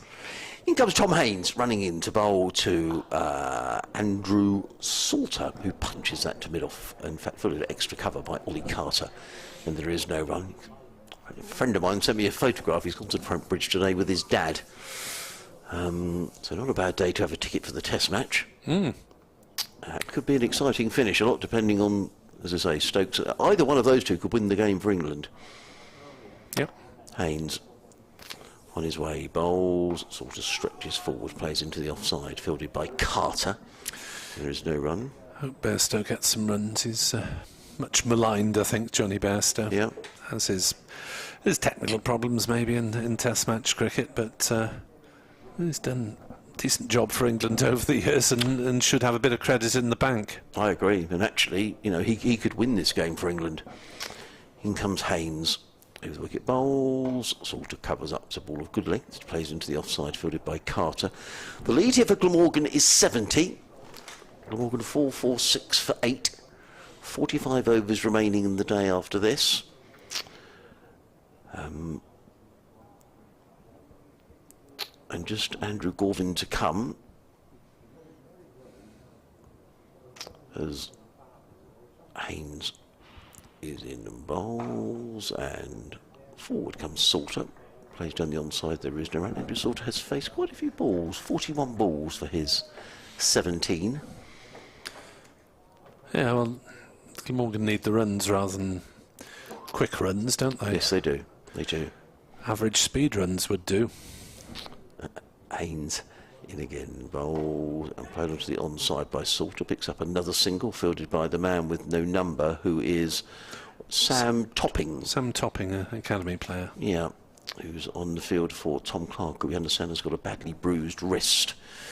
So we hope it's nothing more than that. Total advances by 1, Salter to 18, 4-4-7 for 8. I'm sure that Glamorgan at some stage today, even if they're not bowled out, will want to have Sussex batting. Sussex have been out in the field a long time. 121 overs after this ball, as in comes Haynes, bowls and prodding forward, and that's the sort of delivery that keeps a little low, that Glamorgan might think we're not without a chance of winning this game, because stretching forward was Cook, who managed to squeeze down. The ball ended up at backward point. End of the over, 4-4-7 for 8. Cook 1, Salter 18. Haynes 10 overs, 1 maiden, 1 for 20. Did well to keep that one out. He did. Chris Cook, especially encumbered by injury, as 3 batters meet for a mid-wicket chat, and then they all have to remember where to head off at the start of a new over, which will be bowled again by Rawlings, currently 0 for 68 for the left-arm spinner. At Abergavenny, Glamorgan seconds, 240 for 3, making rapid progress. As down the wicket comes Salter, but then drives to mid-off. They'll go for a quick single. He'd have been out, I think, if that had hit at the non-striker's end, but it didn't. Quick single, pinch to mid-off. He's a bit of a dead eye, is Tom Haynes. I've seen several run-outs, and certainly had he hit, I think the reaction was that Salter was probably gone. The second 11, Callum Taylor and Tom Bevan are both in the 60s, and Glamorgan seconds 72 runs behind Somerset with 7 wickets in hand, as Rawlings bowls a full toss that Cook wallops towards the pavilion for 6. Nice shot. So it was worth Chris Cook coming in. As he moves from 1 to 7, and bad leg or not, that was a juicy ball from Rawlings. And Cook duly took advantage of it. Smashed away towards the pavilion. And Glamorgan moved to 454 for 8, but no more bonus points after the 100, of course. After the 400, Cook cuts quite nicely, but it's fielded by Brooks at short third man, stroke backward point, somewhere around there. Lovely shot by Cook, wasn't it? Yeah. Rawlins bowls. Cook hammers this one into the offside. It almost hits Carlson, his runner, in the deep cover position, but it's fielded on the cover boundary. Single taken, 455 for 8. Cook to 8. Marnus Labuschagne is currently batting for Australia against Sri Lanka. You got any yet? He's not out. Rawlins bowls. Salter drives back to the bowler. No run. He did bowl. Yeah, not for 9. 2 for 19. 2 for 19. Yeah. So Salter on the back foot defends. So apart from the 178 of Ingram and the 176 of Byrom, next best score has been 33 from Nisa. That was our 52 balls. Nisa's innings, 4 fours and 1 6. So the important stat on the scoreboard, well, I think the important stat is the lead of 79. Which Glamorgan, there's a natter between the 3 batsmen, or the 2 batsmen and the runner, or the 2 batters, we say, don't we, and the runner. It's going to be change of bowling. No, it's not. It's going to be Tom Haynes. Haynes to continue then. From this the Cathedral Road end of the ground. Still the slip in place. A backward point, cover short extra, mid off. All those 4 fielders are saving one. Then on the onside, a mid on, mid wicket, and 2 men back saving a boundary on the leg side. Sean Hunt out at deep mid wicket, and there's a fine leg. Archie led him all the way down there. Miles from any on his poor old Archie. In comes Haynes, running in bowls, and plays straight back down the ground by Cook, and he's going to get runs. He might well even get 4. There goes, Ingram is in hot pursuit, and he doesn't stop it. And it all goes over the line for 4. That was just a punch down the ground, wasn't it? Lovely shot. Beautifully timed. Cook goes to 12. The lead to 83. Glamorgan 449 for 8. Strong forearms, Cook. Yeah, I mean, he didn't seem to hit that with much power at all. Daniel Ibrahim sliding to save the ball. He actually damaged his shoulder very badly in the first match of the season, diving around the boundary. Haynes in again, bowls, and Cook defensively this time to mid-on, fielded by Brooks. And there is no run. Haynes in his 11th over. It's raining in Sri Lanka, Nick. Is it? And the rain has stopped play. Not raining in Cardiff. It's the most beautiful day. Lots and lots of blue sky and some real sort of picture postcard clouds above the ground as Haynes is in again and bowls, and Cook solidly forward. I thought that kept a little low as well, you know. Do you know what? I don't think this is going to be easy for Sussex. It's keeping increasingly low at the far end, isn't it? It is. You know, Sussex have got about a long time here potentially. Or get into a decent lead, and or get into a decent lead. Yeah, I mean, I think that's the least likely option, but that definitely kept low. Haynes in again, bowled. Did that. Tripped away to the leg side by Cook down to fine leg. He picks up a single, but it's not easy. One more to Cook. He goes to 13, 460 for 8. I think every run could be pretty important here, you know. Yeah, Glamorgan though don't have the strongest of bowling attacks with Hogan out of this match with COVID, and Van der Hoogten a medium-term injury casualty at the moment. Haynes in and bowls and played by Salter into the covers, fielded by Carter. No run. Nisa could be key.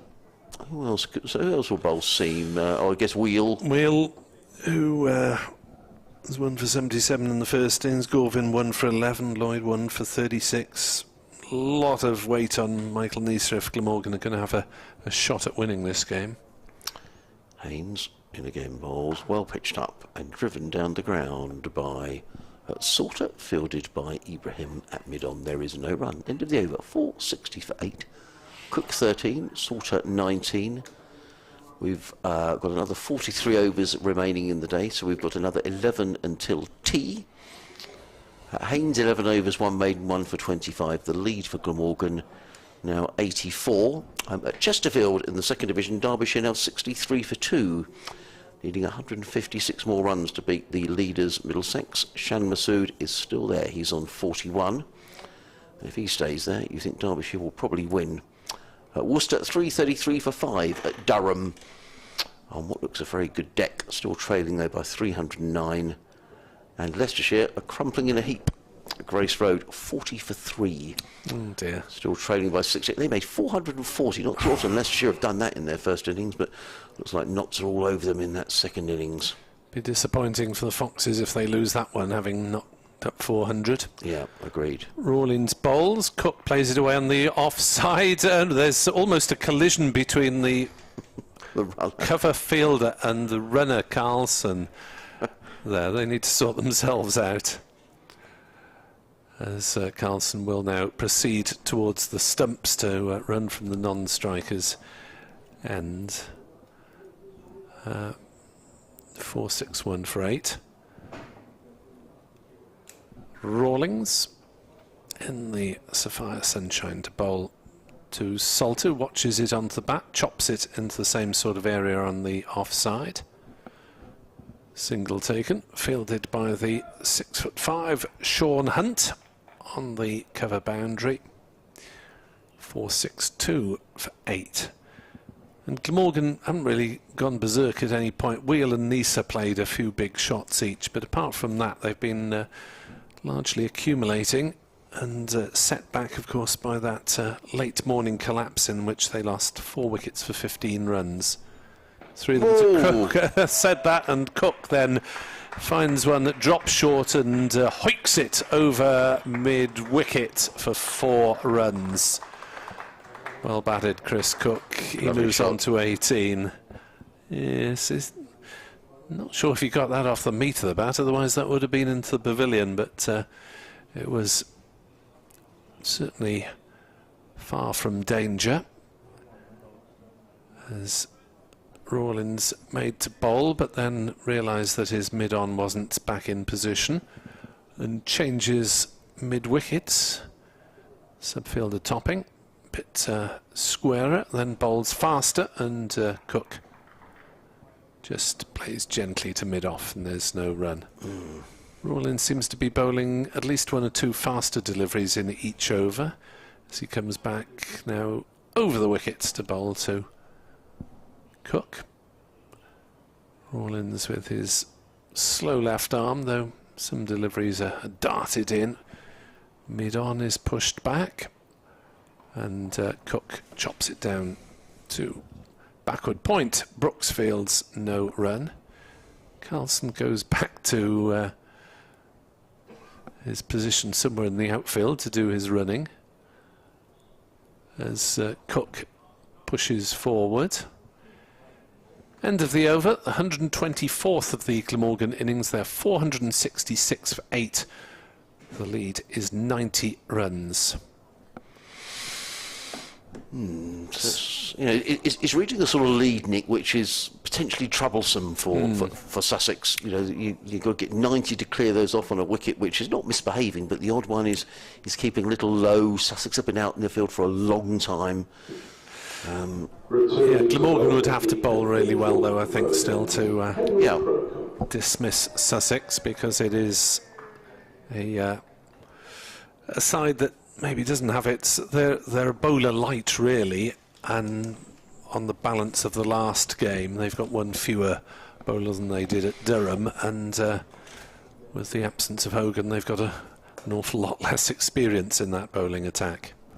I'm going to have to pop next door in a moment, Nick, just to update the list in Sussex. 466 for 8.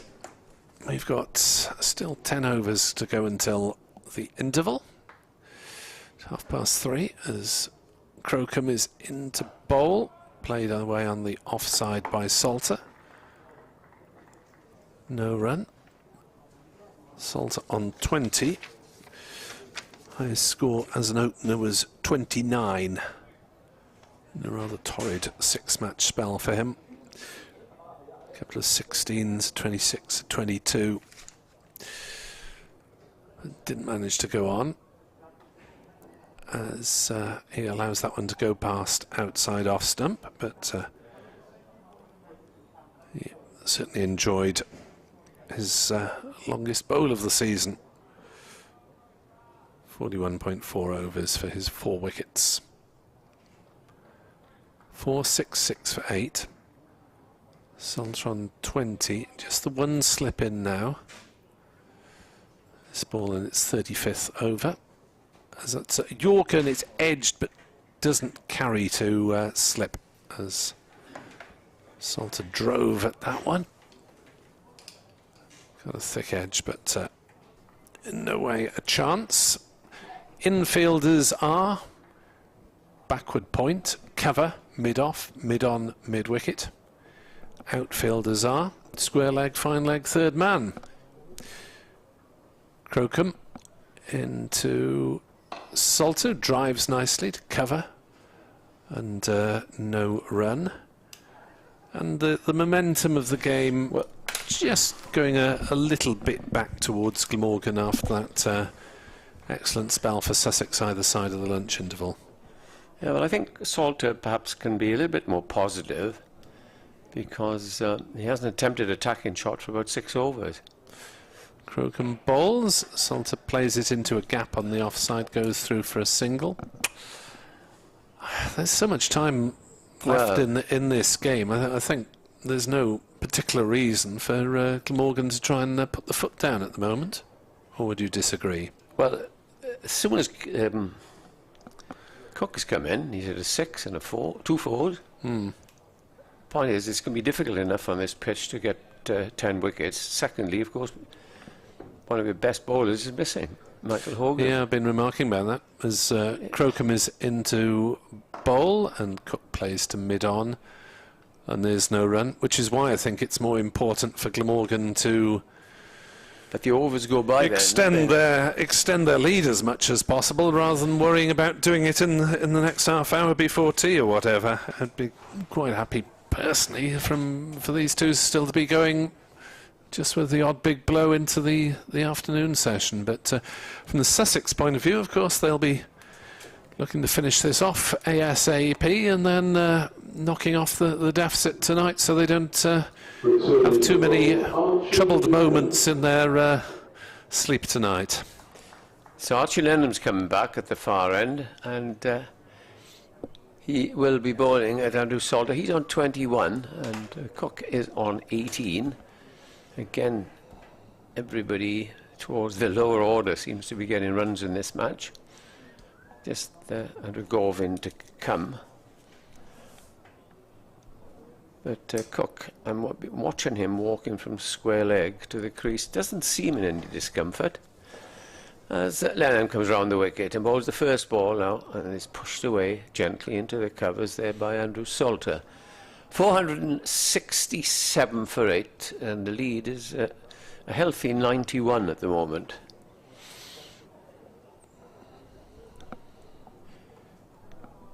Here's Gorvin, bowls again. This time, edges it past slip, and that is running up towards the boundary. I think it'll be overhauled. They run 2. Surely, yes, they will come back for a 3rd. Kieran Carlson is a very useful runner to have in your side, as he came back very quickly for that. And they pick up 3 runs, takes the score to 470 for 8. Yeah, Lenham deserves better than 1 for 76. If the cricketing gods are smiling, then possibly if he picked up the last 2, it'd be a fairer reflection on his efforts. He's threatened more than most, except perhaps Crocombe was more beautifully.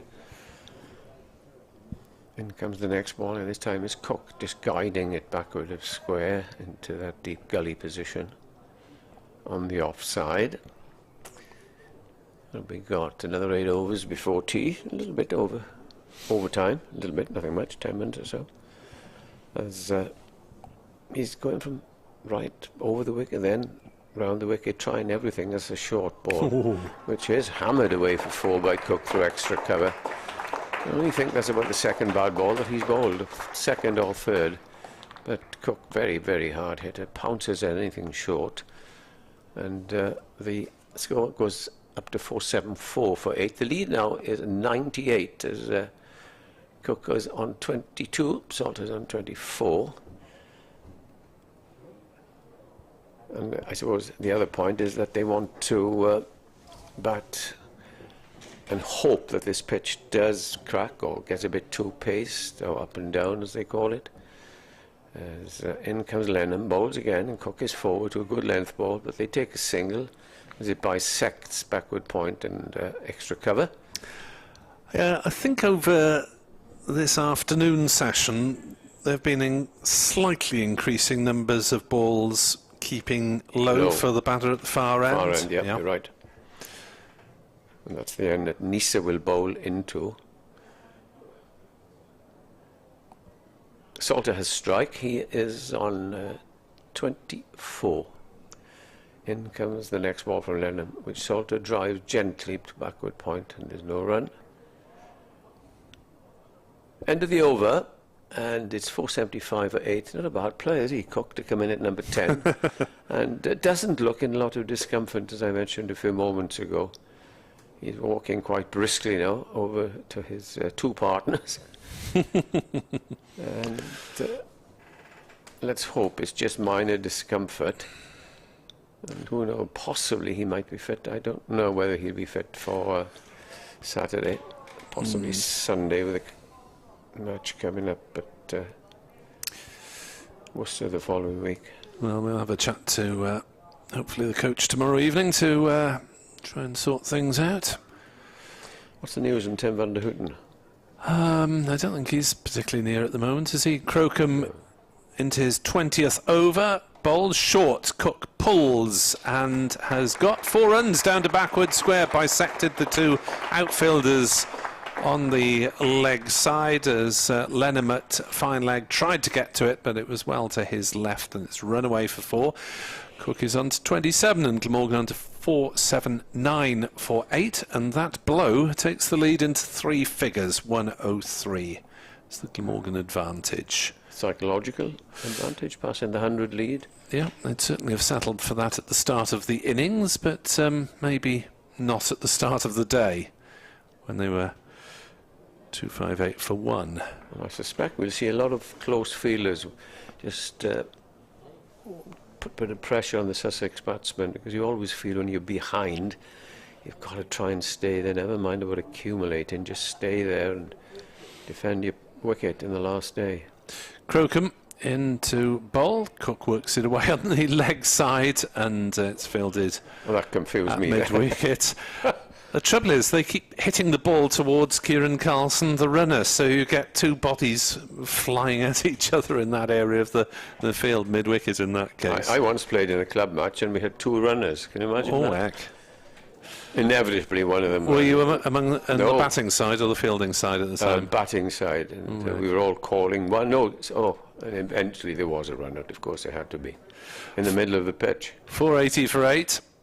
Crocombe bowls, played on the leg side by Salter, no run. Danger, of course, is that the injured batter forgets that they don't have to run and sets off, and any of them can be run out. It's a horrible dismissal, getting run out. Especially when it's not your fault. 480 for 8. Salter 24, Cook 28. Crocombe bowls on the back foot, Salter defends. Out on the offside, fielded by Carter at cover, no run. To be fair to Andrew Salter, he doesn't seem to have had his share of loose deliveries. Anything short or overpitched has been directed at Nisa and Cook. Crocombe runs in from the Cathedral Road end and bowls, and that's beaten him with one that kept a little bit lowish. Salter with a rather indeterminate jab outside the off stump. 76 miles an hour for Crocombe, and Salter played outside that one, which kept a little bit low. 480 for 8. 7 overs until the interval after this delivery from Crocombe. And Salter pushes forward to defend. No run, 5 off, 480 for 8. Glamorgan lead by 104. Crocombe's previous best, 4 for 92. So he's got 3 for 82 at the moment. I'm just looking here how many overs that Sussex batted for in their first innings. Something like 130, 140 was it? No, fewer than that, I think. Haven't written that one down. It's always the one, always the way, isn't it? Sussex's first innings lasted 119.4 overs, so Glamorgan's is now longer than that, but they've scored quicker as well.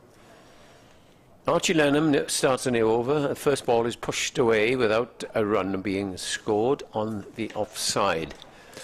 There's 96 overs left in tomorrow, a minimum of 96.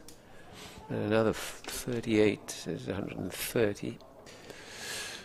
And no run again. Tea interval in the test. England 139 for 4. England need a further 160 runs in the final session. New Zealand needs 6 wickets. Bairstow 43 not out. Stokes 25 not out. Show your bravery now, England. Go for them. Go for them for 1 more wicket, I'd say. Fox is a very, very good player.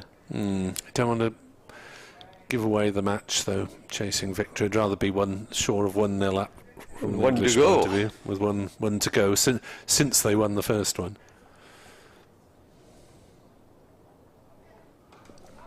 Next ball is hammered out to deep extra cover where Hunt will field. You know when Hunt is field, he's a big hulk of a lad, isn't he? 6-5. Yeah. Where would you play him? Number 8 or second row? Oh, could be either, couldn't it? Yes. Although the sizes they are now, Nick, could probably play as flanker or centre. Jamie Roberts mode. Yeah.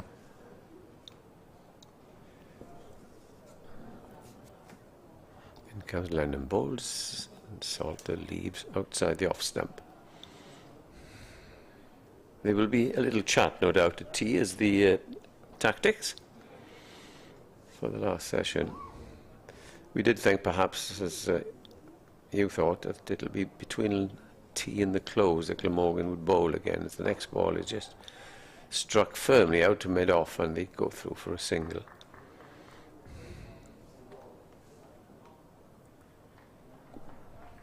.482 for 8 and the Glamorgan lead is 106.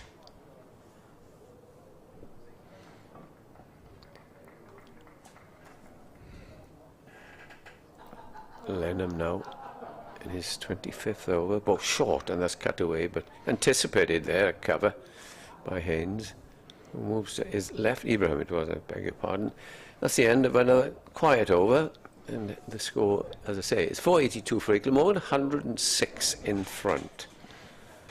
Bonus points 7-5. To about 3 batsmen confer.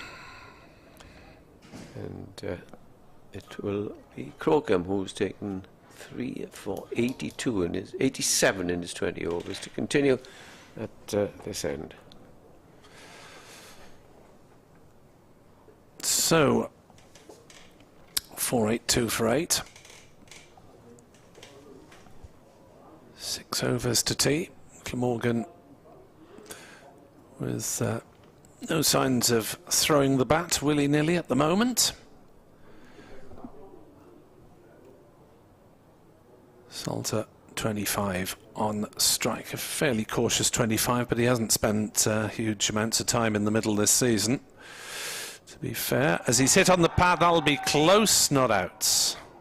Oh, there's increasing number now, Nick, of balls keeping low, which perhaps will be taken note by the batsman, and they'll think, okay, let's get forward when we bat and smother any thought of the ball skiddling through. Yeah, that was going down leg side, but it wrapped Salter fairly low underneath the knee roll, and It's getting towards 1 ball and over, keeping low at the moment, isn't it? Which is potentially making life precarious for Sussex when they get in.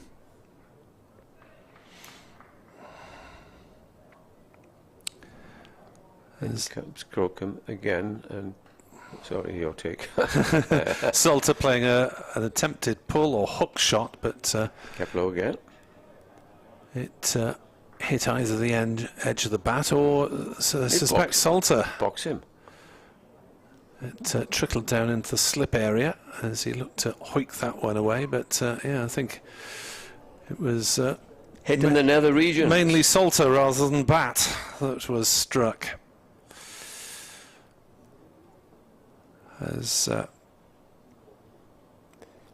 next delivery is in, and Salter plays it cautiously to mid-on as he regathers his composure. 482 for 8.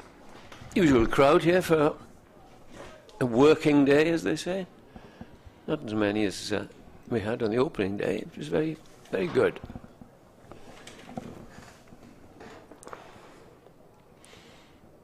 Quiet passage of play.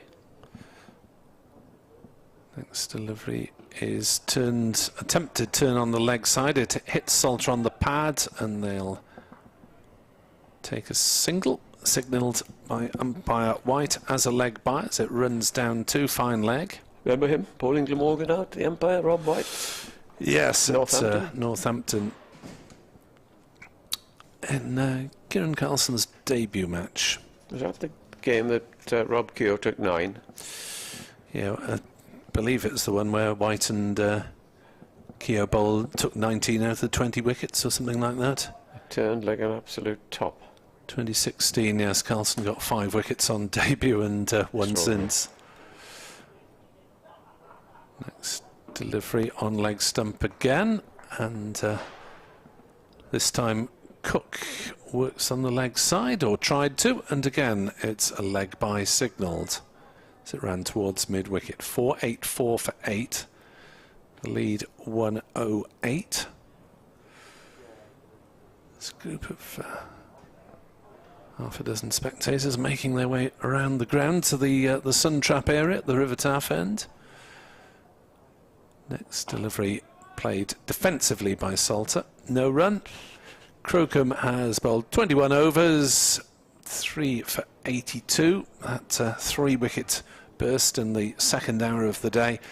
Glamorgan 484 for 8. 5 overs to go until the interval, and the lead is 108 runs. And the batsmen confirm. They confer in the middle, and I know there is plenty of time, but a bit of aggression wouldn't be out of hand here, because you just get your runs quick and give your bowlers more time. If you take a chance, well, there we are. Glamorgan, I feel, are in a strong position already. Daniel Ingram is coming back, bowled his medium pace from the far end. He's replaced Archie Lenham. This is 11th over. Yep. And he has bowled quite economically, 0 for 39. Bowls at the medium pace. Takes a long run for a medium pace bowler. As does Ryan Higgins of Gloucester, who you should be seeing on Saturday night. And Glamorgan are away to Gloucestershire, and Sussex, with a quite crazy schedule, which Nick will describe to you after I've seen this ball bowled, comes in to bowl his first ball and bowls, and this time Cook comes forward and plays it back down to mid-off. In brief, Sussex finish here tomorrow, Wednesday evening, play Essex at Chelmsford on Friday evening, and back here for Sunday afternoon. Save the planet, not. Extraordinary. Ibrahim does walk a long way back, and he's coming in now, just the one slip there. Bowls, and that's played away on the offside, and there's no run.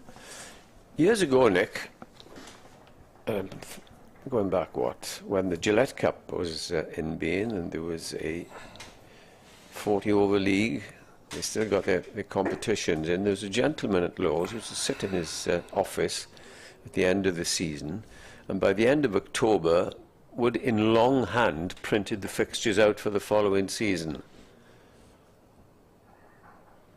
In comes Ingram again, bowls, and this is defended by Cook, no run. Just makes you wonder, doesn't it? And it was a quite simple equation. Every Whitsun bank holiday, Glamorgan would play the tourists, because you'd have Somerset playing Gloucester, Hampshire playing Sussex, Essex playing Kent, Surrey playing Middlesex, Lancashire would play the Roses match with a huge crowd. And what I'm trying to say is it was local derbies everywhere, and Glamorgan would have one of 2 tourist matches. Here's the next ball, which is again played out for a single out to deep mid extra cover.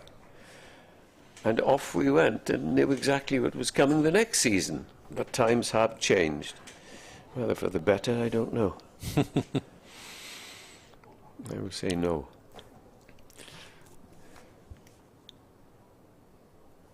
Yes, there were 4 competitions to fit in even in those days, weren't there?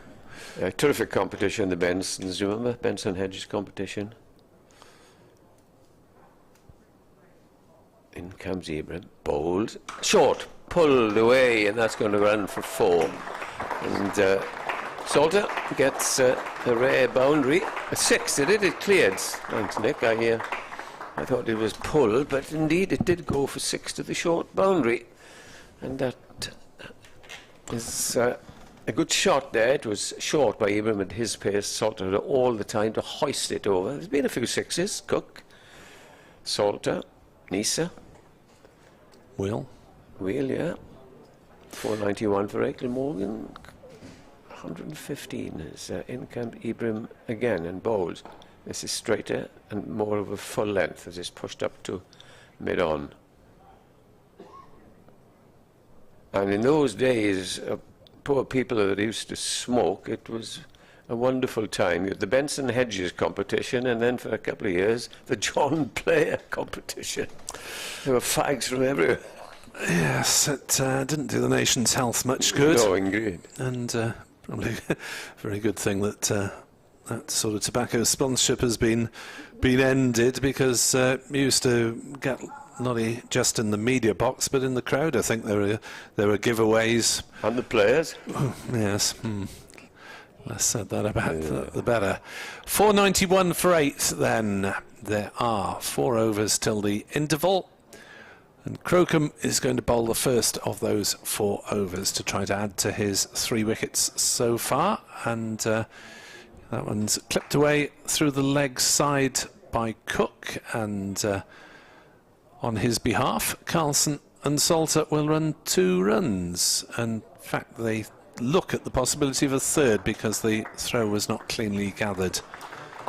And applause is for 50 partnership. 493 for 8. So Cook has 32 of them, despite being encumbered by injury. Has a waft at that one, and he's caught behind. Well, Cook didn't move his feet there, and he wanders off. And Crocombe has his 4th, and the possibility of 5 for 493 for 9. Cook batted pretty well despite his injury, but he goes called Seifert bowled Crocombe. So Seifert has got 1, 2, 4 dismissals after dropping a dolly. Yeah, good innings that. Got Seifert bowled Crocombe for 32. And perhaps we'll be delayed our cup of tea. Or perhaps we'll get it early. Could be either way.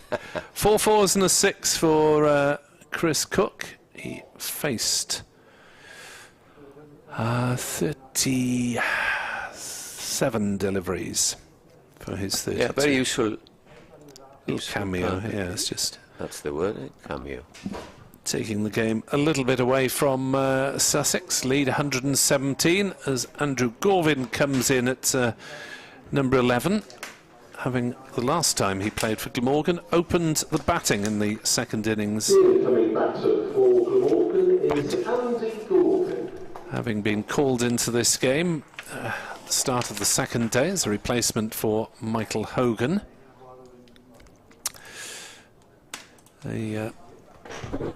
Not the tallest and slight build Andy Gorvin.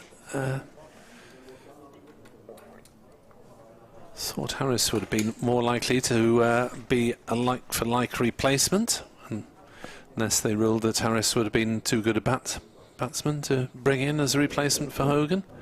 Not sure how closely these things are administered. There's Glamorgan's second 11, in which Harris took 4 for 44. Glamorgan 282 for 4, just 32 runs behind Somerset at the moment. Callum Taylor hit 63, Joe Cook 60. Taylor 73, Cook 61, Tom Bevan is 78 not out. So Crocombe has a chance, hasn't he? 4 balls left. Yep, for a 5-for. He's bowling to last man Gorvin, who allows that one go through outside the off stump, and there is no run. So as things stand, this is Crocombe's career best. 4 for 92. Yep. So unless he concedes a further 9 runs without taking a wicket. 4.93 for 9 Glamorgan as we approach 4 o'clock. And Crocombe is into Gorvin, who plays and misses outside off stump. Yeah, he really has bowled well. That's a Crocombe. And without that, those figures of his that have taken those 3 wickets very, very quickly. And 4 wickets, in fact, altogether. Sussex would be in not a very good state. But there we are. They trail by 117. As Crocombe bowls, and that's defended on the onside by last man Andy Gorvin.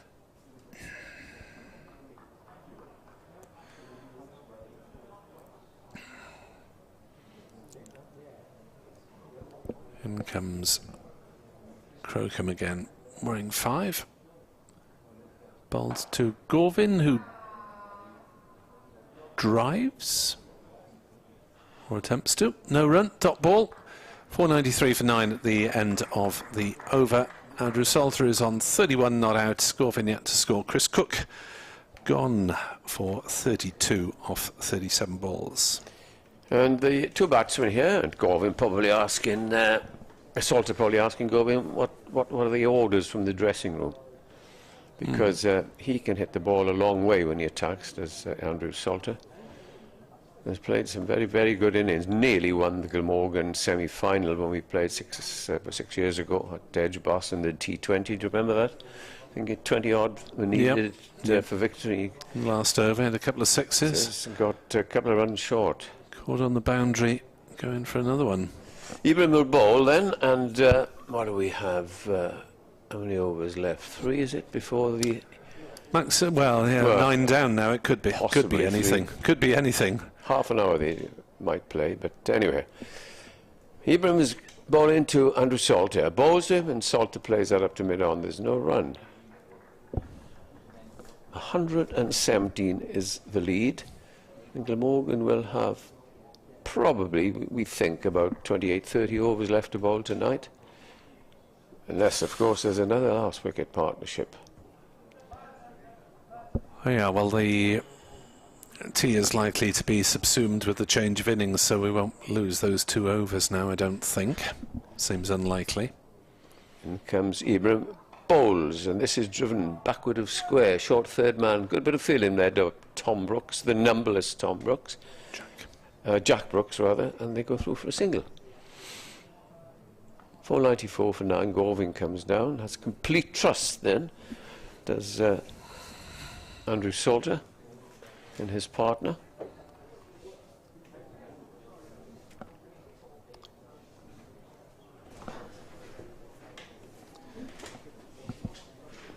Now, you compare, as the next ball is appeal for LBW, giving him out to LBW, and that is the end of the Glamorgan innings. They're eventually dismissed for 494. Colin was LBW there to Ingram for low score. Salter was out for not out 32. The lead now is 118. So Glamorgan will, in fact, what have we got, Nick? 34, about 32 overs to bowl. 30. No, they won't lose any, so it'll be 34 overs. They will take tea. So we'll be back just before 20 past 4 with commentary as Sussex try to knock off the deficit of 118. And there'll be an update for BBC Radio Wales very shortly, but commentary resumes in just under 20 minutes' time. All the wickets surrounds, and also please do not take any food or drink with you.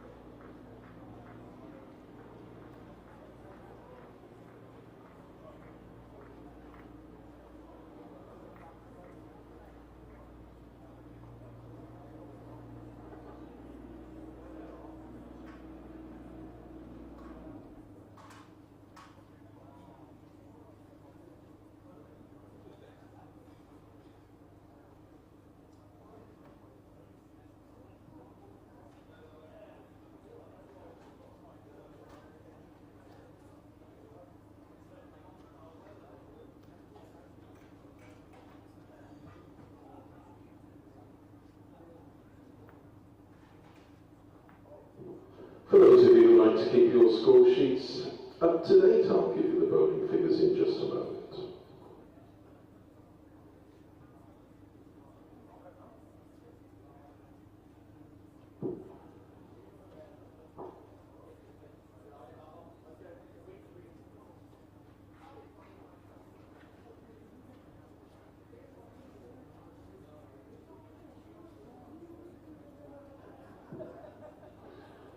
So Glamorgan all out for 494, Andrew Salter unbeaten on 32, in the total there were 18 extras comprising 1 by 10 leg byes, 1 wide and 6 no balls.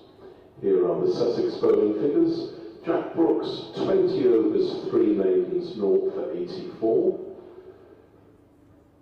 Sean Hunt 19 overs, no maidens, 3 for 72. Henry Crocombe, 22 overs, 2 maidens, 4 for 84. Tom Haynes, 11 overs, 1 maiden, 1 for 25. Del Ray Rawlins, 20 overs, 3 maidens, 0 for 82. Dan Ibrahim, 11.3 overs, no maidens, 1 for 47.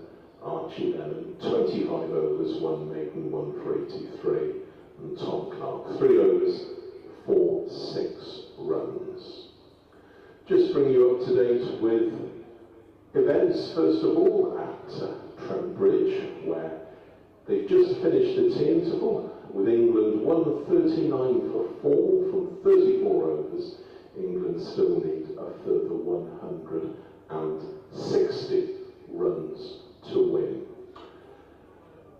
Latest scores from the other games taking place elsewhere today. We'll start again at Avenue Road in Abergavenny, day 2 of the second 11 championship match between Glamorgan and Somerset. It's tea there with Glamorgan 283 for 4 in their first innings, still trailing Somerset by 31 runs. Tom Bevan is unbeaten on 78. Colin Taylor made 73 and Joe Cook made 61. Here are the latest scores in the other games taking place elsewhere in the LV Insurance County Championship. Glamorgan were finally bowled out in their first innings for 494, that owing much to two huge innings from Eddie Byrom, 176, a career best, and Colin Ingram, 178, a championship best. Their stand for the second wicket of 328 was also a county record. Glamorgan, though, collapsed in the middle of their innings to Henry Crocombe in particular, before 33 from Nisa, 32 not out from Salter, and 32 from the injured Chris Cook towards the lower end. Glamorgan 494 all out, lead by 118. For 5, still trailing Durham by 297. At Grace Road in Leicestershire, 51 for 4 in their second innings, still trailing Notts by 500. Still trailing Notts by 57 runs. That's after Notts made 548. My apologies. At Queen's Park in Chesterfield, Derbyshire in their second innings at 80 for 2. Middlesex earlier were dismissed for 196, so the net result there is that Derbyshire still require 139 runs, or Middlesex 8 wickets. And at Canterbury, Kent in their first innings are 468 for 4, leading Gloucestershire by 30 runs.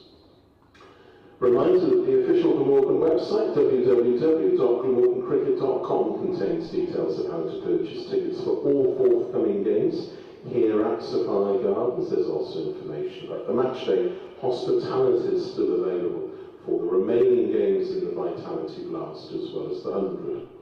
Copies of the Glamorgan yearbook, scorecards and Michael Hogan's testimonial brochure are all available for purchase from reception, situated on the ground floor of the Thatcher's Pavilion. The Glamorgan Club shop will be closing at 5 o'clock. If you wish to visit it before then, please walk along the footpath in front of the Castell House stand. And don't forget, the Glamorgan Club shop, as always, is selling a wide range of cricket equipment and other items, including replica Glamorgan kit. If you're seeking refreshments, food and drink can be purchased using electronic means from the kiosk or the mobile unit situated in the concourse area beneath the pavilion stand. And a reminder that for members, tea and coffee is available until 4:30 in the Lewis Lounge, and then between 10 and 11 tomorrow morning. And finally, don't forget, drinks and snacks can also be purchased from the vending machines situated at the rear of the indoor school.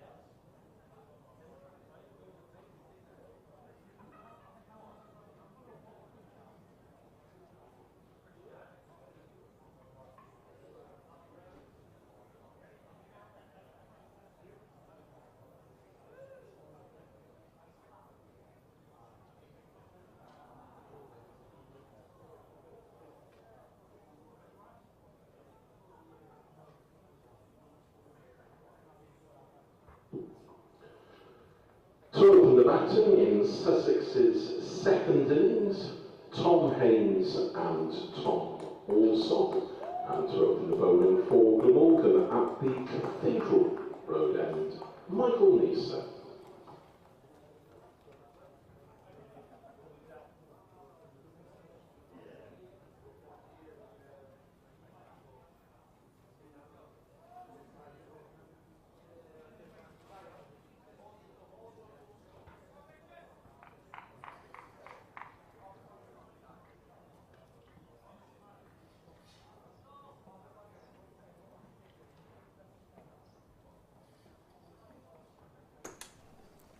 Good afternoon and welcome back for this final session on the third day of Glamorgan against Sussex, where Sussex are just starting their second innings, 118 runs in arrears.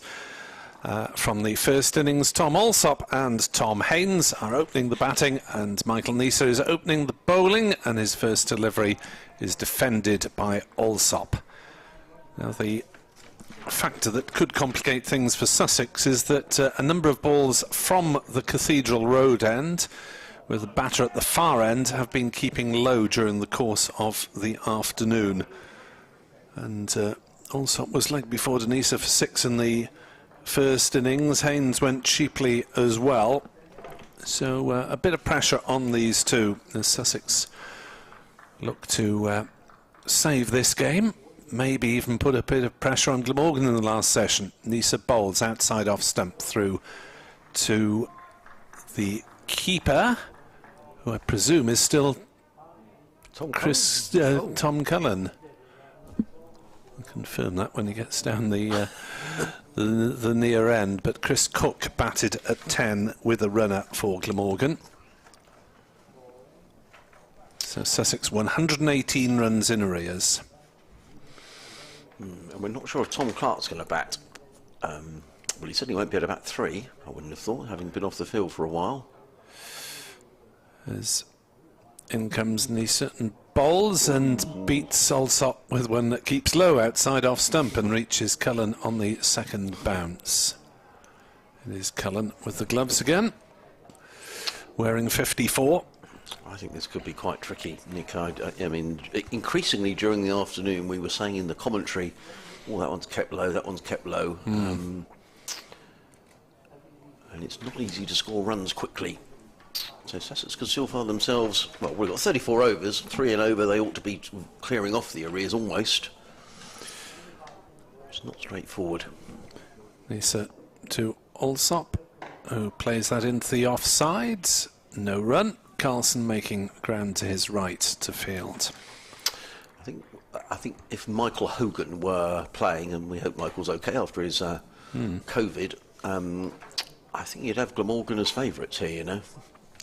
That's not to deride Andrew Gorvin who's come in, but I mean Hogan is such a fine bowler. Yeah, I think Hogan's absence will be putting a lot of pressure on Neser, and maybe later in the innings on Salter to deliver the goods. As Neser bowls outside off stump, Alsop allows to go through. No run. The over rate for Glamorgan is +4 at the moment. Yes, that's a good one. Yes, sorry, I was thinking. Sussex's was +5 on the board at lunchtime, which we couldn't quite understand, given that we had tea at, well, we would have had tea had the full overs been bowled at just after 4. Neser into Alsop, back on his stumps and defending, and that is the spot that Neser is going to aim for, I think. And, well, given that low bounce at the far end, I don't think a side in the 4th innings would be looking to chase more than 100. No, I agree. I completely agree. I'll just have a quiet look at the test match. 198 for 4, Johnny Bairstow 88. Having a biff. Off 68 balls with 5 sixes. Ah, that's the way that one's going. So we're 198 for 4 off 38 overs. I don't know how many overs are left in the match, but England looking odds on in a minute. Is that the fancy dress mob enjoying themselves down in front of us somewhere? Great day to be at Trent Bridge. My friends there and the crowd are going berserk, look. I think it might be the fancy dresses. So, it's going to be... Gorvin to open. Yes, it is. From the Taff end. He's only bowling at 70 miles an hour or so in the brief spell he had in the first innings, so medium pace. And he comes into bowl to the left-handed Haynes. He's in and bowls down the leg side, and immediately a no ball, which gets Sussex on their way, and a delivery swinging down the lead side taken by Cullen. And there is no run. The equation at the start of the England innings was 299 off a minimum of 72. Wow. Well, They're in the 39th, so they've got 30 odds. They only need to score threes. In comes Gavin bowls, and Haynes flicks this down to fine leg. And he's on his way. Just make sure they are runs. Yes, they are runs. So Tom Haynes on 1, Sussex 3 without loss. I mean, England cruising to victory, really. Yeah, unless there's a collapse, because they haven't. If England do lose a couple of wickets, they haven't got the strongest of bottom ends to that batting order, have they? No, after Folkes, then you're into Potts. So it could be a twist in the tail, but England in good shape. As Orvin is in bowls, and also again back on his stumps. I think that could be a dangerous game on this pitch, you know. Playing back. Nonetheless, Allsop keeps it out, plays to mid-wicket, and there is no run. So, elsewhere in the second division, Leicestershire are played rather crumbling in a heap at Grace Road. They're 70 for 5, still trailing Notts by 38, having posted 440 in their first inning. So, Nottinghamshire strengthening their promotion grip, it would seem. It's Corvin in again, bowls, and Allsop again forward, plays to mid-wicket, and again there is no run. Worcestershire 353 for 5 at Durham, so there's been some excellent middle order resistance in the shape of Brett D'Oliveira, who's on 77, and Ed Barnard, who's on 75. As that pair edge Worcestershire towards safety. And at Derbyshire 96 for 2, needing 123 more to beat Middlesex. And Govin bowls, and a nice looking shot by Tom Haynes, but only as far as square leg, fielded there by Billy Root. And there is no run. Briefly in the first division, Yorkshire 27 without loss, leading Hampshire by 45. Kent 488 for 4, my word, leading Gloucestershire by 50. Somerset 225 for 5, leading Surrey by just 20 runs at Taunton. Warwickshire 194 for 6, leading Lancs by 200. In comes Gordon bowls, and it's down the leg side, and it's clipped away very nicely by Tom Allsop for the first boundary of this Sussex reply, and hasn't quite got his radar right here as Andrew Gorvin. Allsop goes, well, there his first runs. He goes to 4 and Sussex 7 without loss. Sussex can get these knocked off for none or one down tonight, then they'll sleep considerably better. Oh, most definitely, yeah. Important phase of the match. Gorvin in again, bowls, and another poor delivery, and it's only just over the head of Billy Root at square leg. It was a poor delivery in that it was swinging away down the leg side. Allsop took it on and clipped the ball over square leg as a cry of catch. It wasn't that far away from Billy Root, I don't think. We'll just see the replay. It was in the air. Difficult to see how far over Billy Root it was. But he had a good go at it. He did have a good go at it. So he's interested. It wasn't that far. So, 2 boundaries in the over from Tom Allsop, and Sussex at the end of the second over are 11 without loss. Oh, I'm going to have to nip next door and do an update. Thank you, Adrian. See you shortly. So, Sussex have reduced the deficit to a mere 107 runs,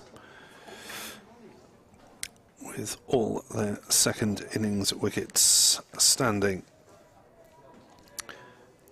Glamorgan with a hugely lopsided scorecard. Colin, Ingram and Eddie Byrom scored 2/3 of their runs between them as Nisa bowls, and Haynes is forward defending. We don't think that Clark will be allowed to bat at 3, having been off the field for the latter part of the Glamorgan innings with a hand injury suffered while, or wrist injury, badly bruised wrist. Hopefully nothing broken. 11 for North Sussex. Nisa started with a maiden. Wheels around. Runs in with great purpose, and Haynes drives to cover, no run. Kieran Carlson's the only fielder in front of square on the offside.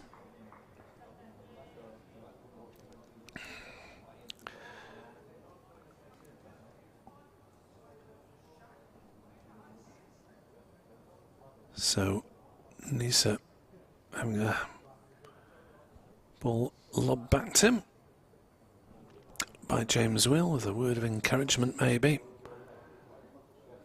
As Nisa bowls, played through the covers. It's a bit of a chase for Salter. Good sliding stop. And the outfield keeps them down to a single. 12 without loss. First run off Michael Nisa, off the 9th ball that he's delivered. So a small crowd basking in the sunshine, having watched Glamorgan progress from 258 for 1 overnight to 494 all out. They were 333 before the fall of the second wicket and the third, as Nisa bowls outside off stump, allowed to go through by Alsop. No shot offered.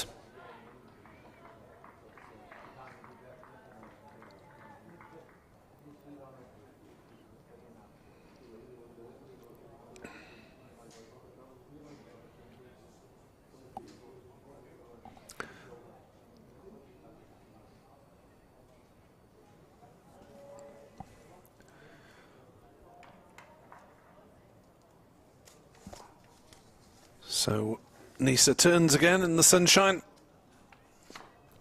races away from us and bowls, and Alsop tucked up plays back to the bowler, and there's no run. Batting to come. Well, Clark, we presume, will be down the order. Carter on the back of his first innings marathon of 185. It's been a game of big scores, hasn't it? Might be promoted to 3. Seifert, Ibrahim, Rawlings was the order they came in the first innings. As Nisa's in and bowls, back on his stumps goes Alsop, defending to wheel at mid-on. Another tight over from Michael Nisa, just the single off it.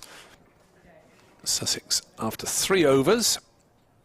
12 without loss. Deficit is 106, and there are 31 overs to come this evening.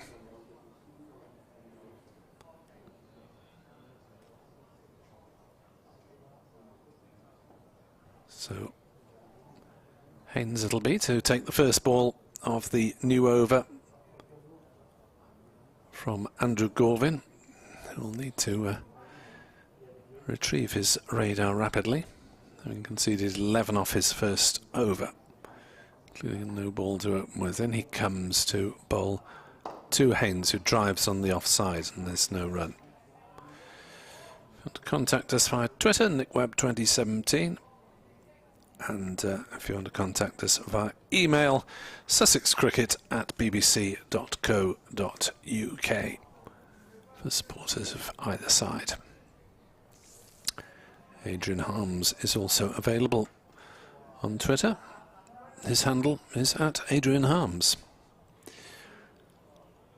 Gorvin bowls and beats the edge of Haynes's bat. A rather indeterminate jab there from Haynes, as he flirted with peril outside the off stump. 2 slips, Lloyd and northeast.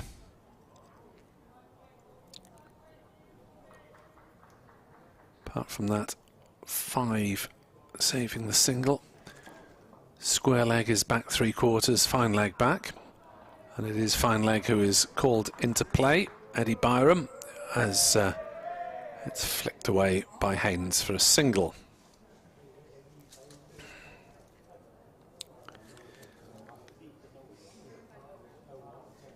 So a bit of a pressure in this last session on the young Sussex side, despite their fine efforts in fighting back with the ball. 13 for naught. Gorvin bowls, and propping forward is Alsop. Ball rolls out to mid-off, and there's no run. Morgan with James Wheel and David Lloyd as their other seam options. I suspect Andrew Salter will be into the fray with a reasonable amount of work tonight for the off-spinner, and Colin Ingram, probably the sixth bowler with his leg spin. That's outside off stump from Gorvin, wide, allowed to go through by Alsop.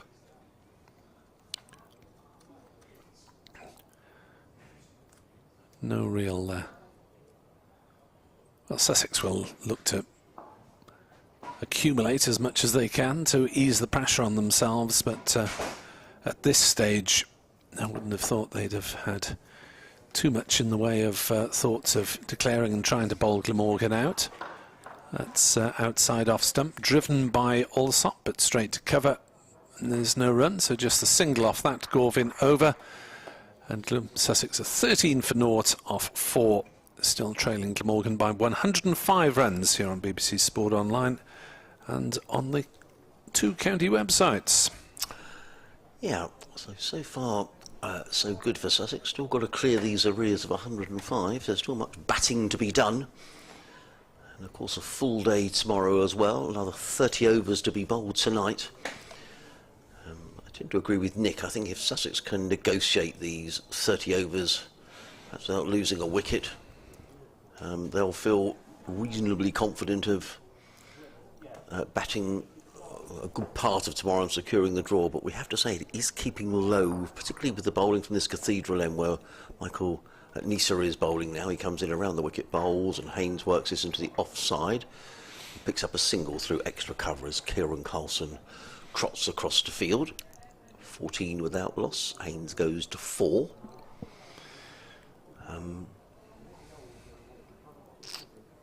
There are 2 slips, a third man, a point, mid-off, extra cover, mid-on, a mid-wicket and a fine leg. And this is the first time that I think Tom Alsop has faced Michael Nessa. He's certainly taking guard again as he just waits.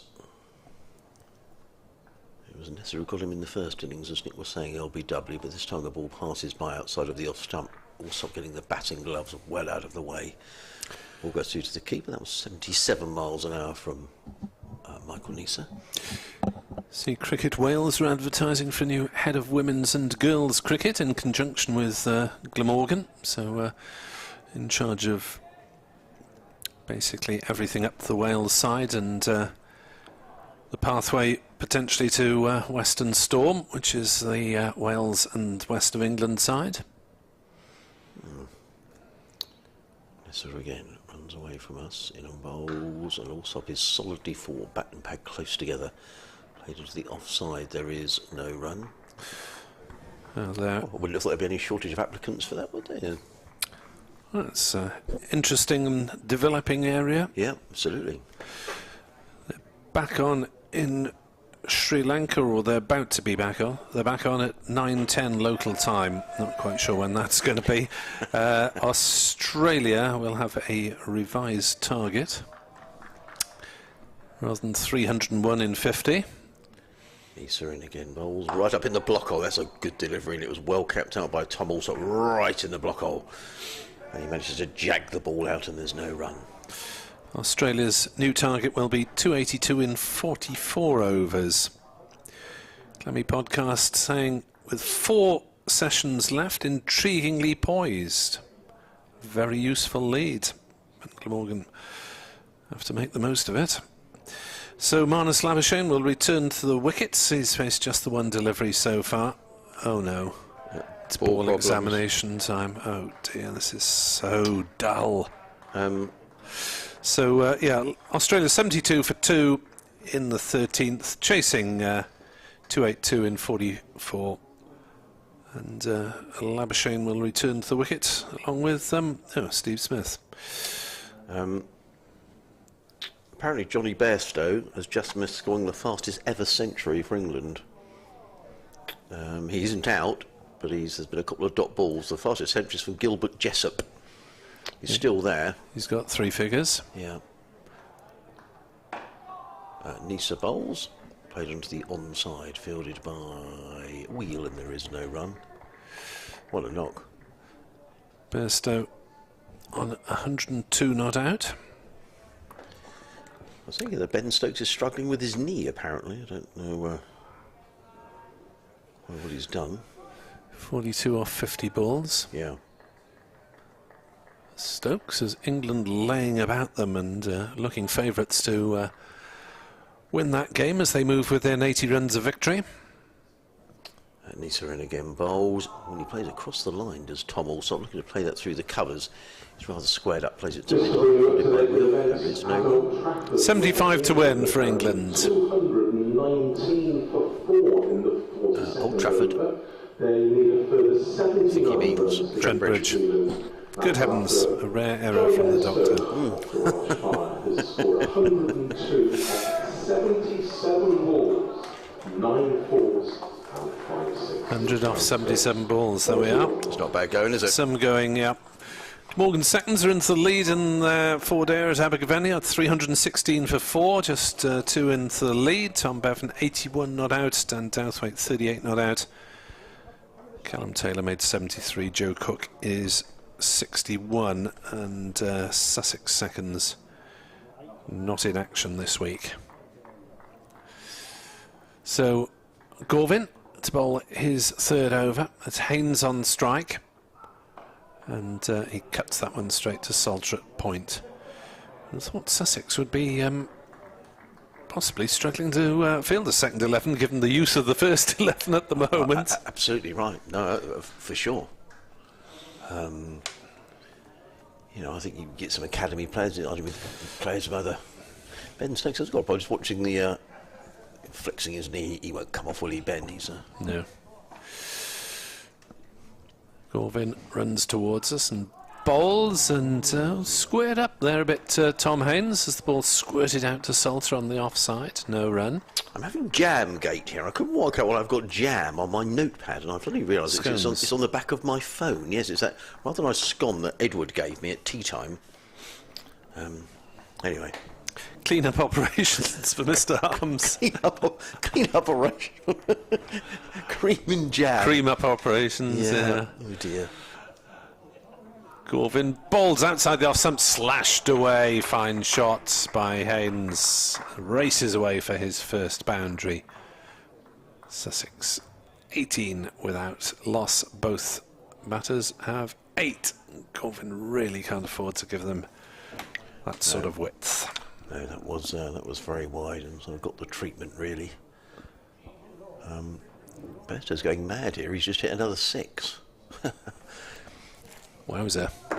Yeah. Good value for money for the people who didn't pay anything anyway. Yeah, 6 more. Well, England are racing to victory, it would seem, at Trent Bridge, which will be good for the game on these shores. Most definitely. As another one is rifled through the covers by Tom Haynes for 4 runs, and Gorvin trudges back towards his mark. Having been drafted into this game, has found it rather tough going. Claimed the 1 wicket in the first innings when he just had a token bowl towards the closing stages, but hasn't been a good half hour for him, out without scoring and now being walloped. I just look at that over has gone for 17. It's going to be over quite quickly at Trent Bridge, I think, with Bairstow going like this. That's a pretty decent chase from England. Yeah, indeed. 299 if they get there. Gorvin bowls again wide of off stump, and again thrashed away for 4 by Tom Haynes. Thank you very much indeed. There is no sweeper on the cover boundary, and Gorvin not learning from his earlier error, and smashed for 3 fours. A little bit reminiscent of the way that Sussex bowled to Colin Ingram at the start of his innings. Yes, that was over pitched rather than wide, wasn't it? Yeah. Ingram was driving powerfully straight back down the ground off Brooks in particular. So I can't help but look at this. In this session, England 9 overs, they've scored 102 since tea. That's ridiculous. That's T20. That's T10. Yeah. 26 for naught, Sussex. Haynes has got 3 boundaries in this over.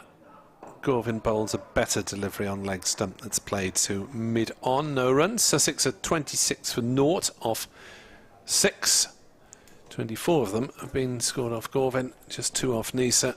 Sussex trail now by only 92, with 28 overs remaining tonight.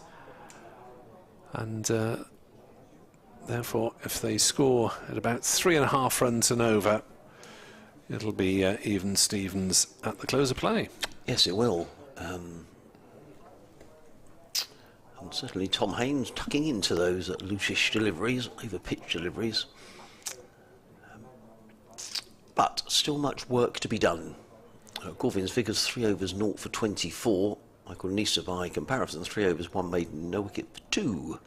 So 2 slips and a third man, a point to cover mid-off, mid-on, mid-wicket, and a fine leg. As Nisa wheels around in front of us. Comes into bowl to Tom Alsop, who covers up and plays to mid-off, and there is no run. I guess James Wheel is the other seeming option, who's actually warming up as we speak. Down below us at mid-on. We're going to see a little bit of James Wheel. Looks like Gorvin will probably be taken out of the account. Out of the attack. Yeah, well, he can't bowl wide half volleys. No. And stay in the attack. Nisa turns in again, bowls forward, comes Alsop, everything behind that, played to backward point. And there is, I mean, Sussex to save this game, Nick, are going to need to bat. Well, if they could bat to tomorrow lunchtime, the league could be 100. That's not going to be long enough. So we'll have to bat until tea tomorrow, really, because if Glamorgan had a sniff of maybe chasing, I don't know, 150 or something, they might have a crack at it initially, at least. Yep. Conditions might be quite difficult, though, by midway through till tomorrow. Yeah. These are thundering in bowls to Alsop. Lets that go outside the off stump. And there is no run. So Johnny Bairstow's century was the second fastest ever. 77 balls, 1 more than Gilbert Jessop's mark of 76 balls. That stood for 120 years. Wow. So fastest in more than a century in a test match for England. Well, you were saying that he was fully justified his place in the side, and he... wow, what an innings that is. Nisa in bowls, Alsop turns that onto the onside, fielded at mid-wicket, and there is no run.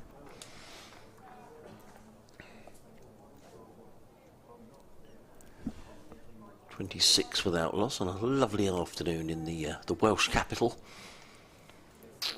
Yeah, getting nicer as the week goes on. It is. Friday, hot, hot, hot around the UK, or at least around England and Wales. I'm not sure if our Scottish and Northern Irish brethren will be joining in this. No, they're not. This weather. Yeah, and I think that's where the weather's coming from towards the weekend, unfortunately. As in comes Nisa bowls, and also covers up, plays to mid-on. It's a different game when Michael Nisa is bowling, making the batsman work, not giving any freebies away. 5 dot balls in this over so far. Well, Nisa's the excellent sort of level signing that you need, in that he's a fraction maybe below international level at the moment. Maybe his form has come slightly too late in his career to make him a regular Aussie, though he was around the Test squad for a couple of years before he got his first cap. Played a couple of ODIs. Nisa in again, bowls, and Alsop is forward. I thought for a minute that did keep a little low. I thought for a minute Nisa thought he was in business for an LBW decision. However, a very fine maiden over from Michael Nisa. Yeah. Maiden Gav. 4 overs, 2 maidens at no wicket for 2. I think it'll be no surprise here if Andrew Gorvin is taken out of the attack, and I'm fairly certain that we're going to see a change at that River End, having bowled 3 overs for 24 in a succession of half volleys. They're going to go straight to spin. Looks like they're going to go straight to spin. Ben Stokes through to his half century in the Test match. Salter to bowl the 8th over of the innings. Interesting. So, I mean, Michael Nisa's not going to get much of a break in between overs, but that's a very positive move by. Well, he has been, you know, he was obviously one of Glamorgan's best bowlers in the first innings, going for 2.5 and over and claiming 4 wickets. So get him on and see if he can find any devils in the pitch to exploit. Yeah, absolutely. The ball's nice and hard, I guess, and may have a couple of men sort of in close. It will also help to rattle through the over rate as well, because he's still got 27 overs to be bowled. Oh, don't. Tonight, and it's already 10-5. There we are. We've been relatively lucky in that we've got through our work by 6 or just after on the first couple of days. Just wish we were out in the sunshine to commentate on it rather than the shade of the commentary box. Sham Masood on 78 for Derbyshire, or 120 for 2, needing 99 more runs to beat Middlesex. Could be Middlesex's first defeat in the Championship this season. And poor old Leicestershire, 80 for 6, trailing Notts by 28. That could all have been 3 days, which seems extraordinary when you've made 440 in your first innings and then lose the game in 3 days. Yeah, when confidence is low, I suppose it's fragile. As Salter will come in to bowl his off-spin, and starts with a poor delivery outside off-stump. He has got a bit of cover on the offside. There's a sweeper there running round the boundary. Will they come back for 3 runs? Yes, they will. It was a bit of a long haul for Billy Root around the pavilion ropes. And Gorvin having bowled half volleys outside off stump. Salter doesn't want to repeat that. There have been too many 3s, have there? No. Root had a long way to go, and it wasn't hit with quite enough force to reach the boundary. England's target is down to 50 runs to win the second Test match and the series against New Zealand at Trent Bridge. Next Test begins a week Thursday at Headingley. Alsop on strike, 29 without loss, and he... That's hurt a bit. Yeah, plays no shot, Alsop. The ball there just turning away from the bat of the left-hander. It's pitched outside his off-stump. As Salter's into bowl, and he leaves that one go, which doesn't really turn much, and he's going to have to be careful in his shot selection, or non-shot selection, if there can be such a thing, when deciding when not to play a shot. Salter to Alsop again, who does play a shot this time, defending on the offside.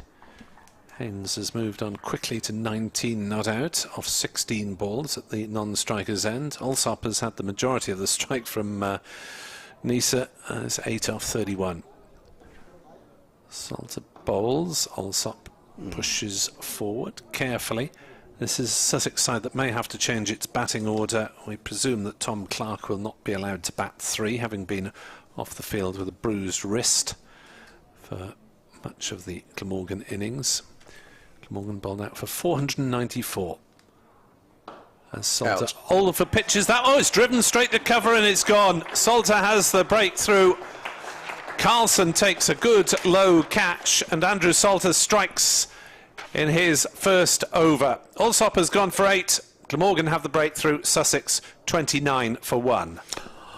Well, poor shot really. It's full toss, and he just drove it straight to extra cover. A good low catch by Kieran Carlson, but it was a full toss, and he just belted that straight to extra cover. And so well done the skipper. Really, he's made the change. And Tom Alsop, who's been the foreman of Sussex in recent weeks, has to go with the score on 29, and Sussex still in arrears by 89. Now it'll be interesting to see who comes out next, because Carter? I guess it probably will be. He was 4 in the first innings and didn't do a bad job. He was last out for a mere 185, which just about made him the highest score in the match, with Ingram and Byrom both reaching the 170s. England's target is now down to 41 to win. They are racing to victory, and I guess we might pick up some more viewers and listeners in around about 20 minutes when the Test match finishes. Well, Stokes and Bairstow are just going berserk at Trent Bridge. I think they've just made up their mind. It is Tom Clark. I'm surprised at that. I thought he was off the field. We thought maybe he wouldn't be able to bat. But, well, that's interesting. There we are. The trio of left-handed Toms is still intact at the top of the Sussex order, so hopefully his injury isn't too bad, but There's also a bowling change. I think he'd be permitted. There we are. Coming on to bowl for Glamorgan is James. So it's a double change from Glamorgan as Wheel comes on alongside Salter. Wheel with 1 for 77 in the first innings, though he did have a couple of catches dropped off his bowling, and he struck with his first ball, in fact, in the first innings when he removed Haynes caught behind. Glamorgan, by the way, have Tom Cullen keeping wicket again in this second innings, with Chris Cook missing the calf injury, though he did contribute a useful little 32 with the bat despite that injury. Batting at 10. Yeah, well, that's a when you don't want to get out to a shot like that, really, do you? No. Full toss. Full toss, slamming it down extra cover. A good catch by Carlson. Wheel running away from us. Comes in and bowls to Haynes. There is some indifferent bounce at that far end. I'm just watching. I've got an eye on 2 games here. Ben Stokes has just hit a massive 6 out the ground, I think. This is stupendous striking in the Test match, isn't it? Unbelievable, yeah. Yeah. Yeah, I mean, Stokes and Bairstow are just going utterly berserk. 31 to win now. Yeah. Be over in about 10 minutes at this rate. Wheel. Bright sunshine runs away from us, comes in and bowls, and forward comes Haynes, plays into the offside, and there is no run. Tom Haynes looks towards the dressing room. I'm not sure if he wants something brought out, or no, he's okay, just perhaps regaining his concentration. So Tom Clark was hit fielding, we understood, on the wrist, and it was badly bruised, but it seems like he's okay to bat, so we assume he's okay. Sussex still trailing by 89 as Wheel is in, bowls, and Haynes is hit sort of midships. That's high up on the thigh pad more than anything else. Unless he snuck back onto the field in the closing stages and we didn't pick it up, because they had the sub on for quite a long time, didn't they? I Teenager topping. Yeah, I certainly didn't see that. Anyway, I'll better start thinking about my match report, so I'll let Edward move in alongside you, Adrian. There's James Wheel down below. A tall man is on his way from the Cathedral Road end of the ground. He's in and bowls to the Sussex skipper Tom Haynes, who I thought for a minute had been caught. It was wide outside the off stump. It was a very typical Tom Haynes shot, looking to crash the ball through that point area. It was well stopped by Root at backward point, but I thought for a moment it was in the air. However, it wasn't, and Haynes remains on 19. Sussex 29 for 1. Edward pressing his button so that we're on England leading 27 to win in the Test match. Bairstow 136, Stokes on 60. Extraordinary atmosphere at Trent Bridge. As he's out! Is he out? No, he's not. Might have half volleyed it. I don't know. Did he drop it? I thought it was half volleyed at first. Look, there we go. Let's see it again. As it comes Wheel, he bowls. Haynes, no, off didn't the pad. carry. Didn't carry. And off the pad, I think. But he beat him. So that's happened there. And meanwhile at Trent Bridge, Johnny Bairstow is out in the Test match. And just watching him walking off on the big screen, I think this is good to convey this, because the New Zealanders clapping on that must be one of the great Test innings. Yeah, I think it's fastest, isn't it? Yeah, second fastest in the history of the game. Phew. In comes Wheel, bowled down the leg side, taken by Cullen, and there is no run, and a standing ovation all the way back to the pavilion from the Trent Bridge crowd. What an ovation that is. England needing 27 more runs to win the Test match, and they're going to do that quite easily. And it's the end of James Wheel's over. A maiden over after all that. Sussex are 29 for 1. Clark yet to score. Haynes on 19. We were just saying Edward, that I don't think this is going to be the easiest in the world with the uneven bounce, particularly bowling from this end. Sussex have got a lot of batting to do tomorrow. They certainly have, and we've already seen that you have to wait for the ball as opposed to going into it. And we saw that dismissal. I know it was a full toss, but I also stood behind the arm there when Nisa was bowling. The ball lands gently, doesn't deviate, and the batsman normally just pushes or watches the ball go through to the wicket-keeper, in as much there is no pace. And I'm glad to see now that Salter is attacking the new batsman. He's got a bat pad and a short leg, and he'll probably be trying to hit the rough, and it's always better for off-spinners when they bowl to left-handers. In comes Salter, bowls, and Clark just pushes forward gently to the man there. I think it's Ed Byrom feeling at short leg. 29 for 1. In comes Salter again and leaves. Not really. He had a good look and then decides to leave. Perhaps he is getting a little bit of turn here, Andrew Salter, into that rough. A lot of bowling's been done over the wicket from where he is aiming, and he comes in again and he has to adjust and nudge it away. Glamorgan have to be patient, as I know Sussex, they're in arrears, but they've also got to wait for the right ball. Yeah, they have. And I agree, it's not easy batting, I don't think, at the moment. Salter goes wide of the crease and edges that between bat pad and slip down to backward point to Anisa, tosses the ball back. Salter bowled very well to 4 for 107 off nearly 42 overs in the first innings. Is in, tosses this one up, and I think we can ignore the awe around the bat because he played it with the full face of the bat, and as we often say, it's just encouragement and making the batsman think it's coming through quicker than it is. Here's the next ball, and a couple of oohs and ahs. We've had 2 successive maidens, 29 for 1. Plenty of cricket left this evening. What do we got? 24 overs remaining.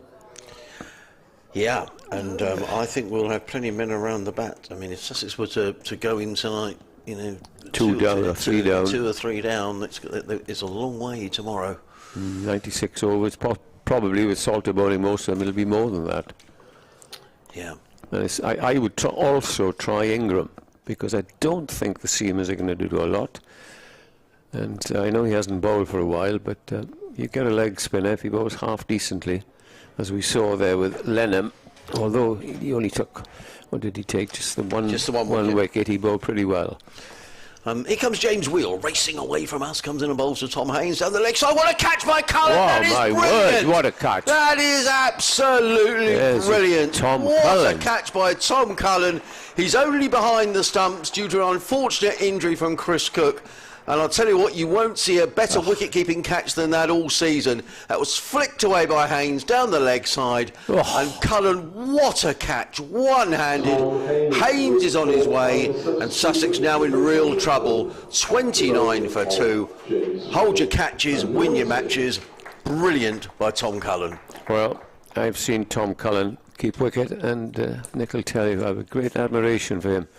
He led the side last year. I know he wasn't the captain, but in the Royal London, when they won the Cup, and everything he does, he contributes. He won a game derby a couple of years ago by getting undefeated half-century when Glamorgan was 6 down.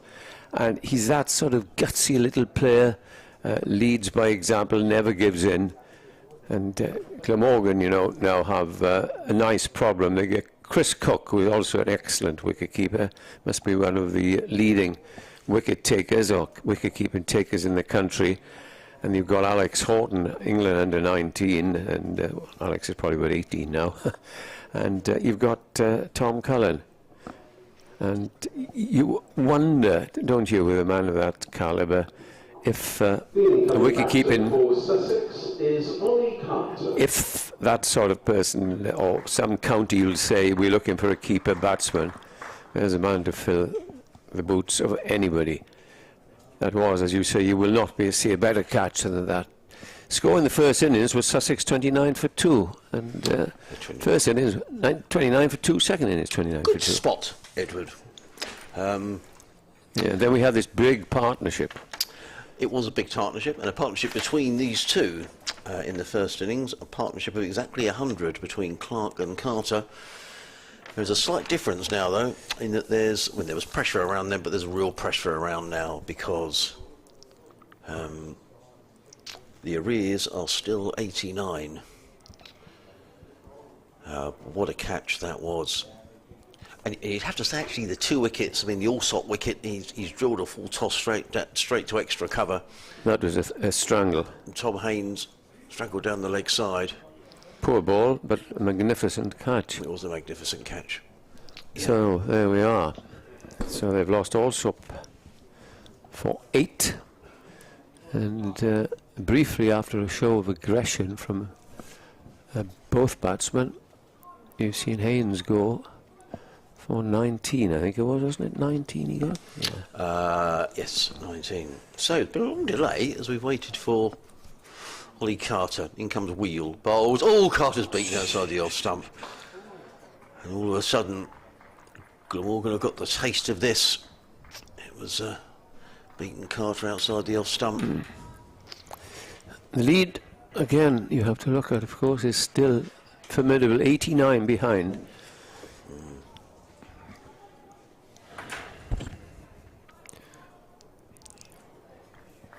Well, as I say, Sussex dug them out of trouble in the first innings. I mean, they were 29 for 2, largely due to this man Carter. Wheel is in again, bowls, and Carter is forward, plays to mid-on, and there is no run. Good point you made there, and Adrian strangled on the leg side and hitting a full toss to cover. Yeah, so 2 wickets. Good catch by Carlson, a superb catch by the wicketkeeper Tom Colin. Yeah, I mean, it was a good catch by Carlson as well, because he had to move forward. It's one of those that sometimes you think twice about, but he committed to the catch. Wheel again, in and bowls, and Carter punches to mid-off. There is no run. And the problem that Sussex have in these situations, Edward, is they're just not used to winning games of cricket in the county championship. No. This is their 19th game without a win, and I'm sure that the feeling in the dressing room is, oh crumbs, probably here we go again. Yeah, and I do sympathise, because I said it, I'll say it again, they are a very young side. They are. And Sussex are to be applauded, really, for giving these youngsters their chance. In comes Wheel and bowls, and Carter forward, plays to mid-on. And to a degree, I agree with that, Edward. But it would be nice to have a couple of experienced players in the middle. Yeah, I mean, so for example, in this game, they have had Pujara for 5 of the 6 championship matches. So Pujara here would make a huge difference. Oh, on this pitch. And they have got, they have got injuries. So there are huge mitigating circumstances. You do reach a stage when you are looking at some of the younger players, perhaps thinking, well, it's difficult. Championship cricket is tough. Wheel is in, bowls, Carter plays a rather wide one, plays it into the offside. There is no run. End of Wheel's over, and over which he accounted for Tom Haynes. Sussex 29 for 2. Yes, a wicket maiden, I think, for James Wheel. Let's just wait for that to come up on the scoreboard. He has bowled 2 overs. Yes, that was a wicket maiden. 2 overs, 2 maidens, 1 for none for James Wheel. And you fast forward, Adrian, to, shall we say, 4 years? Yep. Then you will have Jack Carson in his prime. You'll have Lenham, who then will be about 22 or 23. Yes. You'll have him having had a lot of experience. You've got Haynes and Allsop, if they're still around. You've got Clark. Yep. You've got Byrom, who's not 20 yet. You've got Crocombe. That augurs well as the next over is again bowled by Salter. The first ball to Clark is prodded forward. So you look forward, and again, you've got to be not careful, but you've got to be wary that some county doesn't a rich county doesn't come along and snap one of them up. Well, I hope not. Salter on the wicket, bowls a floated delivery that just passes the off stump. That turn a little bit, Edward? And I don't think so, because Colin didn't really make him straight in. his variation is good, and he's such a better bowler these days in 4-day cricket. Salter from the river end is round the wicket and bowls. That's a well pitched up delivery, and Clark being ultra cautious. And well, if he thinks, right, I'll drive this, he knows that it's a slow pitch. We saw also, I think it was dismissed, caught at mid-on of Salter in the first innings, as in comes Salter again. Shorter, cut away, that'll be 4 runs, going up towards the pavilion, and Clark making the most of a shortish delivery to get off the mark with the boundary, which takes the score to 33 for 2. Good shot. It was. He's been waiting patiently. And a short ball, which on this pitch, and you bowl short, you are asking for trouble. We'll see Michael Nisa used in bursts here, Edward. Yeah, there's nothing. 3 or 4 overs at a time. Nothing in it at all for him. Salter bowls. Forward comes Clark. That's defensively played. Except the fact that he, bowling particularly from this end, where it has been the bounce a little unpredictable, keeping low. Yeah, he'd probably pick up a wicket or two, but it's hard work. Yeah. England still haven't got the victory, but it's within their sights. As that I think might have just hit the pad, prod him forward. 4 off the over. It's 33 for 2, and a deficit now for Sussex of 85 runs. If Glamorgan can get another wicket this evening, possibly 2, they'll be very, very pleased. 4 crumbs, yeah. Well, they done well to get 2 on this pitch. I mean, there was some resistance. Carter. Seifert hasn't made any runs, but I mean, he's an international cricketer. Ibrahim, then Delray Rawlings. Never quite sure what you're going to get with Delray. And then you're down to the bowlers: Lenham, Crocombe, Brooks. Well, I wouldn't say that. All rounders, perhaps, after their first innings, Yeah. So it's going to be James Wheel. Very important that Sussex don't lose another one tonight. As Wheel runs away from us, comes on and bowls to Carter, and Carter drives in the air and. Yeah, crop on the drive, somebody, I think. Yeah. If there had been someone there at short extra, that might have been interesting. But Glamorgan are absolutely cock-a-hoop here at the moment. Sussex 33 for 2, still trailing by 85. Both openers already back in the pavilion. And of course, after your round Britain trip this weekend, you'll be back here on Sunday. We will. And you'll probably be playing on that pitch, I would have thought, because it doesn't look like it's deteriorating for another year. Wheel in bowls, and Carter plays all across the line. He plays it onto the on-side, rehearses the shot through to the off-side, but that wasn't the shot he was attempting to play. No, indeed. 33 for 2. 21 overs left. So lots. Unless we see Ingram bowling, it could be a little spot of overtime, which we can't grumble about, because the first 2 nights we had finishes dead on 6 o'clock or thereabouts. There's going to be a lot of overtime here, I reckon, as in comes Wheel and bowls. And Carter plays that in the air. It wasn't that far away from short leg. That's Byrom in there. Yeah. We'll wait for the replay, but the reaction of the close fielders was that wasn't far away from Ed Byron. Carter picks up a couple of runs. Here we go again. Here comes Wheel, bowls, slowing it down. Well, it wasn't that far away, It's quite difficult to track the ball, but it was. The expression of everybody around the bat was that was pretty close. Carter gets a couple of runs. And those are the catches you take, as we saw from Colin. Yeah. If you're lucky. Wheel in bowls right up in the block hole. There's a loud appeal. I think Wheel maybe thought it hit pad first before it hit bat. Nonetheless, the umpire is unmoved, and there wasn't an appeal in the end. Yes, this pitch, because the last pitch was not at all good for the 2020. Yeah. Whether this pitch will, whether you get big scores, because the ball's not coming on. And Tymal Mills won't particularly want a pitch like this. No, he won't. No, that's the advantage Glamorgan have, of course. Wheel is a big game for both sides on Sunday. Wheel is in and bowls. Carter covers up, plays back down the track. There is no run, because both sides need to win. They're not out of it if they lose, but it's going to make life. Sussex would have to win, I think, 5 out of their last, well, probably every match after that. I had a look at the paper. You'd be delighted to hear this news. You probably do know it. But Surrey will be without Jason Roy, Ryan, Reece Topley, because they're off tomorrow to the Netherlands. Yes. How long are they over there for? Is that a week or? Not sure, but at least they won't be playing. Yeah. You'll probably be very glad of. Yeah. As in comes Wheel again. Full toss. Carter clips that away for 4 runs. No shot. So that got what it deserved. Clipped away. Nicely played by Carter. He goes to 6 and Sussex to 39 for 2. And that brings the arrears down to 79. Yes, Glamorgan on top at the moment, but as you say, a long time to go. But Surrey are a very, very good one. They are a good side. My word. They are a good side. And the slightly scary thing with Surrey, yes, they get rid of those players, but they seem to bring others who are equally as good. Just elsewhere around the country, Leicestershire now 91 for 7 at Grace Road. That could all be over tonight. Dear. Trading knots by 17. That really all due to the way that Nottinghamshire attacked. You know, they played some very attacking cricket, got a lead. Yep. And they're going to bowl knots. Looks like they're going to win, if not tonight, comfortably tomorrow. Worcestershire 397 for 5 at Durham. 96 from D'Oliveira, 95 from Barnard. Worcestershire battling to avoid the follow-on. Derbyshire have lost a wicket at Chesterfield. They're 100 and...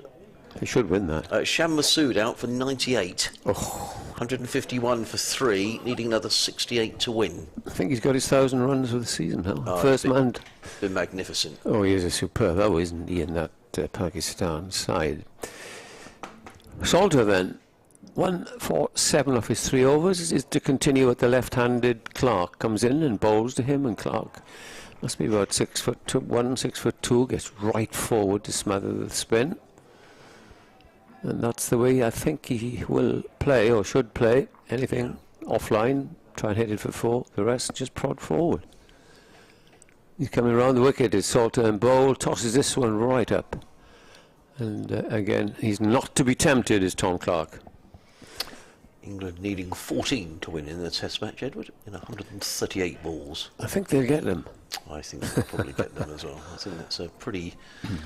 The crowd up there giving a real treat from Johnny Bairstow today. Yes, Salter again, and very unsure sort of prod there from Clark. He's scored 4, all a one-shot boundary, but he doesn't look settled, does he? No, he doesn't. Salter in, bowls again, back goes Clark. He'll get a run here, perhaps he'll get more than a run. 4 runs, yes, it's racing away of this glass-like surface here after all the sun we've had in the last few days. Nicely timed, so that's his second boundary. He goes on to 8. It's 43 for 2. Deficit now is 75. I've been trailed by 117 on the first innings. Still the 3 close fielders. In comes Salter, bowls. That's prodded forward again. Both batsmen in single figures. Carter is on 6. Clark is on 8. Alsop was out for 8, and Haynes for 19, as Andrew Salter comes wide of the crease and tosses this one up. End of the over. 4 runs from it, and I think Glamorgan will try and rotate if they can. Yeah, I agree. I wouldn't be a bit surprised if you don't see another couple of overs and Wheel, then we might see Nisa back on. You can just see... the man who's got the ball in his hands and took that catch to dismiss Tom Alsop, Kieran Carlson, he, of course, is there. He took 5 wickets with his off-spin on debut at Northampton and has taken 1 since, simply because he hasn't bowled. Right. But as you are a bowler short and the ball is turning a little bit in that rough and you've got runs on your side, I wouldn't be surprised if they do bowl Carlson. Well, Carter has dispensed with a jumper that he was wearing out there. So a jumper? It's going to be. We're going to be very late here. You know, it's 20 past 5. I mean, I guess with Salter bowling, it does speed up, but the over 8, it is. We haven't got 20-0. Yes, Glamorgan are fine because they're still +4. But 20 overs left. Yeah, 20 overs left. Yeah, and it's already 20 past 5. How is that then? Because Sussex was so slow, and it did show Sussex as +5. There's no way that Sussex are +5. No. In comes Wheel over the wicket, bowled right up in the block. Carter drives 4 runs. over pitch by James. Well, what Glamorgan won't want to do here is to sort of leak a quick 30 or 40 runs. That's right, because all of a sudden the arrears are now down to 71, and then every run that Sussex score is a run clearly that Glamorgan have got to score. No, and I think Glamorgan, maybe a bit defensive, but we might as well put a man out on the extra cover boundary. Yeah. Instead of getting 4, you get 1. He's already pushed his short leg back to mid-wicket now, has Wheel or Lloyd, whoever decision it is. So there's a slip and a sort of 5th slip at the moment. A man on the drive on the onside. And then a long leg, no third man because it's such a slow pitch. And a extra cover mid-off, saving 1, then a mid-on.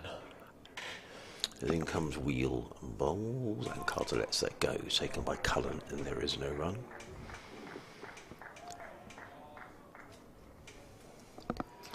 Just the one. Sorry, but I was just going on. to say just the one slip and a gully, backward point, cover mid-off, mid-on, mid-wicket. It's sort of 5th slip, isn't it? It's not sort of gully, squarish. It's as if he's patrolling the gully on the 5th slip area, if you know what I mean, or 4th slip. Comes Wheel in and bowls right up in the block. Well played by Carter. That's the ball you want to bowl on. Right in the block. I'm just looking here. Edward, England needing 6 to win the Test match, and there goes Ben Stokes trying to get it in 1. They needed 12 to win, and Stokes hit 8 to win. He had a massive 6 down the ground off of Bolt, which takes a bit of doing. I saw that. Nearly hit head out to the ground. Yeah, he has hit some big 6s. Who would have thought after getting 550, whatever they did in New Zealand, they'd lose the game? Incredible. In comes Wheel, bowls. Carter plays away from his body into the offside. Oh, it could be a run out here. Throw comes in. If he hits, he's out. Oh, it didn't hit. Oh, dear me. Dear, oh dear. That was total confusion. If the throw had been straight, I think Colin would have time to run him out. Yeah, I think it was played into the offside. Carter and Clark got their wires completely messed up. The throw came in. I don't think we're going to get another chance to see it, but the throw came in. We're obviously completely at the wrong end and not at a good angle to see, but it just looked as if if it had hit. England needing 4 to win in the Test match, just keeping everybody up. Yeah, sure. Ben Stokes is steering his side to victory. Yeah, complete mix of that. Wheel in again, bowls and down the leg side. Clark hasn't quite looked himself here. He got hit on the wrist fielding earlier on today. I'm not sure whether that's still bothering him. He didn't field for a long period of time.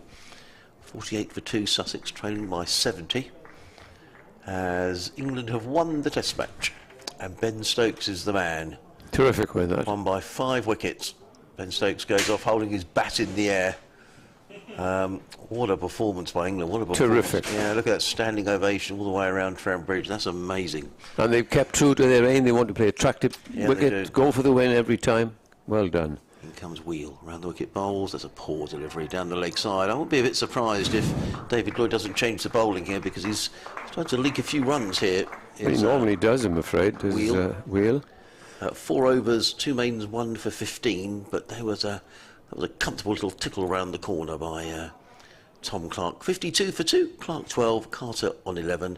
The relevant factor is the arrears, which are now 66. Yes, we're in for the wrong haul here at 23 minutes past 5. 19 overs left. It looked like a 20-7 finish. Yes, it does. Well, it does, absolutely. I mean, it may be slightly less than that, because Andrew Salter, I'm sure, is going to bowl quite a few overs. Yeah, I wonder if Carlson does bowl in the nets. I suppose he does, just to get practice to the others. But this is not, I don't think, a medium pacer. I think you mentioned it, Adrian. It's not a medium pacer's pitch. No. It's more of a slow sort of medium dobber, if you like, and then the spinners will bowl a lot of overs. But Glamorgan will not win Sussex. I mean, we were talking there about leaking too many runs, because Glamorgan really in the ascendancy here. The deep mid-wicket now has been posted for the first innings. Centurion, Ollie Carter, on that leg side. As Salter now to the right-hander, goes over the wicket and bowls the first ball as Carter pushes it back to him. How many overs have we had? Here is Salter, he bowls, and again Ollie Carter comes forward. 15 overs, this is the 16th, and players in the test match shaking hands, and here Salter comes in, tosses this one up, and it's driven out to mid-wicket where that man has been posted. Yes. Go with it, Billy Root rather, picks up the ball, returns, and then it'll be Salter to bowl to the left-handed Tom Clark. He got away with one there, didn't he, Andrew Salter? Yeah. He's bowling very slowly, isn't he? Which if you bowl slow, you do get a bit more spin. Yes. But it's the one success now for Salter as he comes in, bowls to Clark. Clark goes and drives out to deep extra cover. They go for the single. I think a lot depends on this partnership. No, I would agree with you. I mean, I haven't seen anything of Tim Seifert batting at all, but he's an international player, so you'd think that he's should get a few runs, yeah. Yeah, and then you got young Daniel Ibrahim, Delray Rawlins, but yeah, I think a lot does depend on this. You know, Sussex going 3 down tonight. Here comes the next ball. And this is prodded out to Carson, feeling a short mid-wicket. Just as well he's bowling. Well, the overs we will have 7:30. Well, no, I don't know quite how we've got. I need to find out how far. I need to find out how far Sussex are behind. Here's the next ball. Because that's been the problem, I think, today. That's the end of the over, and it's 54 for 2. The arrears now 64.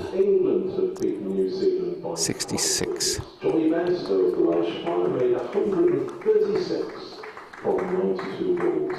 There we are. Captain Ben Stokes was unbeaten on 75. So there we are. It's confirmation of the score in the Test match.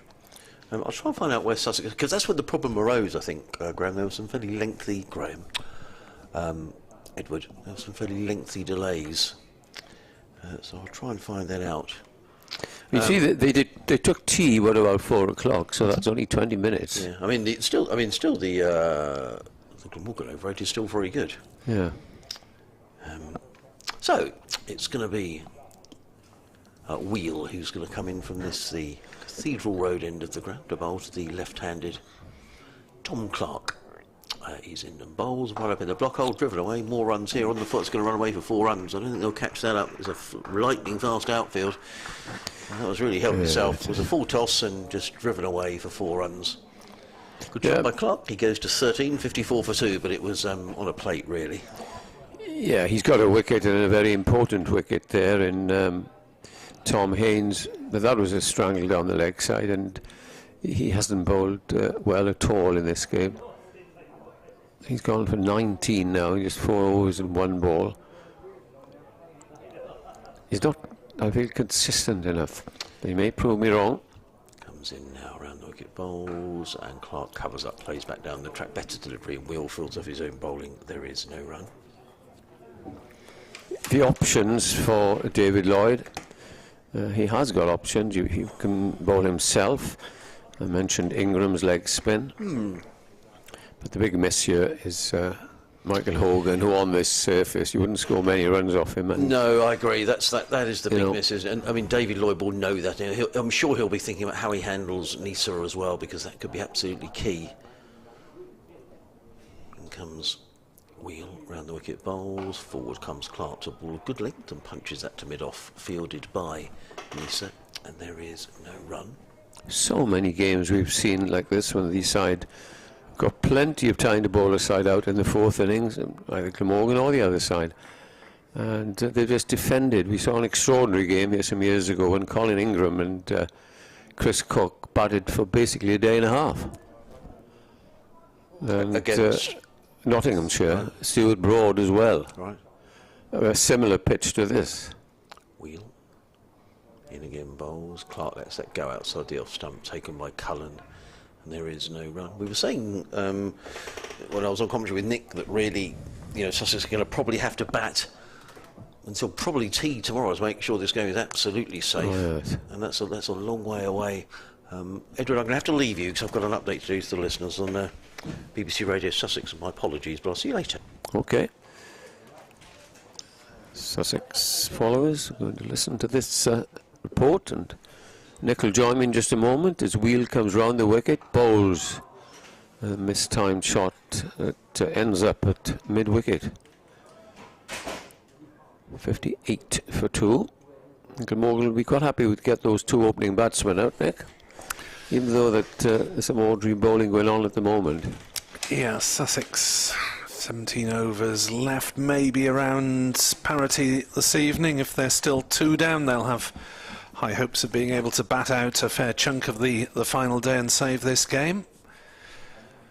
Yes, Wheel in, bowls again, taken outside the off stump, and that's the end of another over. Wheel 1 for 19 of 5 overs. Salter 1 for 13 of 5. Yes, suspect that Andrew Salter is going to be a tired man at the end of this match, and well, he hasn't bowled a lot, didn't he, the last couple of years, so it's good for him. Deserve a day off to put his feet up, soak his feet on Thursday before presumably they get back into nets on Friday as the... Tell me, Adrian, then, I suspect they'll play on this pitch for the one-day match because at least it's not so unpredictable the last one against Hampshire.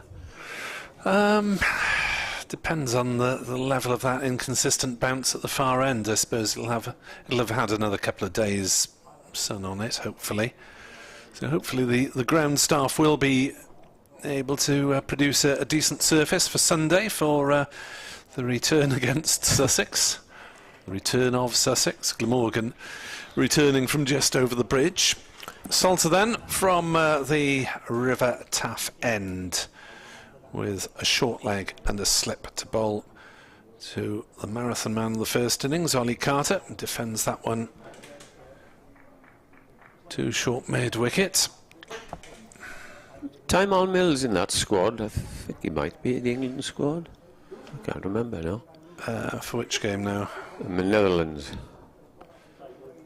That's driven by Carter to mid-on, and there is no run.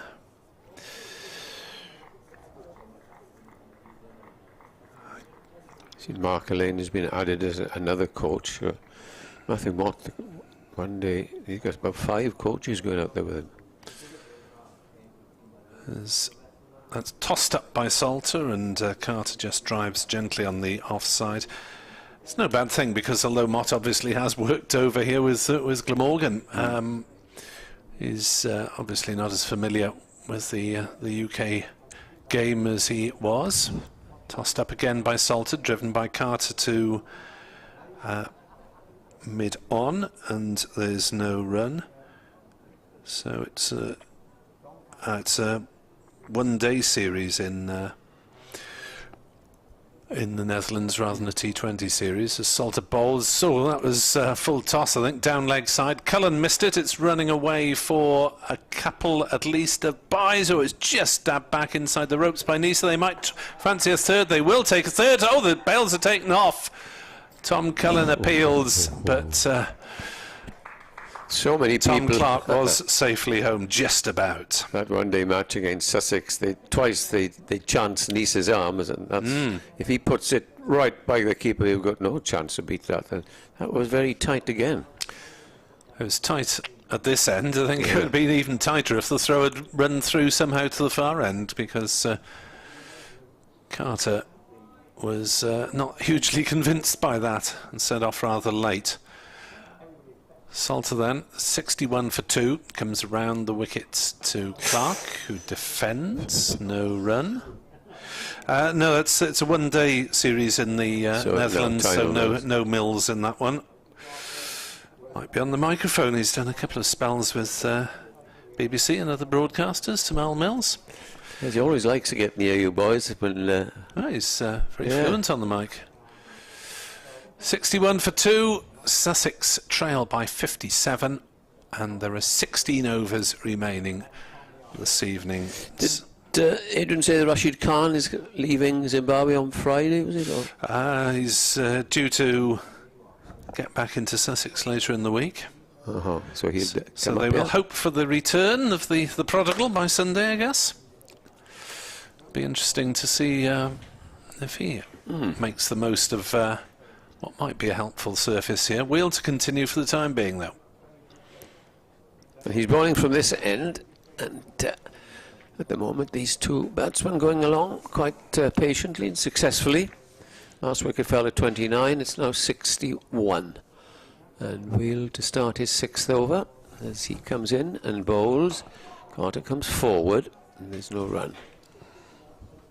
Carter looks as set he was in the first innings. Very composed young man, playing every ball on its merit. And that's a wicket Glamorgan would love to take tonight or possibly in the morning. Batted 439 minutes, which Nearly is what, 7 hours. Over 7 hours. 7 6 is 42. Yeah. 7 7.25 hours. Although there are a few hold-ups in that. Here's Wheel, runs away from us and bowls. That's driven, but not timed up to mid-on. Strange, they've been looking at both scorecards, very lopsided, big scores, the 180s, 170s and a few 30s, but a few low scores on both sides as well. Middle order didn't contribute at all to Glamorgan. It left Anisa 33, Salter 32 and Cook also 32, coming in at 10 because of his injured ankle to bump the score up and get an useful lead. Wheel in and bowls. Carter gets one well pitched up. They go for a quick single and get there. And the cover was just a little deep. Well judged in the end. It was. We talked about the replacement of Michael Hogan and expressed some surprise that it was Gorvin rather than Harris or McIlroy who was drafted in from the squad. Apparently there were objections to Harris being a better bat than Hogan and not a like for like, and also, which surprises me, McIlroy being a left armour and therefore not like for like. Well, the opposition never got to agree, have they? Well, it's up to the ECB, I suppose. Yes. But apparently the Sussex were not happy. I can understand Harris. Yes, he is a better bat, but on the other hand, hasn't been as potent a bowler as Hogan. No. So it swings and roundabouts. I really don't see the objection to playing a left armour, particularly an inexperienced one at first class level. He's only played 2 games. Yeah. Wheel bowls pulled out mid-wicket. Is it going to be stopped? Roots fails, beats him, and 4 runs of another poor delivery from Wheel. And these are Glamorgan. These are runs Glamorgan don't want to leak because they are leaking because they're poor deliveries. And once they get to 117, which they trail on first innings, there's 52 runs to go before they get there. You've got to try and keep it tight. Welcome along to listeners and viewers who've joined us after the conclusion of the Test match. Excitement maybe of a slower burning kind here in Cardiff. Wheel is in, bowls. Clark pushes it away in the offside. They get one quite easily as Carlson has to move some 10 yards to his right. Wheel, 1 ball to go with 6th over, 1 for 25. And if you have just joined us, there was a deficit of 117 on first innings. And 2 wickets, the openers have gone also. Caught at mid-off in Andrew Salter's first over. He was out for 8, and then Tom Haynes quite brilliantly caught a diving catch down the leg side by Tom Cullen off Wheel for 19. The Wheel bowls again. That's driven up to mid-on. Will he be thinking of a possible change at 67 for 2, I asked myself. Oh, I asked Nick Webb. Bit from the skipper himself, maybe trying a couple of overs, and I think I'd be tempted to throw in a couple of overs of leggies of Colin Ingram towards the close of play as well. I'm just saying, when you were on your is break, Nisa looking about I at another spell? I mentioned the name of Kieran Carlson. I can't understand why they haven't used him a lot. I know he's only taken one since his inaugural 5-4, but Well, at one stage he was bowling medium pace filth. I think he's gone back to off spin now. Yeah, it was quite filthy. Nisa was looking interested there, as if he were expecting a second spell this evening. Here's Salter then from the River Taff end, bowls and forward props Clark, the left-hander, plays out on the offside, no run. Plenty of runs for Glamorgan 2s at Abergavenny. They're into the lead at 386 for 5 against Somerset. 72 runs ahead. That's edged by Clark down towards backward point, no run. Century for Tom Bevan, who's got a century in T20 the other night in the finals day. Dan Douthwaite made 72, Callum Taylor 73, Joe Cook 61. As Clark steps back and forces into the offside, gets a single.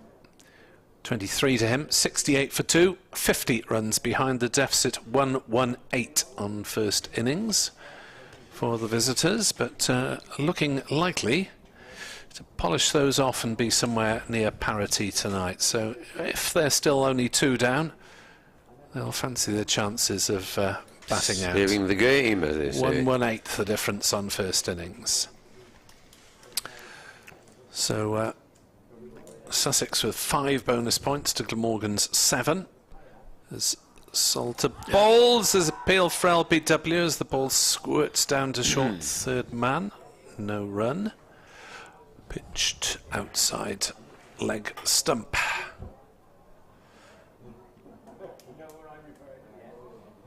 They've gone straight on to hit, but cannot be given. Salter bowls, Carter stretches forward again. He'll be tired come tomorrow night. Hope he's not driving. Who's that? Ian Carter? Ian Carter, yes. Probably got a bus. Most of them do have a coach these days. Do you know, Adrian, are they in a bus? Are they in a coach? They're in a coach, thank you. Very wise. Up to Chelmsford and back. As forward stretches Carter to defend, back to Salter, who's through his 7th over. He's taken 1 for 14. Sussex 68 for 2, trailing Glamorgan by 50 runs with 14 overs to play tonight. In case you are just joining us from the Test match, welcome along. Today's main acts, well, Colin Ingram took his score on to a championship best and a Glamorgan best 178. Eddie Byrom took his score on to a career best in any form 176. But Sussex hit back really with Henry Crocombe, a career best 4 for 84 for him. Sean Hunt chipped in with 3 wickets, 1 apiece for Haynes, Ibrahim and Lenham, who bowled well. Glamorgan did scramble a 3-figure lead, and they did take maximum batting points, but fell away rather towards the second half of their innings. And Sussex have lost Alsop for 8 and Haynes for 19, a wicket apiece for Salter and Wheel. So if you have just joined us, you're up to date, and Michael Nisa will be back for a second blast, having had not that much of a rest, but I suppose he only bowled 4 in his first spell. Yeah, I think it was Adrian made the point. He's going to bowl in short bursts, and I think this will be the ploy. He's Glamorgan's best bowler by far, and quick bursts have a rest in this sunshine and responsive pitch, and hopes that he can pick up a wicket. He is going to bowl to Clark, and interesting, he's got a 3rd slip and no one else. 2 men on the onside in catching positions in front of the bat as he comes round the wicket, and Clark comes forward. Is he getting some... I thought the chemistry of all this. Is he getting reverse swing because he's got a short mid-on, some 2 or 3 yards away to his left is another man feeling both about 10, 11 yards, as if he's going to duck it in, and if they want to try and whip it off their legs. Remember that Clark was out in the first innings driving to mid-on, if I remember. Ingram caught him off the... Yep, correct. It's Nisa this time as he comes in and bowls, and that's draws the batsman forward again and plays defensively. Steve West earlier was querying the spacing of the slips, and I think it's probably due to the slowness of the pitch and the fact the ball is not expected to take a skinny nick and fly through to first. It's more likely to be a thickish edge or looping towards a second, or in the case of the moment, third, fourth slip. Hold up in play. Oh, I think it's fifth or sixth. Yeah. Emir Evans suggests, on the subject of Hogan's replacement, Gorvin won't be allowed as a like-for-like for him again, having got out LBW. Oh, you'll have to rib the great man Hogan next time you speak to him, Edwards. Well, your sub got out LBW, so that probably counts against your record. I wouldn't say that. Doesn't leave you up like a shot. Never gone in my life. Got the leggings out of the way. Yeah. Anyway, see, he says round the wicket, comes in past the umpire now and bowls, and he comes right forward, which is the right way to play in this pitch. Nullify any chance of a low ball that scuttles along. Which county's just tweeted result a bruising defeat, do you think? Leicester. Correct. Leicestershire 99 all out, lose like by that. an innings and 9 runs, having scored 440 in the first knock. We only said yesterday, well, at least they're not going to lose this game. We'd have said that about New Zealand, wouldn't we? Yep. Nisa bowls, and that's clipped away past the man there. It wasn't catch, but it was very well stopped by Kieran Carlson, who dived away to his right. That could have been 4. So Nottinghamshire 548 for 9 effectively, but all out because there's a retirement. Leicestershire bowled out for 99, 4 wickets for the spinner Patterson White. 2 for Hutton. Oh, it was lots of Patos. Pattinson 1, Patterson 3, Patterson White 4. In comes Nisa, bowls to Clark. Clark is back on his stumps and plays it away on the offside. You weren't with us for that game at Trent Bridge, where we had I'm tired of listening to it. Pato Cubed, as I was dubbed by Dave Bracegirdle, the home commentator. Yeah. We had to pronounce the names of the bowlers very carefully to delineate them one from the other. Yeah, it was a good win, that, for Glamorgan. I think it's the only game that they've lost top of the table knots. I think Middlesex are going to lose as well. That man, Mr. Masood, got another 98. In comes Nisa and bowls, and this time is pushed back to the bowler. Where are we? Derbyshire need 37 to win. You're absolutely correct. Masood 98. Derbyshire 183 for 4. 36 needed to beat Middlesex. So that'll presumably send Notts back to the top of the table. And our good friend David Griffin will be in good humour tonight. His beloved Derbyshire. David Griffin, the photographer, and he's on the committee, and he's there at 7:30 in the mornings. Chief Stato. Everything you want to know about Derbyshire, you ask Dave. And he tells me, because he never wears a trousers, but unless you get excited, he wears shorts every day of the cricket season, and at the last count he had 12 pairs of shorts. Andrew Salter in long white trousers to bowl to Ollie Carter from the River Taff end. Carter drives down the ground and will pick up no runs. Thought I was going to say 4 runs, but it was a good stop by mid-on. Looks like Ingram from this distance. So Notts go back temporarily, or probably for the next week or so, to the top of the table. 1-5 lost 1, drawn 1. Salter bowls, Carter drives to short mid-wicket. No runs. Well, thinking of Richard Ray, our compatriot at BBC Leicester, after Glamorgan beat them here, he said, this is all getting very depressing. That's what he's like now. He's had a few gloomy years as Richard, unfortunately, on the cricket front to report, as Carter steps back and forces that one through the covers, and Gorvin feels just inside the ropes, and he'll take a comfortable 2 runs as the throw comes in. 70 for 2 Sussex then, having been 29 for 2, so exactly like the first innings, 29 for 2. Clark and Carter forging a mini recovery so far, as Salter bowls and Carter drives to mid-on. Yeah, the third wicket was a century partnership in the first innings, so Sussex would be reasonably pleased with that being the case again. Exactly 100 between Clark and marathon man Carter.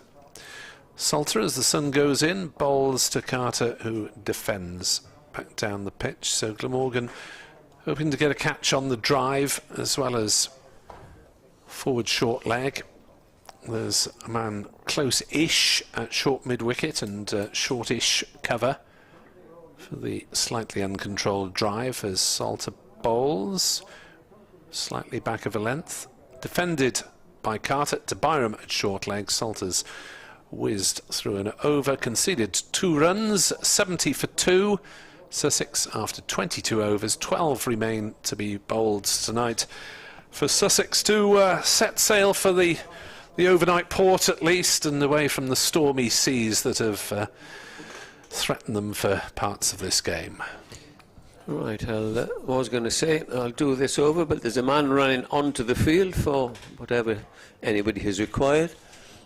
And Sergeant... Yeah, don't pack up your pen for the evening, Edward, though, because I'll need you in about 20 minutes' time to... I certainly shan't. Compose the... get us through the final overs with Adrian while I write some words. Off you go.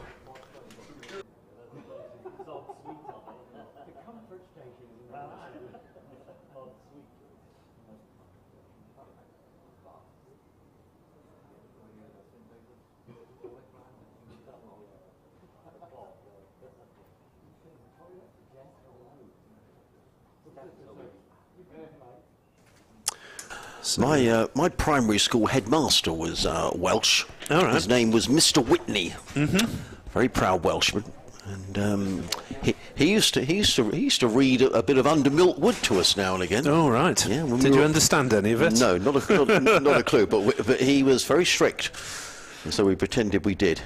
As in comes Nisa, bowls to Clark, who pulls that one down to deep backward square and picks up a single. Does Tom Clark? There could be an overthrow actually. There's a slightly sloppy bit of cricket. The throw came in from Billy Root, and it's 1 more to Clark. He goes to 24, 71 for 2. It's a bit like watching Shakespeare, isn't it? Listening to or watching Under Milkwood, you take a while to pick up the rhythms and the cadences and the sense of the words. You have to sort of get into someone else's mindset. And there was another teacher at the school who was Welsh, and he was he came into assembly one morning and he had a rugby shirt he'd picked up at International. It was Gerald Davis's shirt. All right. Number 14, would that be right? Yep. Thomas Gerald Reams Davis. Right. I think he was pretty speedy, wasn't he, on the wing? It's Presidente. Oh. As in comes Nisa and bowls, and that's pulled away on the leg side by Carter for the single. Sorry, Nick, I should have 72 for 2. Did he take exception to my suggestion that the LBW should be counted against his record? Watching the stream, Bevs, don't connect me with any talk of LBW.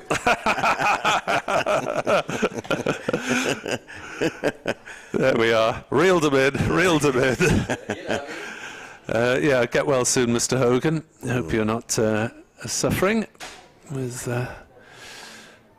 suffering too badly from COVID at the moment. Nisa, back after missing a couple of T20 games with COVID, has performed well in this match. He's into his 6th over and he's 0 for 4.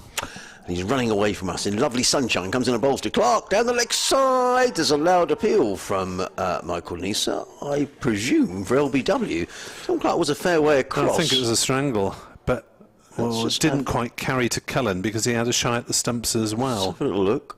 Well, it certainly wasn't an LBW. Well, I don't know. Well, I think he was appealing for the LBW, you know. That was extremely optimistic if he was. Optimistic. But he certainly, we were talking about how David Lloyd's going to play this, because, you know, he's a bowler down. And so Nisa little bursts, I reckon. Yeah, possibly a spurt of Lloyd himself, although it may be that he turns to Colin Ingram for an over or two at the end. He's just really racing in, bowls. Clark drives firmly to mid-off. There is no run. The arrears are 46. Sussex 2 down. I mean, if they go in 2 down, I mean, they've still got to bat a long time tomorrow. But I guess Carter's the one they'd like, having made that 185 in the first innings. It's the epitome of wholehearted, isn't he? The way the Nisa charges in. He races in, doesn't he? Yeah, you know, he races in like his life depends on it. It's great to see. And he comes bowling to the left-handed Clark. He's in a bowls, and Clark eases that down towards fine leg. Nisa's got his hands on his head. So David Lloyd is in at that very straight, silly mid-on position. However, Clark picks up a single. He always looks very composed, Tom Clark. Nothing bothers him too much. He's on 25, Sussex 73 for 2. The men back in the pavilion, as Nick was saying, both openers. And in a sense, both wickets that were always given away, really. Tom Alsop hitting a full toss straight to Kieran Carlson, who took a good catch at extra cover, and then Tom Haynes glancing down the leg side, bit of a strangle. Brilliant catch, though, by Tom Cullen. You know, brilliant one-handed diving away to his right. They'd like another one tonight, though, Glamorgan.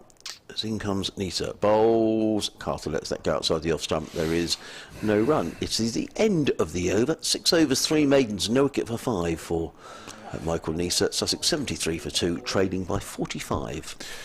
Relatively a quiet re-entry to Australian colours for Glamorgan's Marnus Labuschagne, who made 24 off 31 deliveries in their one-day international against Sri Lanka, who posted 300 for 7. Australia's target was revised to 282 off 44, and they're 189 for 5 now.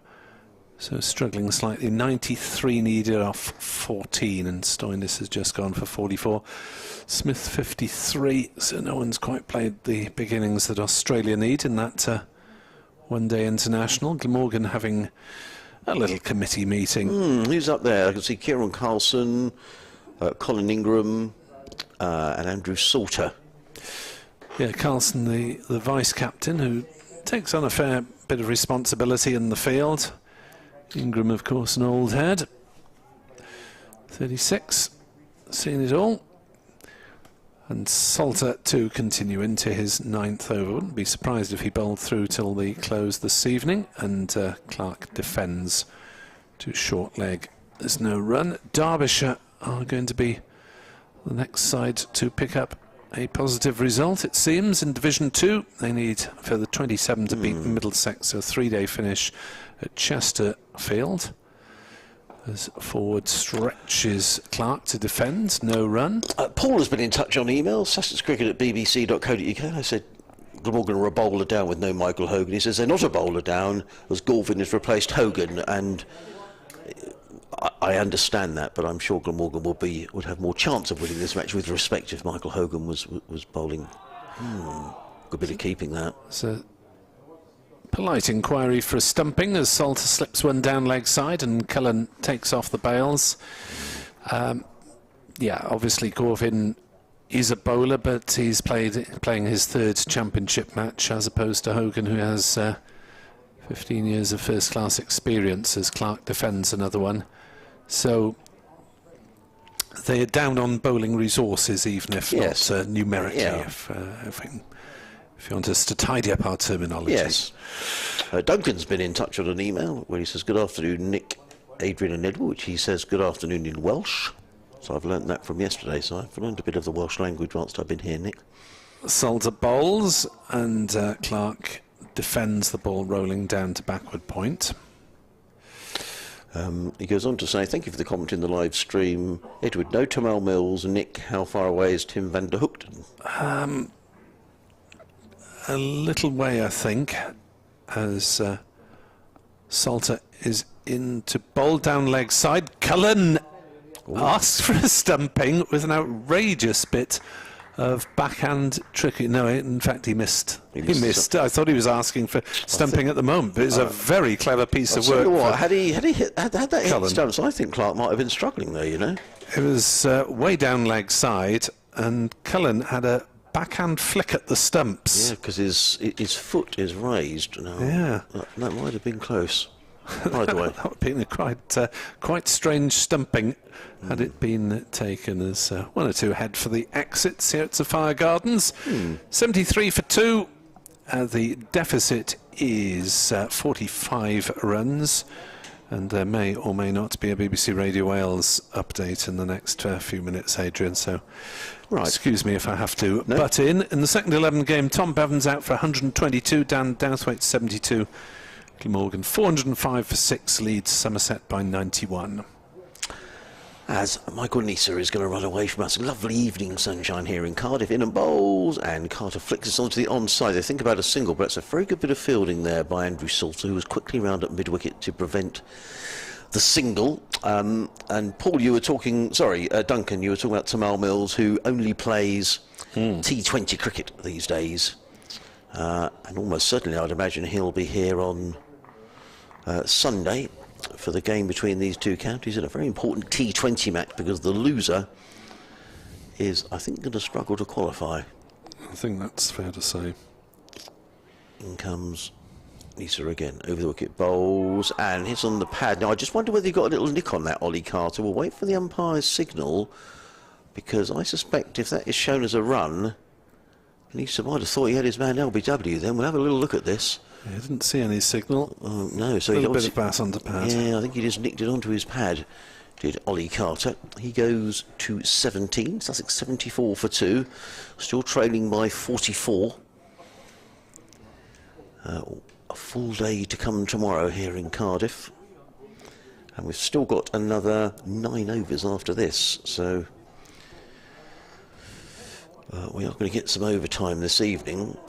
Assuming that Sussex are still ahead on their over rate, which I have to say has surprised me, because that's why I think we're late. In comes Nisa, bowls, Clark drives on the full to mid-off, fielded by Wheel, and there is no run. There's a slip and a backward point, cover mid-off, mid-on. There's a very straight, silly mid-on, a very close mid-wicket who's Kieran Carlson. So they've got, and an orthodox mid-on, so there's sort of 3 men there almost in a triangle. An isosceles triangle, Nick. I reckon that is. You've got a good memory. If you can remember what an isosceles triangle is. Comes Nisa bowls and Clark drives to mid-on, where the top of the isosceles triangle, who is Colin Ingram, fields, and there is no run. Isn't the isosceles triangle when the 2 sides of the triangle are the same length? Is that right? 2 of the 3, isn't it? Yes. Update for BBC Radio Wales to follow fairly shortly. So I shall... You take over, Nick. Interrupt Adrian as Michael Nisa bowls. So try and remember the difference between equilateral and isosceles triangles. That's turned on the leg side by Clark, single down towards square leg. 75 for 2. 43 behind. Sussex within sight of the harbour, at least for the evening. Last ball. All right, I'm overdoing that particular metaphor. Last ball, the 25th over, 9 to come after this one. I can't even say it's been a long day because it's only 6 o'clock. Don't expect everything to make sense, do you? Nisa bowls, defended by Carter, no run. Sussex is 75 for 2. They're still 43 runs in arrears with 9 overs to come tonight, but a mini revival from Tom Clark and first innings hero Ollie Carter after Salter and Wheel both claimed early wickets. Early at Glamorgan made 494, Colin Ingram with 178 of them a Glamorgan best, Eddie Byrom a career best 176. Glamorgan did fall away slightly but still strongly placed. Sussex 75 for 2, trail by 43 with 9 overs to play. Or 9 overs to play of today, and a potential 105 maximum. Colin Ingram is warming up. You thought he might bowl, and he's warming up at mid-on at the moment. It is going to be Andrew Salter. Yes, I think an equilateral triangle, Nick, isn't that where all the angles are 60? Yes, that's all the sides equal, isn't it? Yeah. So isosceles, just two of the sides are... Yeah. Apparently. In comes Salter and bowls to Clark, who works as to backward point. I think it may have been in the air momentarily. There was interest from the slip and the silly point. Salter bowling from the River Taff end. The trees are still. Lovely backdrop against a beautiful blue sky. Here in Cardiff, 75 for 2, arrears 43. As in comes Salter around the wicket bowls. Clark using his feet and driving into the offside, but fielding cover by, who's that? Is that Root? Either way, there is no run. Slip, silly point. The umpire has decided he's going to come across to the leg side. Well, he should be at leg side anyway, at square leg for the officiating. I don't know whether he's looking directly into the sun from that side, but either way, he's changing it. Look at Colin Ingram's doing a bit of Pilates. Yeah. That's it. Told you he'd be on to bowl for the last couple of overs. Yeah. At mid-on. So that'll speed through the over 8. Salter in bowls, let go outside the off stump. Good judgment by Clark. And there is no run. That's Ed Byron who's in there at silly point. Yes, he's drawn the short straw. Yes. Carlson has pulled rank now, he's vice-captain maybe. Yeah, you might want a short one outside the off stump if you're fielding there. In comes Salter and bowls, and played with soft hands by Tom Clark, and it is Byron who runs back towards extra cover to field, assisted by Kieran Carlson. There is no run. 75 for 2, BBC Radio Sussex and BBC Radio Wales, and online as in comes Salter bowls. Clark sweeps. Element of risk in that shot. He gets it down to fine leg. I don't think Salter will be too disappointed to see Clark playing a shot like that, because there is an element of risk in a sweep. He got away with it and he played it confidently enough. But he goes to 27. Sussex 76 for 2, trailing by 42. Which brings Carter on to strike, very much the main man for Sussex in that first innings. He made 185 before it was Andrew Salter who got his wicket. In he comes. Bowls, there's a loud appeal. Is he given out? No, he isn't. Let's have a look at this one again. It is the end of Salter's over. 10 overs, 3 maidens, 1 for 17. Sussex are 76 for 2. I don't think we're going to see that. Oh, we are going to see it again. Salter in around the wicket, bowls. Ooh, close. Ooh, close. Yeah, I mean, maybe pitched outside leg. One of those you wouldn't have been surprised had it been given. However, umpire White, is it at that end? Yes. No, it's yes, no, it's White at the far end, isn't it? Yes. After they've swapped. So he declined. So 76 for 2. I'll give you one more over, and then go off duty to allow First Officer Bevan to come onto the watch and assist you at the helm of the good ship BBC Sport Wales for the rest of the day. Sorry? Well, we were talking about Dylan Thomas a bit earlier. As Nisa will run away from us and bowl to Clark, who misses one that grubs through. Colin did well to get behind that one, as it kept low. Yeah, that's the danger for Sussex. That was Barry White low, outside off stump. You only need a couple of those to unsettle the batsman. I hope the pubs in Nottingham got plenty of beer tonight, because I would imagine there'll be a few celebrations long into the night after the performance by England today. Got a week off now, haven't they, until the next Test match, which is at Headingley. Probably good weeks. I don't think the weather forecast is great for next week. Thursday next week. As Nisa bowls, Clark defends. I don't believe weather forecasts more than about 4 days away these days. No, that's probably true. Or 4 hours in some cases. Yeah, I think it's hot until the weekend, isn't it? And then changing at the weekend. Then a change. Yes, I shall Try and get out in the back garden for a couple of hours on Friday, I think. Right, that's impressive. Not to do some to do some gardening or to lie in the sun. Oh, to lie in the sun. There's very little gardening to do after we paved it over. Oh. My wife does the flower beds anyway. That's driven by Clark to mid-wicket, Carlson Fields. No run. No, I meant with feet up. Well, actually, with Edward, with his newfound love of gardening, he was explaining how he's... What, love of watching Mrs. Bevan do the No, work? he was telling me on air that he's got... he's enjoying Green Fingers Bevan, they're going to nickname him, apparently. Right, 7 overs of mounting hysteria in the commentary box for you to survive, dear listener or viewer. 76 for 2, 42 behind. Nisa bowls. Clark turns on the leg side. No run.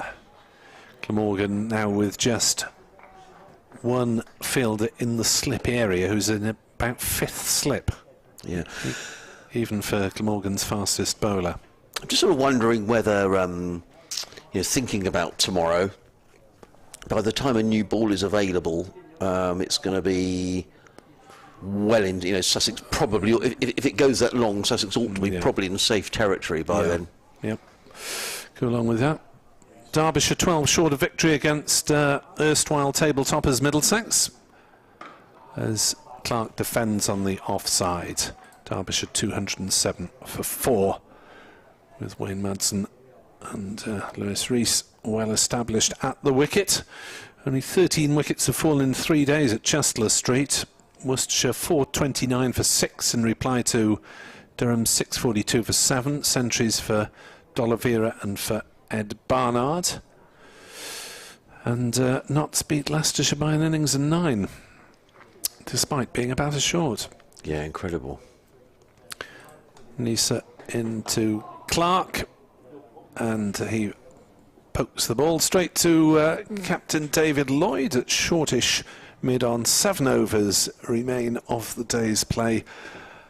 Time to do some of the written work, I think, and Edward can slot in alongside Adrian to take us through the close. You're on BBC Sport Online and on the Glamorgan website, and look forward to talking to you tomorrow morning from 11. Thank you, Nick. There was a bit of breeze actually around Cardiff now. I can see the Welsh flag, the Glamorgan flag and the Sussex flag fluttering away on the flagpoles on the pavilion away to our left-hand side. 76 for 2, Clark 27, Carter 17, Sussex with 7 overs to negotiate. I'm fairly certain Colin Ingram's going to bowl some of these overs because he's been warming up at mid-off. It's going to be Andrew Salter for the time being, 10 accurate overs, 3 maidens, 1 for 17. Kieran Carlson's doing a lot of the directing of the field out there, fielding at a shortish mid-wicket. The field, there are 3 on the offside saving one. There's a mid-off, extra cover, a backward point. As in comes Salter and bowls, and Carter with a flick of the wrist plays it to mid-wicket, and there is no run. Is that warming up at... that's Gorvin, I think, who's warming. Yes, it is, at backward point. Oh, 3 overs for 24, rather too many half volleys in the opening salvo. As in comes Salter again, bowls, and Carter forward. Salter fields of his own bowling, no run. Slow going, and survival is the name of the game now with, what do we have, half a dozen overs or so left. Last thing, Sussex wanted to lose one of these 2. Oh yes, I mean they're still in arrears by 42 as Salter in bowls and clipped around the corner by Carter. And there is no... I guess the only danger is here for Sussex, you go into your shell a little bit too much. You've got to score runs, they're sort of 0 for 2 at the moment. I'm sure Grant Flower will be saying that to the Sussex lads tonight, you must pick up the runs. As in comes Salter again, bowls, and Carter again plays that to that short fine leg fielded by Nisa. There is no run. It's a long time to survive tomorrow. I mean, we reckon if they could get to tea, they'd certainly be safe. Yeah, they're going to bowl more than 96 overs. This is the thing. I think with the way they've been bowling this game, Salter's got a lot of overs in front of him. Yeah, and they've rotated the seamers as much as they can. Nisa 8 overs, 4 maidens, no wicket for 7. In comes Salter round the wicket, bowls. Carter is back. There's a little skip from Andrew Salter as he delivers that delivery. But played by Carter to mid-wicket. Carlson fields and there is no run. What's your thought, Edward? How do you think this is going to play out tomorrow? Salter again.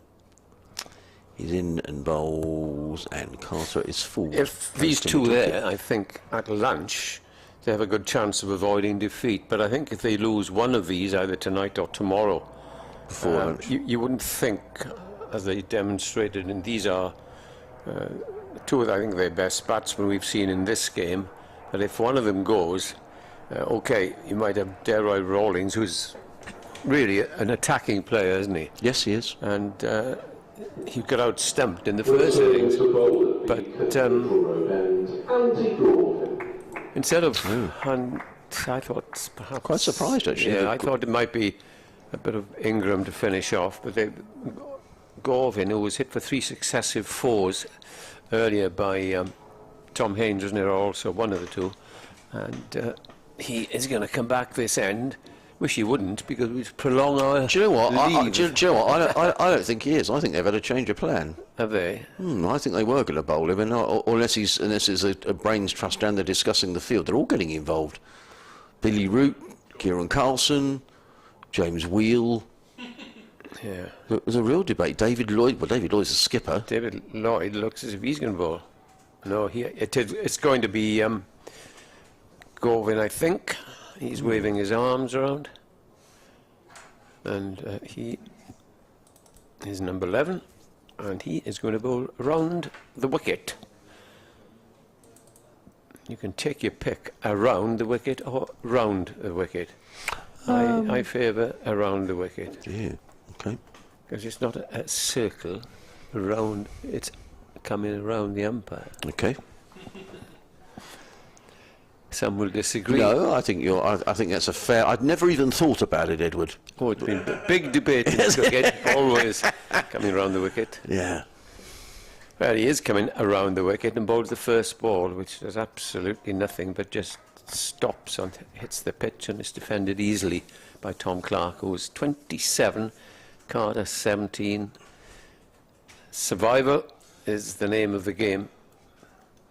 But take your point, they have to try and score some runs, because how often do you see them with fielders round the bat falling as they defend and nothing else? Here's Gorvin, bowls. That's a better delivery. It is. Pushed away out to the offside.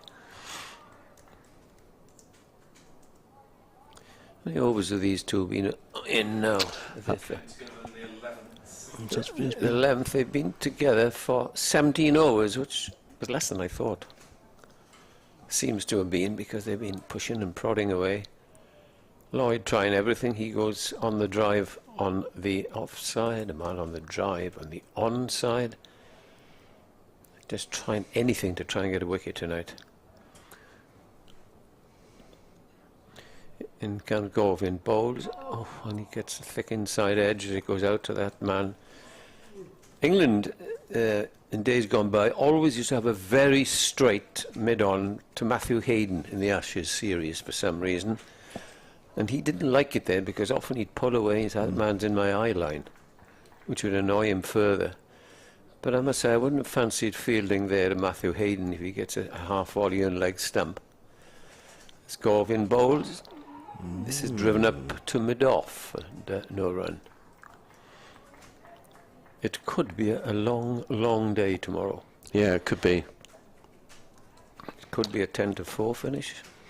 Yeah, I mean, you'd have thought if it gets a sort of 10-5 and Sussex are, 10-5, I mean. 150 ahead with 3 or 4 wickets down, they'll shake hands and say thanks very much. But long way to go. Yeah, there's a long way to go. Gorvin bowls. So Clark leads forward there and pushes it away. No runs off this over, of which there is 1 ball left. I mean, Sussex, this is the time of day when you're on a slight hiding to nothing here, Sussex, because a couple of boundaries isn't going to make a massive... What they don't want to do is get out. Exactly. And Glamorgan can afford to attack here. It's not a particularly attacking field. No, it's not. I'm quite surprised he hasn't got a slip in place. Last ball of the over. Gorvin bowls. that kept a little bit low, that end has been doing. So end of an over, and Colin coming back and bowling a maiden, having been punished in his opening spell with those 3 boundaries in 1 over in successive deliveries. Right, are we going to see Salter, or are we going to see somebody else bowl? We have been calling for perhaps a little Ingram, and here is a bit of Ingram. Yes, he's been warming up for a while, hasn't he? Yeah. Now they're going to try and hit him over the top. I doubt it. Colin Ingram. So,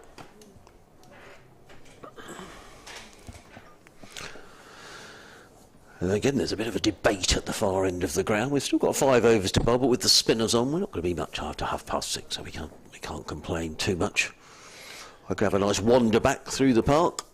What's it, about 20, 25 minutes walk back? Yeah, 20, 25 minutes, something like that. Yeah, very pleasant this morning. Stops down a cup of coffee and...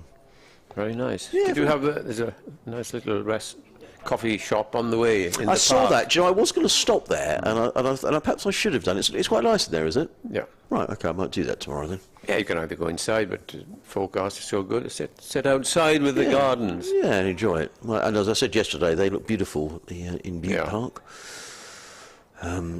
So, it is going to be Colin Ingram, who made a wonderful 178 today, fell just 12 runs short of a career best. But he's coming into bowl to Ollie Carter. He's in and bowls, and Carter steps back and steers that to the sweeper on the cover boundary. And he picks up 1, does Carter. He goes to 18, Sussex 77 for 2, trailing by 41. Our friends in the fancy dress appear to have disappeared. I suspect that they've probably made their way for a beverage or two. Draw, of course. What is it? 16?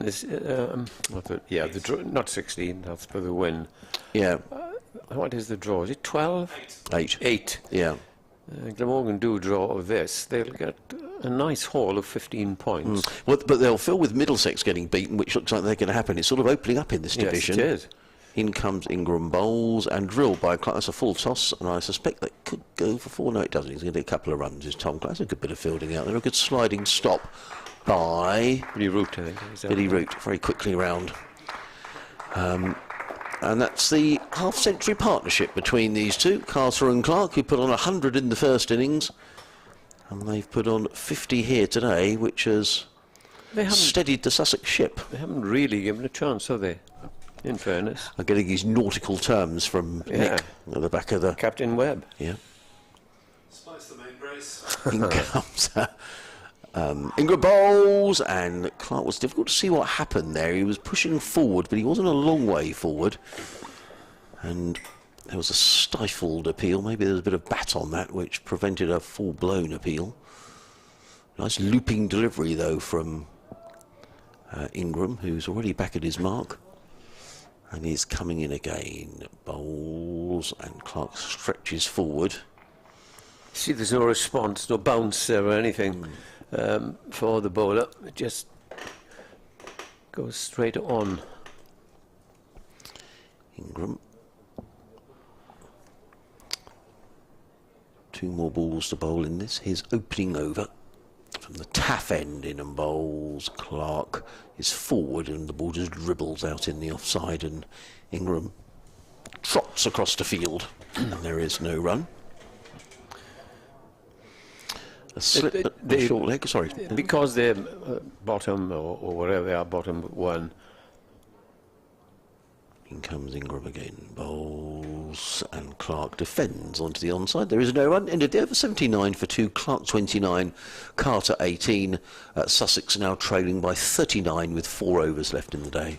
Point I was going to make, Aidan, was because they're bottom 1, I think, in the championship, or very close to the bottom, and the youngsters, no thoughts of saying, OK, we'll try and get these runs as quickly as we can, the deficit, and then we'll see where we are, tea time tomorrow. I don't think that's into their thought. No, I don't think it is. I think they're in a sort of, not a defeatist mode, but we want to save it more.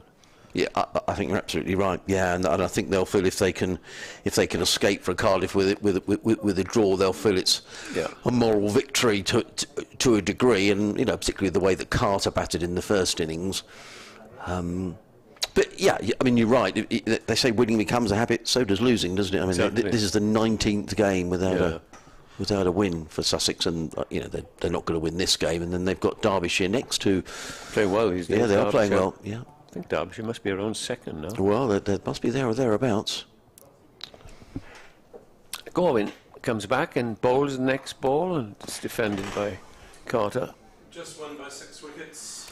Thank you very much, Nick. We'll Yeah. give you the tables in a moment. 6-wicket win for Derbyshire against Middlesex at the lovely Queen's Park ground in Chesterfield.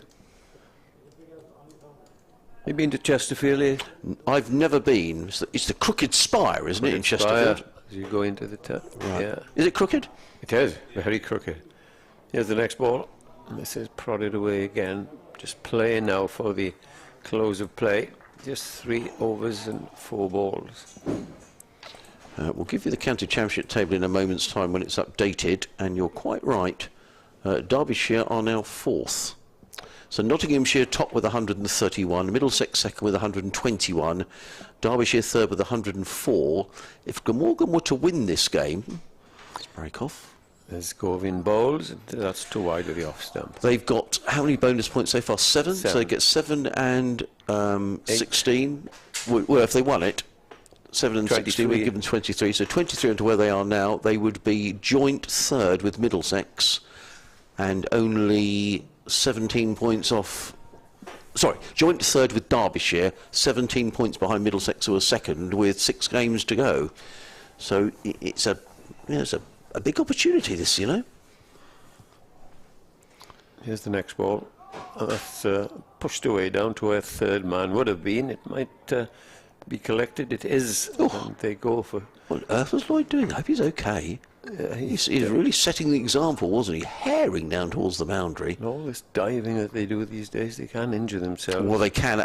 I had this conversation earlier in the season. Now I forget where we were, and a quick bowler went screeching around the boundary. He saved a 4. It was only 3, but the risk of I know, it's an ridiculous. injury. I do understand. It's helter skelter, but crumbs. I'm not sure it's worth that for 1 run. Govin in again. It's interesting to see. Well, not interesting, but you could see it coming. That wicketkeeper Colin has come up to the stumps. Such is the absolute lack of pace in this pitch. Yeah. What's the run rate here? 2.6. And the arrears are now 37. Here's the next ball coming, and it's defended. Pretty good over, but there's no response. As hard as he bowled it, and as quick as he bowled it, it just stayed there and went straight on. Yeah. And you begin to think, right, where can I get a wicket? Lloyd will be saying, where can I get a wicket here? Do I change it round, bowl myself, bowl Carlson? Just try something. And because these boys are not going to try and play attacking shots. Well, let's say Sussex. Let's supposing, Edward, we get to the close of play and Sussex are trailing by 30 runs. So tomorrow they score 100, say in the morning. That means they're ahead by 70. They won't look at it though for a win. No. I don't mean that. I mean, to back Glamorgan out of the game. But it's if the wickets are the key thing, aren't they? So, Oh yes. in comes Ingram, bowls, and outside of the off stump, there's a which Ingram went. Ingram joins in about 5 minutes after everyone else. Gave it away, didn't he, then? Yeah, he did. The point I'm trying to make is that if Sussex were losing wickets during the day, how far would they be ahead? Maybe if they got to tea, they may only be sort of 150 ahead. And then you think, well, would Glamorgan fancy a thrash? Well, I imagine they probably would for a little while. Depends how many I don't overs think they're that'll come. Ingram in bowls, and Clark's going to get runs here. In fact, he might get 4. No, he's not going to get 4 because it's being chased down towards third man by Govin, who gets in the throw right in the sun. The keeper couldn't see it nonetheless. 2 more to Clark. He goes to 31, 83 for 2. Must be very frustrating for the bowlers to be bowling on this. Yes, I agree. You expect a last day pitch to at least start taking a bit of turn, especially in this weather. In comes Ingram bowls, and there's a loud appeal again, and again umpire White keeps his finger in his pocket, but he's just living a little dangerously here, Tom Clark. Let's just watch this one. It was round the wicket. Bowls, pitched a long way outside off stump, and it might have hit that. Yeah, I think it might have hit. They're certainly asking more questions, the spinners, aren't they? Ingram rubs the ball on his trousers, and is in again. Bowls, and Clark defends onto the... Bowling quite nicely, isn't he? He is. And actually, I said maybe the new ball wouldn't come into this, but actually I'm thinking the new ball would be available tomorrow. We would have another... We've got 2 overs after this, so 32, 34. So after 44 overs, there'd be a new ball available, which would be probably shortly after lunch. Perhaps not too late for Glamorgan. In comes Ingram bowls. Oh, it's in the air! Oh!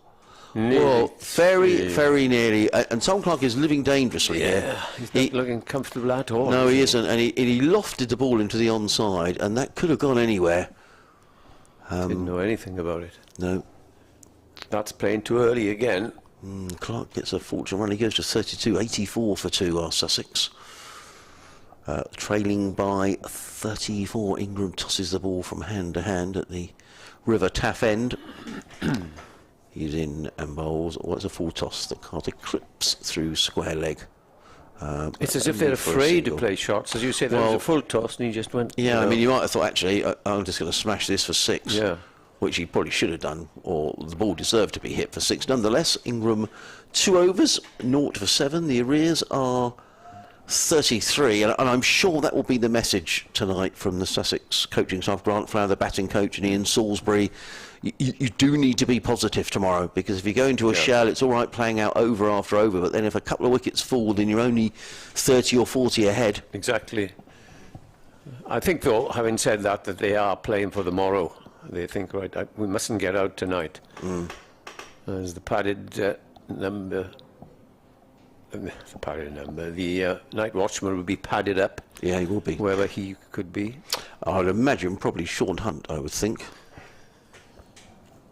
Colin, better second spell than his first. Yeah. But he's still going for 26 off 5. Keeper standing up, and he prepares the bowl to Ollie Carter on 21, and he comes and bowls to him, and Carter is forward. No run. Yeah. Don't want the wicket to go down now to Sussex. That would be... So I was just going to say, but in terms of the wicket, because there's been so much talk about wickets around the country this season and the ball and all the rest of it and being too batter friendly, would you say this is too much in favour of the batsman? I would, certainly. Well, you've only got to look at the scores, haven't you? 3-7-6 plays 4-9-4. Yeah. And where is there any help for the bowlers there? So we've had what, 22 wickets in 3 days. Yeah, exactly. So we're averaging 7 wickets a day. So 7 wickets go down tomorrow. I think the way that these boys, but yeah, we saw twice now the last over that he could have been out twice. LBW and that thing that looped in the air. Having said that, you know, it could go either way. Here's Gorvin, bowls. Nudged away down to short. Oh, could be run out. Not out, says if he'd have thrown to the other end, I think Carter would have been really struggling.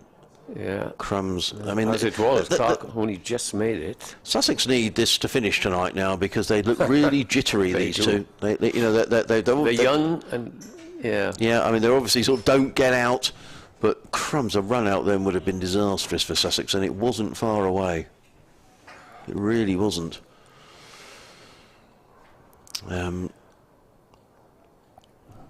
Tomorrow morning will be interesting. Fresh bowlers. Start again for the batsman. Yeah. Very important passage of play. That'll be at 11 o'clock onwards. Yeah, and Sussex have still got to clear these arrears. They've still got 32 to clear. Yeah. Just how many overs left? 1 over and 3 balls. 1 over and 2 balls left.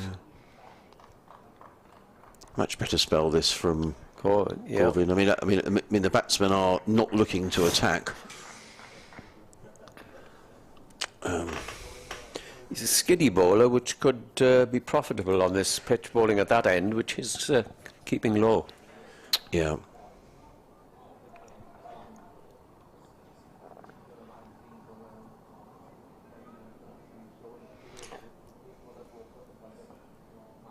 Yeah, comes round the wicket, down the leg side. Well taken. Beautiful take down the leg side. Good keeper, isn't he? Colin, yeah. I wonder what Michael Hogan is telling us. He's looking at the stream, and what is he thinking? I wish I was there now. Well, I think Sussex are probably very pleased he isn't. And Glamorgan were fair in it. And we don't miss Michael any, but I think Hogan and Nisa here would on the final day you'd have Glamorgan as favourites. Here's Gorvin in, bowled straight back this time, plays it back down the pitch, and we have 1 over left on this day. We do. Actually, not as bad as we thought. We thought we might be looking at a quarter to... Well, it's not going to be far off 6:45, to be fair. No, but it's pack up and everything. 7:25. So we'll get some reaction, which I'm sure will be posted online. So, what do you reckon tomorrow, Edward? If you had to make a call either way now, how's this going to finish up tomorrow? Unfortunately for Glamorgan, we've seen so many games, as Nick will tell you, that have just on either side fitted out on the last day simply because there's nothing in the pitch. There's no incentive here either for Sussex. I know they should try and get some runs because if they lose a couple of wickets, but this pitch looks so dead at the moment, and you think, well, how am I going to get 8 wickets if I can't pierce the defence? You haven't seen many people, many batsmen pushing forward and getting beaten outside the off stump. It's last over. Ingram will be bowling to the right-handed Carter because Tom Clark has had his couple of problems against Colin Ingram, noticeably in the last over. He has. So we'll see what happens. Just the one slip in place. In comes Ingram. Bowls and Carter plays on. Oh, crumbs! There's another dodgy single. Well, in the end, they were quite. But there's a bit of yes knowing, wasn't there, Ed? A little bit of shall we, shan't we? And also the way that well, I'm a bit surprised Clark they've taken played that. Yeah, I agree. Him in the last over. You'd have thought, no, we won't take one there. I'm with you completely. I'm a little surprised they've taken that single. There'll be a bit of chattering on the bat for the next 5 balls. Well, there will be. Carter's saying he wants a drink. Oh my goodness me! Surely not. Surely not. I mean, he's a non-strike. He is, you know. The umpire should intervene here, no, surely. No. You can't. He is. They're bringing out a drink. They should not be allowed if it is. I don't think, unless he's not feeling well. Well, that could be the case. That could be the case. Maybe he's... But he's at the non-striker's end with 5 balls to go. Jamie Atkins, the 12th man, is trotting out with a drink. Morgan Fielder's got hands on hips and... Well, that's extraordinary. Dear, with 4 balls to go as well. 5 balls to go. Well, I thought that's... Well, actually, they have got a break because one of the Glamorgan players has gone off to get a helmet. So maybe Sussex used that as a reason for the batsman to have a drink. So we're going to get another fielder close in. I bet Atkins up there now is lying back and just saying, "Okay, it's a long walk down, as you well know." What does he want? I just wonder if I'd want my concentration broken like that. Actually, yeah, because you might want to, you've got to sort of reset here. But there is a slip, a leg slip, and a short leg. So this could be an interesting 5 deliveries. 3 men saving 1 on the offside. A mid-wicket. There's a deep mid-wicket as well. In comes Ingram. Round the wicket. Bowls. Clark stretches forward. Plays into... He's edgy, isn't he? He is edgy. Yeah, he is edgy. He's been edgy for the last 10 or 15 minutes, Tom. He's generally a very fluent player. Yeah. But he just knows that he daren't give his wicket away here. And tomorrow morning I'd be tempted to open up with Ingram the way that Clark is very unsure of himself against a bit of leg spin. Ingram in again, bowls. Clark nudges it past those 2 fielders on the leg side. They've got to take a couple of runs. I'm not sure if that was a chance. I don't think it was a chance because there weren't sort of howls, but they both dived. The short leg and the leg slip dive. The ball seemed to go between them. Clark gets a couple of runs, but not without a few jitters, I'm sure, in the Sussex dressing room. Going nicely, going into at a lovely length and nice slow deliveries, which spins in the air and off the pitch. Or here's a twin. You sense a wicket could go at any time. No, you do. No, you really do. 3 balls left, perhaps not now. 3. Yeah. Ingram In and bowls Clark forward, plays into the offside. There is no run. 2 balls to go in the day. Ingram wanders back to his mark. 3 men gathered around the back. He's in and bowls, and forward comes Clark, plays it down the offside. That was better. 1 ball to survive. Just remains to thank Edward and Nick for today. Always great fun coming to Cardiff, and wonderful weather has helped as well, and we'll see what tomorrow brings. Thank you everybody for listening and for your emails and tweets. As in comes Ingram bowls, Clark. Oh, it's played on off the last ball of the day.